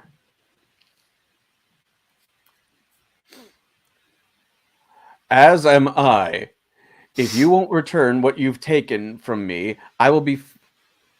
There should be a comma there. No. As am I. If you won't return what you have taken from me, I will be forced to bring you before the All-Wyvern Council. Whatever the hell that means. He grabbed her hand and pulled her through the He grabbed her hand and pulled her through the ballroom towards the terrace. Good thing she'd already kicked off her shoes, or she'd have been tripping all over her feet at the rate he was dragging her away. Hey, stop this! Stop right this instant, or I'll bring out my self-defense moves. Save your defense for the council. You'll need it. This dude was seriously wackadoo. Let me. I'm gonna make you a relic. Oh my God. God damn. This is so bad. Oh, yeah. Oh. Save your spells, witch. Your face is a witch. What does that even mean? Okay. That is a joke insult that I would lob at somebody when I have nothing to, I think I even did it to you. Like, I didn't have anything, and so I was just like, Your face is dumb. Ha! Yeah. Yeah, but that's like a joke insult. It's not Oh, really an actual and insult. Chris has an excellent point. It's not ballroom, it's ball space room. Therefore, it's a ball pit. Yep. No, I I believe that. I will go with that. That makes this whole scene better with them. I'm just now picturing them like in a McDonald's playhouse. That'd be great. No, it's a Burger King. Let's be honest with ourselves. It's not even Please. the good one. It's just it's okay. No, that's the one that you're still kind of marveled at is still open. Yeah. Yeah. Let me scroll so you can do the whole thing. Okay, we're good now. There we go. All right. The scary man released her and grabbed at his face. Wait. Released Okay. her Oh. and grabbed at his face. The Okay. So ferryman grabbed his own face. Yeah. That's what. Oh, she said your face is a witch, so that he like touches his face. They're like, no, I'm still pretty. Is that No, I'm what not they're a witch. suggesting? What do you mean? Yes. Okay. The scary man released her and grabbed at his face. Good try, witch. You'll pay for that. Clara pivoted and bolted, weaving her way between the tables. 1 second she was zigging and zagging, the next she was airborne. No, she was born in the air. Ah, Airborne has an okay. E, and it's I think there's a Yeah. hyphen in there. Great claws gripped at her shoulders, and a So deep she's fucking dying, right? Because she's yeah. the claws are digging into her shoulder. No, okay. Yes. Great claws gripped her shoulders, and a deep whoosh, whoosh, whoosh sounded above her. That's the She TARDIS. wriggled. Yes, the parking brake's on again. Don't worry about it. She wriggled and screamed, and frantically tried to see what was happening above and below her. Her feet crashed into empty glasses and caught a centerpiece of giant lilies dead on as she was dragged through the air above the tables. Fuck. I guess he grabbed her, but he's flying. Yeah, Is he's that what? in dragon form now. So Okay. he's and obviously she was setting up for a wedding. I don't know why you're having lilies at a wedding. It seems kind of ominous. I thought white lilies is what you do when you're dead, right? That's the. I've seen lilies at weddings. Am I just? Do I just not know? I don't feel like I know that. All right, anyway, I retract what I just said. You didn't hear any of that. You cannot hear me if I Okay, that's fair. All right. Control Z. Before she could even take another breath to scream again, they swooped out of the French doors, over the balcony, and into the night sky. She glanced up, not for a second fathoming that she'd see flying above her, the giant wings, flapping gracefully through the sky of a dragon. Dun, dun, I do have dun. to say that dialogue was cringe as fuck, and I'm glad he just said fuck it and just dragon shifted and just said The fuck this dialogue was shit easily the worst right part. there. Oh, that was so bad. All right, guys. Are you ready? Are you ready for the next one? We're gonna scroll on through. I scurred.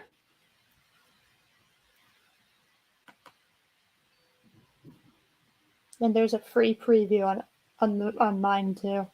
Exciting stuff. Yay. So we're only gonna do 2 today. Oh, I'm gonna go and say let's just do 2. Okay, that's fine with me. Yeah. So this will be. There we go. This is the next one. Oh, thank you, YouTube. I just got notification that Heiress of Chaos is live. Hey guys, I'm live. I'm live, by the way. Yay.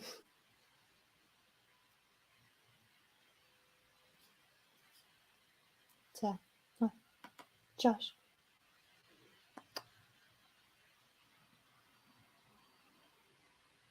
That's not as funny as the Santa one.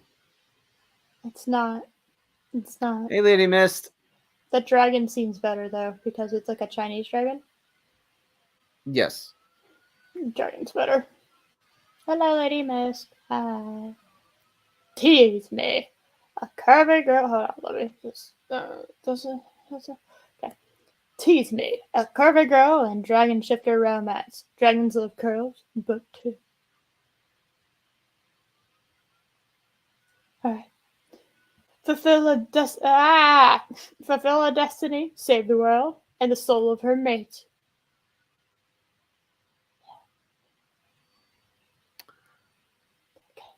I am not even going to bother trying to pronounce this. Fleur? Fleur. So I know Fleur, and then Anthosai. Yeah. Sure. Just say flower.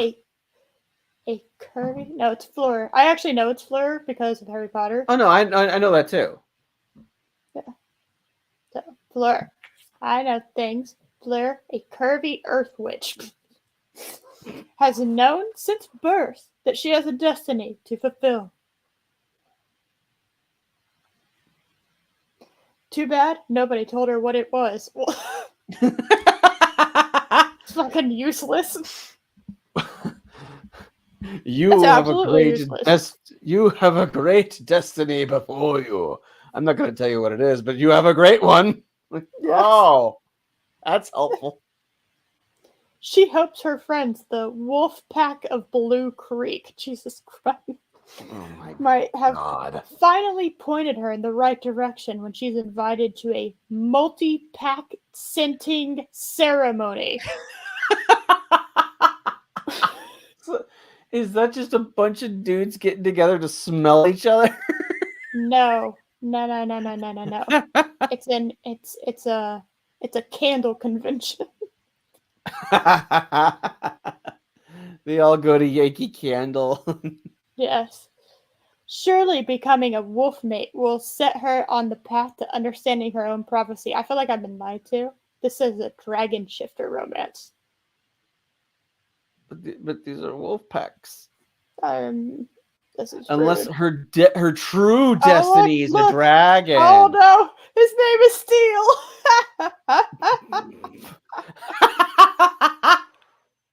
Steel, Zelmi, Steel, whatever. Steel is a green warrior dragon, and he's damn good at protecting the world from the darkness that is the demon dragon. All while romancing the pants. So they're not just dragons, but they're demon dragons. Okay. Yeah, and warrior dragons. So, and all while romancing the pants off. So the warrior dragons are fighting demon dragons. Are they demons in the shape of dragons, or are they dragons that happen to be demons? Yes. Oh. Yeah.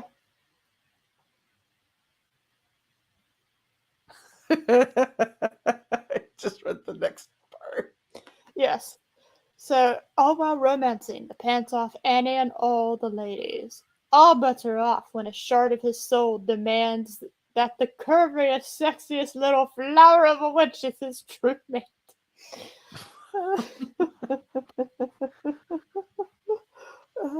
But she needs to join the wolf pack to understand her own prophecy. So, oh my goodness! Flora's destiny and Steel's soul are more important to the fate of the world than either of them know. God, we are fucked as a planet then. Oh my god! Oh my god! Look, this book in part was previously published as Sassy Ever After Sass Me. That's amazing. The new version has all new scenes. It is now a full-length novel. Oh my god, Zlini is green and sapphic. His green dragon's name is Mr. Steel Green. Who wants to bet that he wears steel armor? The dragons are I don't know. Oh my god. Oh my god. Okay. All right. Are y'all ready? Here we go. It's a free. Oh yeah. There we go. Well, you know. Here's a free This was preview. oh, Here's a from free preview of from Tease Me. for I had to make sure you especially saw for that. you. Here's a free preview of From Tease Me for especially for you. Beautiful. I love it. God, Mwah. don't be, these books never don't fucking change. All right. If somehow if I get any fucking in the scope of popularity on YouTube, please don't change. I love this shit. Yeah, but I love it when they stop trying. It's so much funnier. Oh my god. This was the stupidest effing idea ever. Skin tight pants that tore off at the hips, nothing but suspenders above the waist, and a goddamn fireman's hat. I feel like this is a man I'm speaking for, and I'm not changing my tone.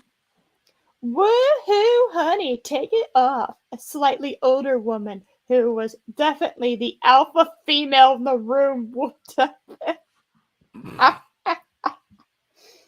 Cougars. Oh god. Steele leaned to the side to speak to, so only Daxton could hear. He fought to fake a smile for the ladies, but couldn't quite manage it, which was unusual. He'd He was the always been man able whore.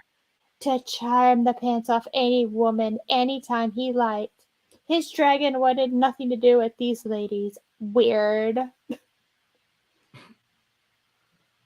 The dragon part Wow. of him loved flirting, especially with beautiful women. Their soft, luscious I'm not fucking saying some of this shit.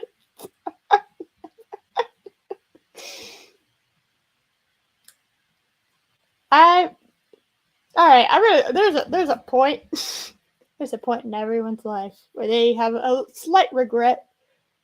Because you read the head and you read yeah. Oh my god. Oh wait, hold on. So he licked them from head to toe. So you started at the top of their scalp and you made it all the way down, and then you started sucking on toes.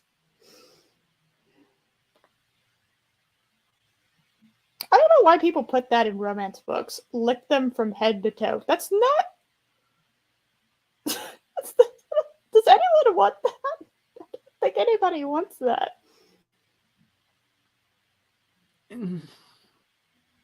I'm not saying the next thing. All right. All right. All right. His dragon. The way that they just came on his dragon. You know, they rode the dragon. They liked it apparently. Because I'm pretty sure the dragon, whatever animal it is just like another word for their penis. Like I'm 98% sure of that. Oh, I'm positive that's what's going on. Yeah. Yeah, no, do it. Do it. You reconsider. It's beautiful. Just not any of these screamy memes? What? Memes?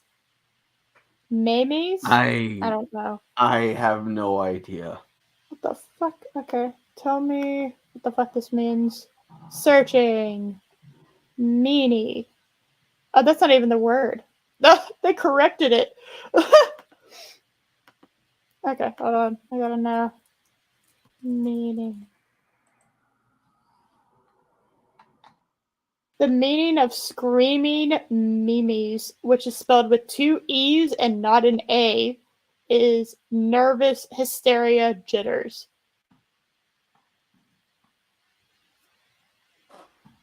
Slang for a Okay, then. young. Okay, so no, I got the EA one. So slang for a young, screaming, a screaming, crying infant or young child. I have further questions. What? We're at a strip club and you just said that there are infants apparently in here. I'm very confused. Anyway, I'm just gonna move on. I'm just gonna move on. I'm going to kill you for talking. Oh, hold on a second. I fucked up. I lost my place. I'm gonna kill you for talking me into wearing these costumes. You'll be a dragon skin rug in front of my fireplace come winter. You can murder me later. The Trokia boys asked for our help. We might as well have some fun while we're doing it. Dax had his eyes on the rowdy redhead waving dollar bills like a lasso. Okay. I'm trying to picture a dollar bill lasso. He always did go for the brush, and the Bowdy died. 2 minutes after they walked into the speakeasy. A speakeasy isn't a strip club. No. All right. Constantine. Is that Constantine? It's Constantine. Sure, it's Constantine. Why not? Constantine and Trokia jumped at the chance of having two dragon warriors around. A pre-mating party, he called it. It promised a room full of horny women who didn't need to know that they were being guarded. Okay, yeah, but what kind of women? Doesn't matter, apparently. All right. Steele didn't mind protecting women while on his R&R, combining work hard and play hard together was his specialty. Oh god. He's cringe, Josh. The Trokia boys wanted the unmated women who were here for the special 3-pack mating get-together to have extra. What? So they're here for a foursome? Is that what you're telling me? Yeah. You never knew this was a genre? Oh, Chris. Like I said, if you start going down this rabbit hole, I can't help you. It is bottomless. There is not an end. You will not find an end to this rabbit hole. Alright. They just didn't want their mates knowing about it. What Costa hadn't said was that Steele and Dax were the entertainment.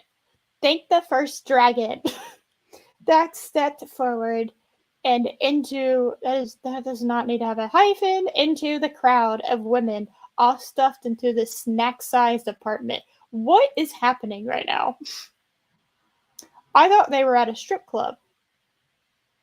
And then they were at a speakeasy. But then they're at a speakeasy. And now they're in they're in an apartment. What the fuck? They surrounded him with hoots and hollers, sounding to him more like a pack of wolves than humans. Gonna fucking dash that. I'm going to speak it like it's a Ferengi, okay? At least half of them were shifter she-wolves anyway. So, what? Okay. Alright. Okay. Two women grabbed Steele's arms and pulled him into their circle, which means Steele is weak as fuck, sliding their bodies up and down his, running their hands over his bare chest. Steele waxes. Their touches did nothing for him but send a few creepy crawlies up his skin. You are in the wrong line of work, sir. Wow. What the hell? This is the guy that can charm pants off of any woman, and he's getting cringe. Like level 3 cringe by women touching him. Okay, sure. Yeah.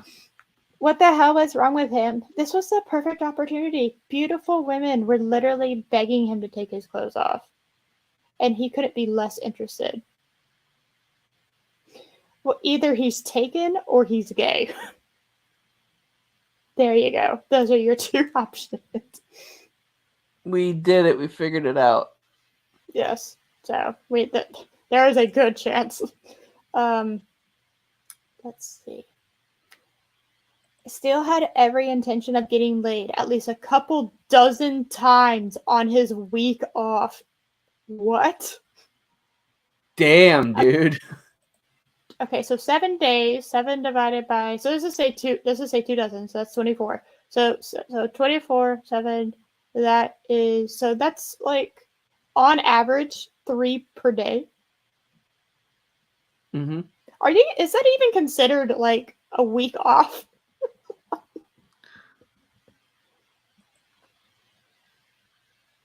I'm serious. Is that even considered a week off at that point?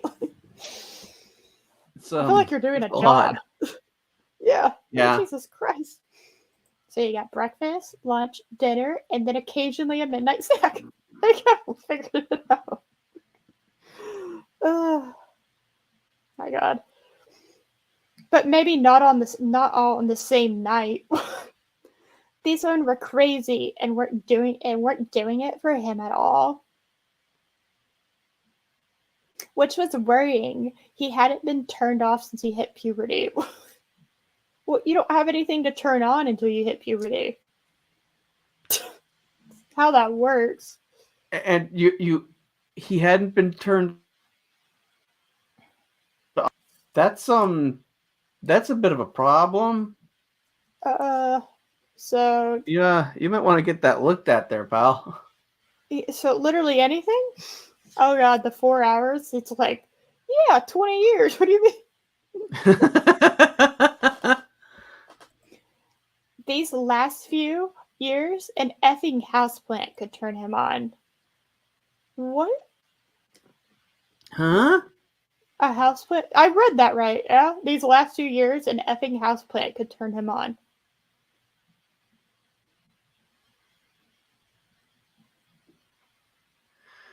What kind of houseplants do you have? Apparently sexy ones. Sexy houseplants. Okay. Like, oh my goodness, do you see the roots on that one? Oh my god. Look at the aphids that one's got going on, am I right? Oh my god. Time to get his groove thing on. Oh look. Yeah, the beautiful woman. He clearly has a hefty girl type, which these women don't fit. Yeah, he said he doesn't need to get the groove thing on. It's always on.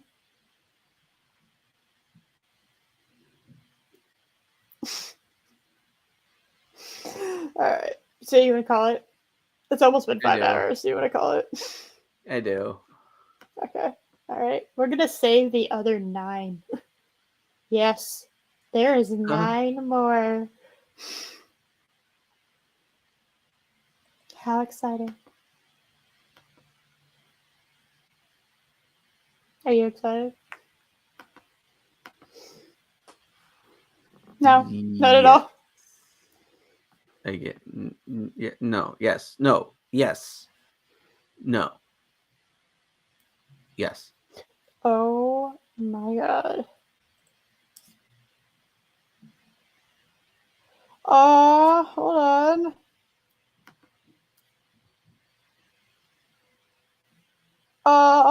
Okay, so it looks like they all have like excerpts except for book 4 or book 5. That's big sad. So. Oh no. Book 7 doesn't have one either. Or book 8. What is happening? How dare you? Lazy. What the fuck? Well, hold on, let me see, because I have it all on like their page. I'm just seeing if like.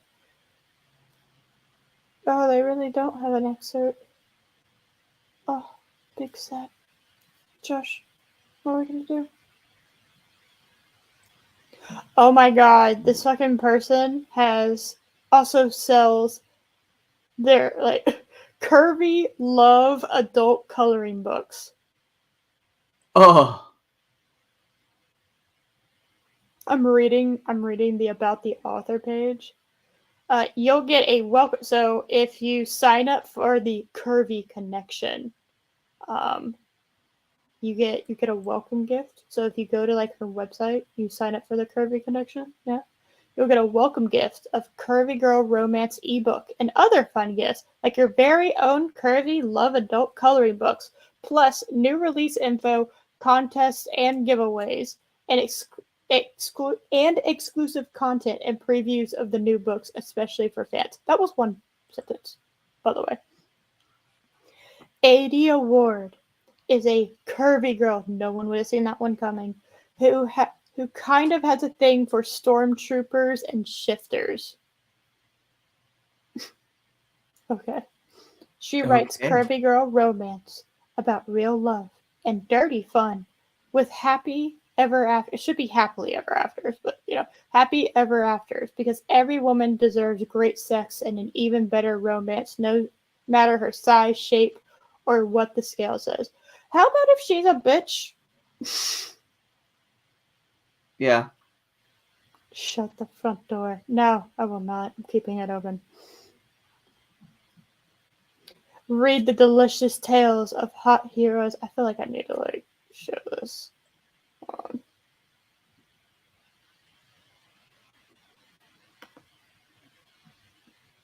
on. I feel the need to present this to you. There we go.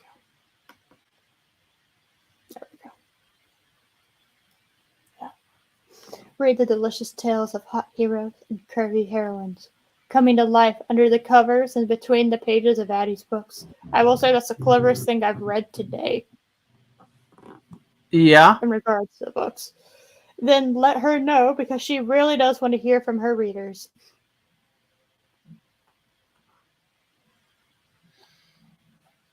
So you have a Facebook, a TikTok, an Instagram, and a Goodreads. No Twitter? Damn.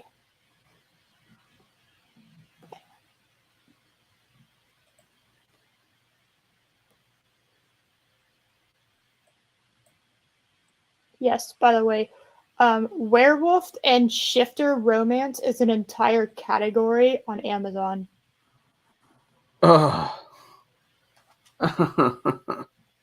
Paranormal and urban fantasy, I mean, that's fine, but yeah. There is an entire category to it, so.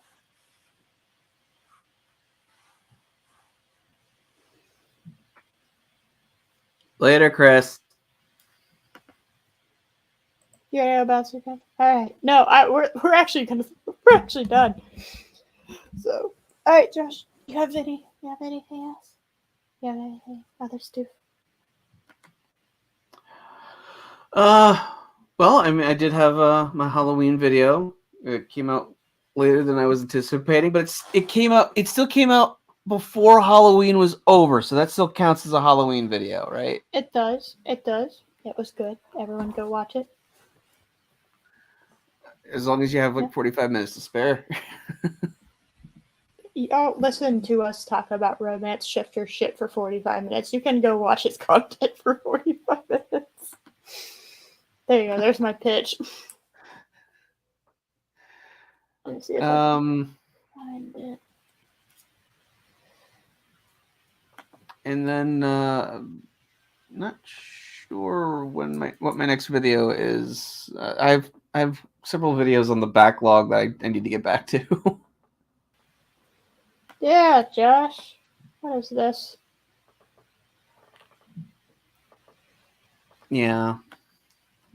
So there you go. There's this thing. Go watch the thing. Yeah, Halloween lasts until December. It does. Yeah, I'm done. We're just saying our buys and stuff. Go to the pharmacy. Go be good son. Go, Chris. Yeah.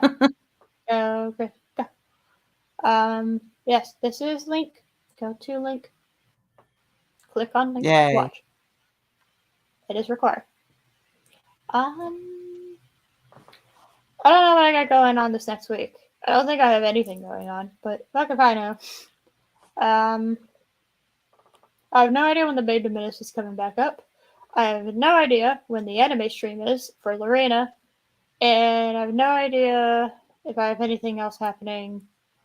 I might be on Loki's show, because I'm trying to do that. Because, Mike is MIA. Poor Mike. Right. Yeah. I heard about that. I am, quote unquote, the co-host. Not really. Co-host, and then there's an asterisk beside it, and it says not really underneath it. So I'm helping Bucky out by just being there and doing nothing that, yeah, by just being there. So, yep. So that's, I think, the next thing I got as far as I'm aware of. Yep. And then we got next week. Woo. Yay. So, and I have an idea for next week. And I'm going to see if I can make it happen for next week. So, yeah, we have a plan. We're not just deciding shit on Friday because we're so, oh my God, Josh, Oh my Christmas goodness. left. You can do it. Take that, evildoer. You were able to do it because Chris wasn't there. The bot could have at least liked my video. I mean, come on now. Seriously. What the fuck? Alright. Yeah. Bye, everyone. Yeah, bye! Oh, I forgot the fucking. I need an outro. Outro? Outro, where are you? There's the outro. We're doing the Halloween outro because you know what? I can do it. So, bye! Bye.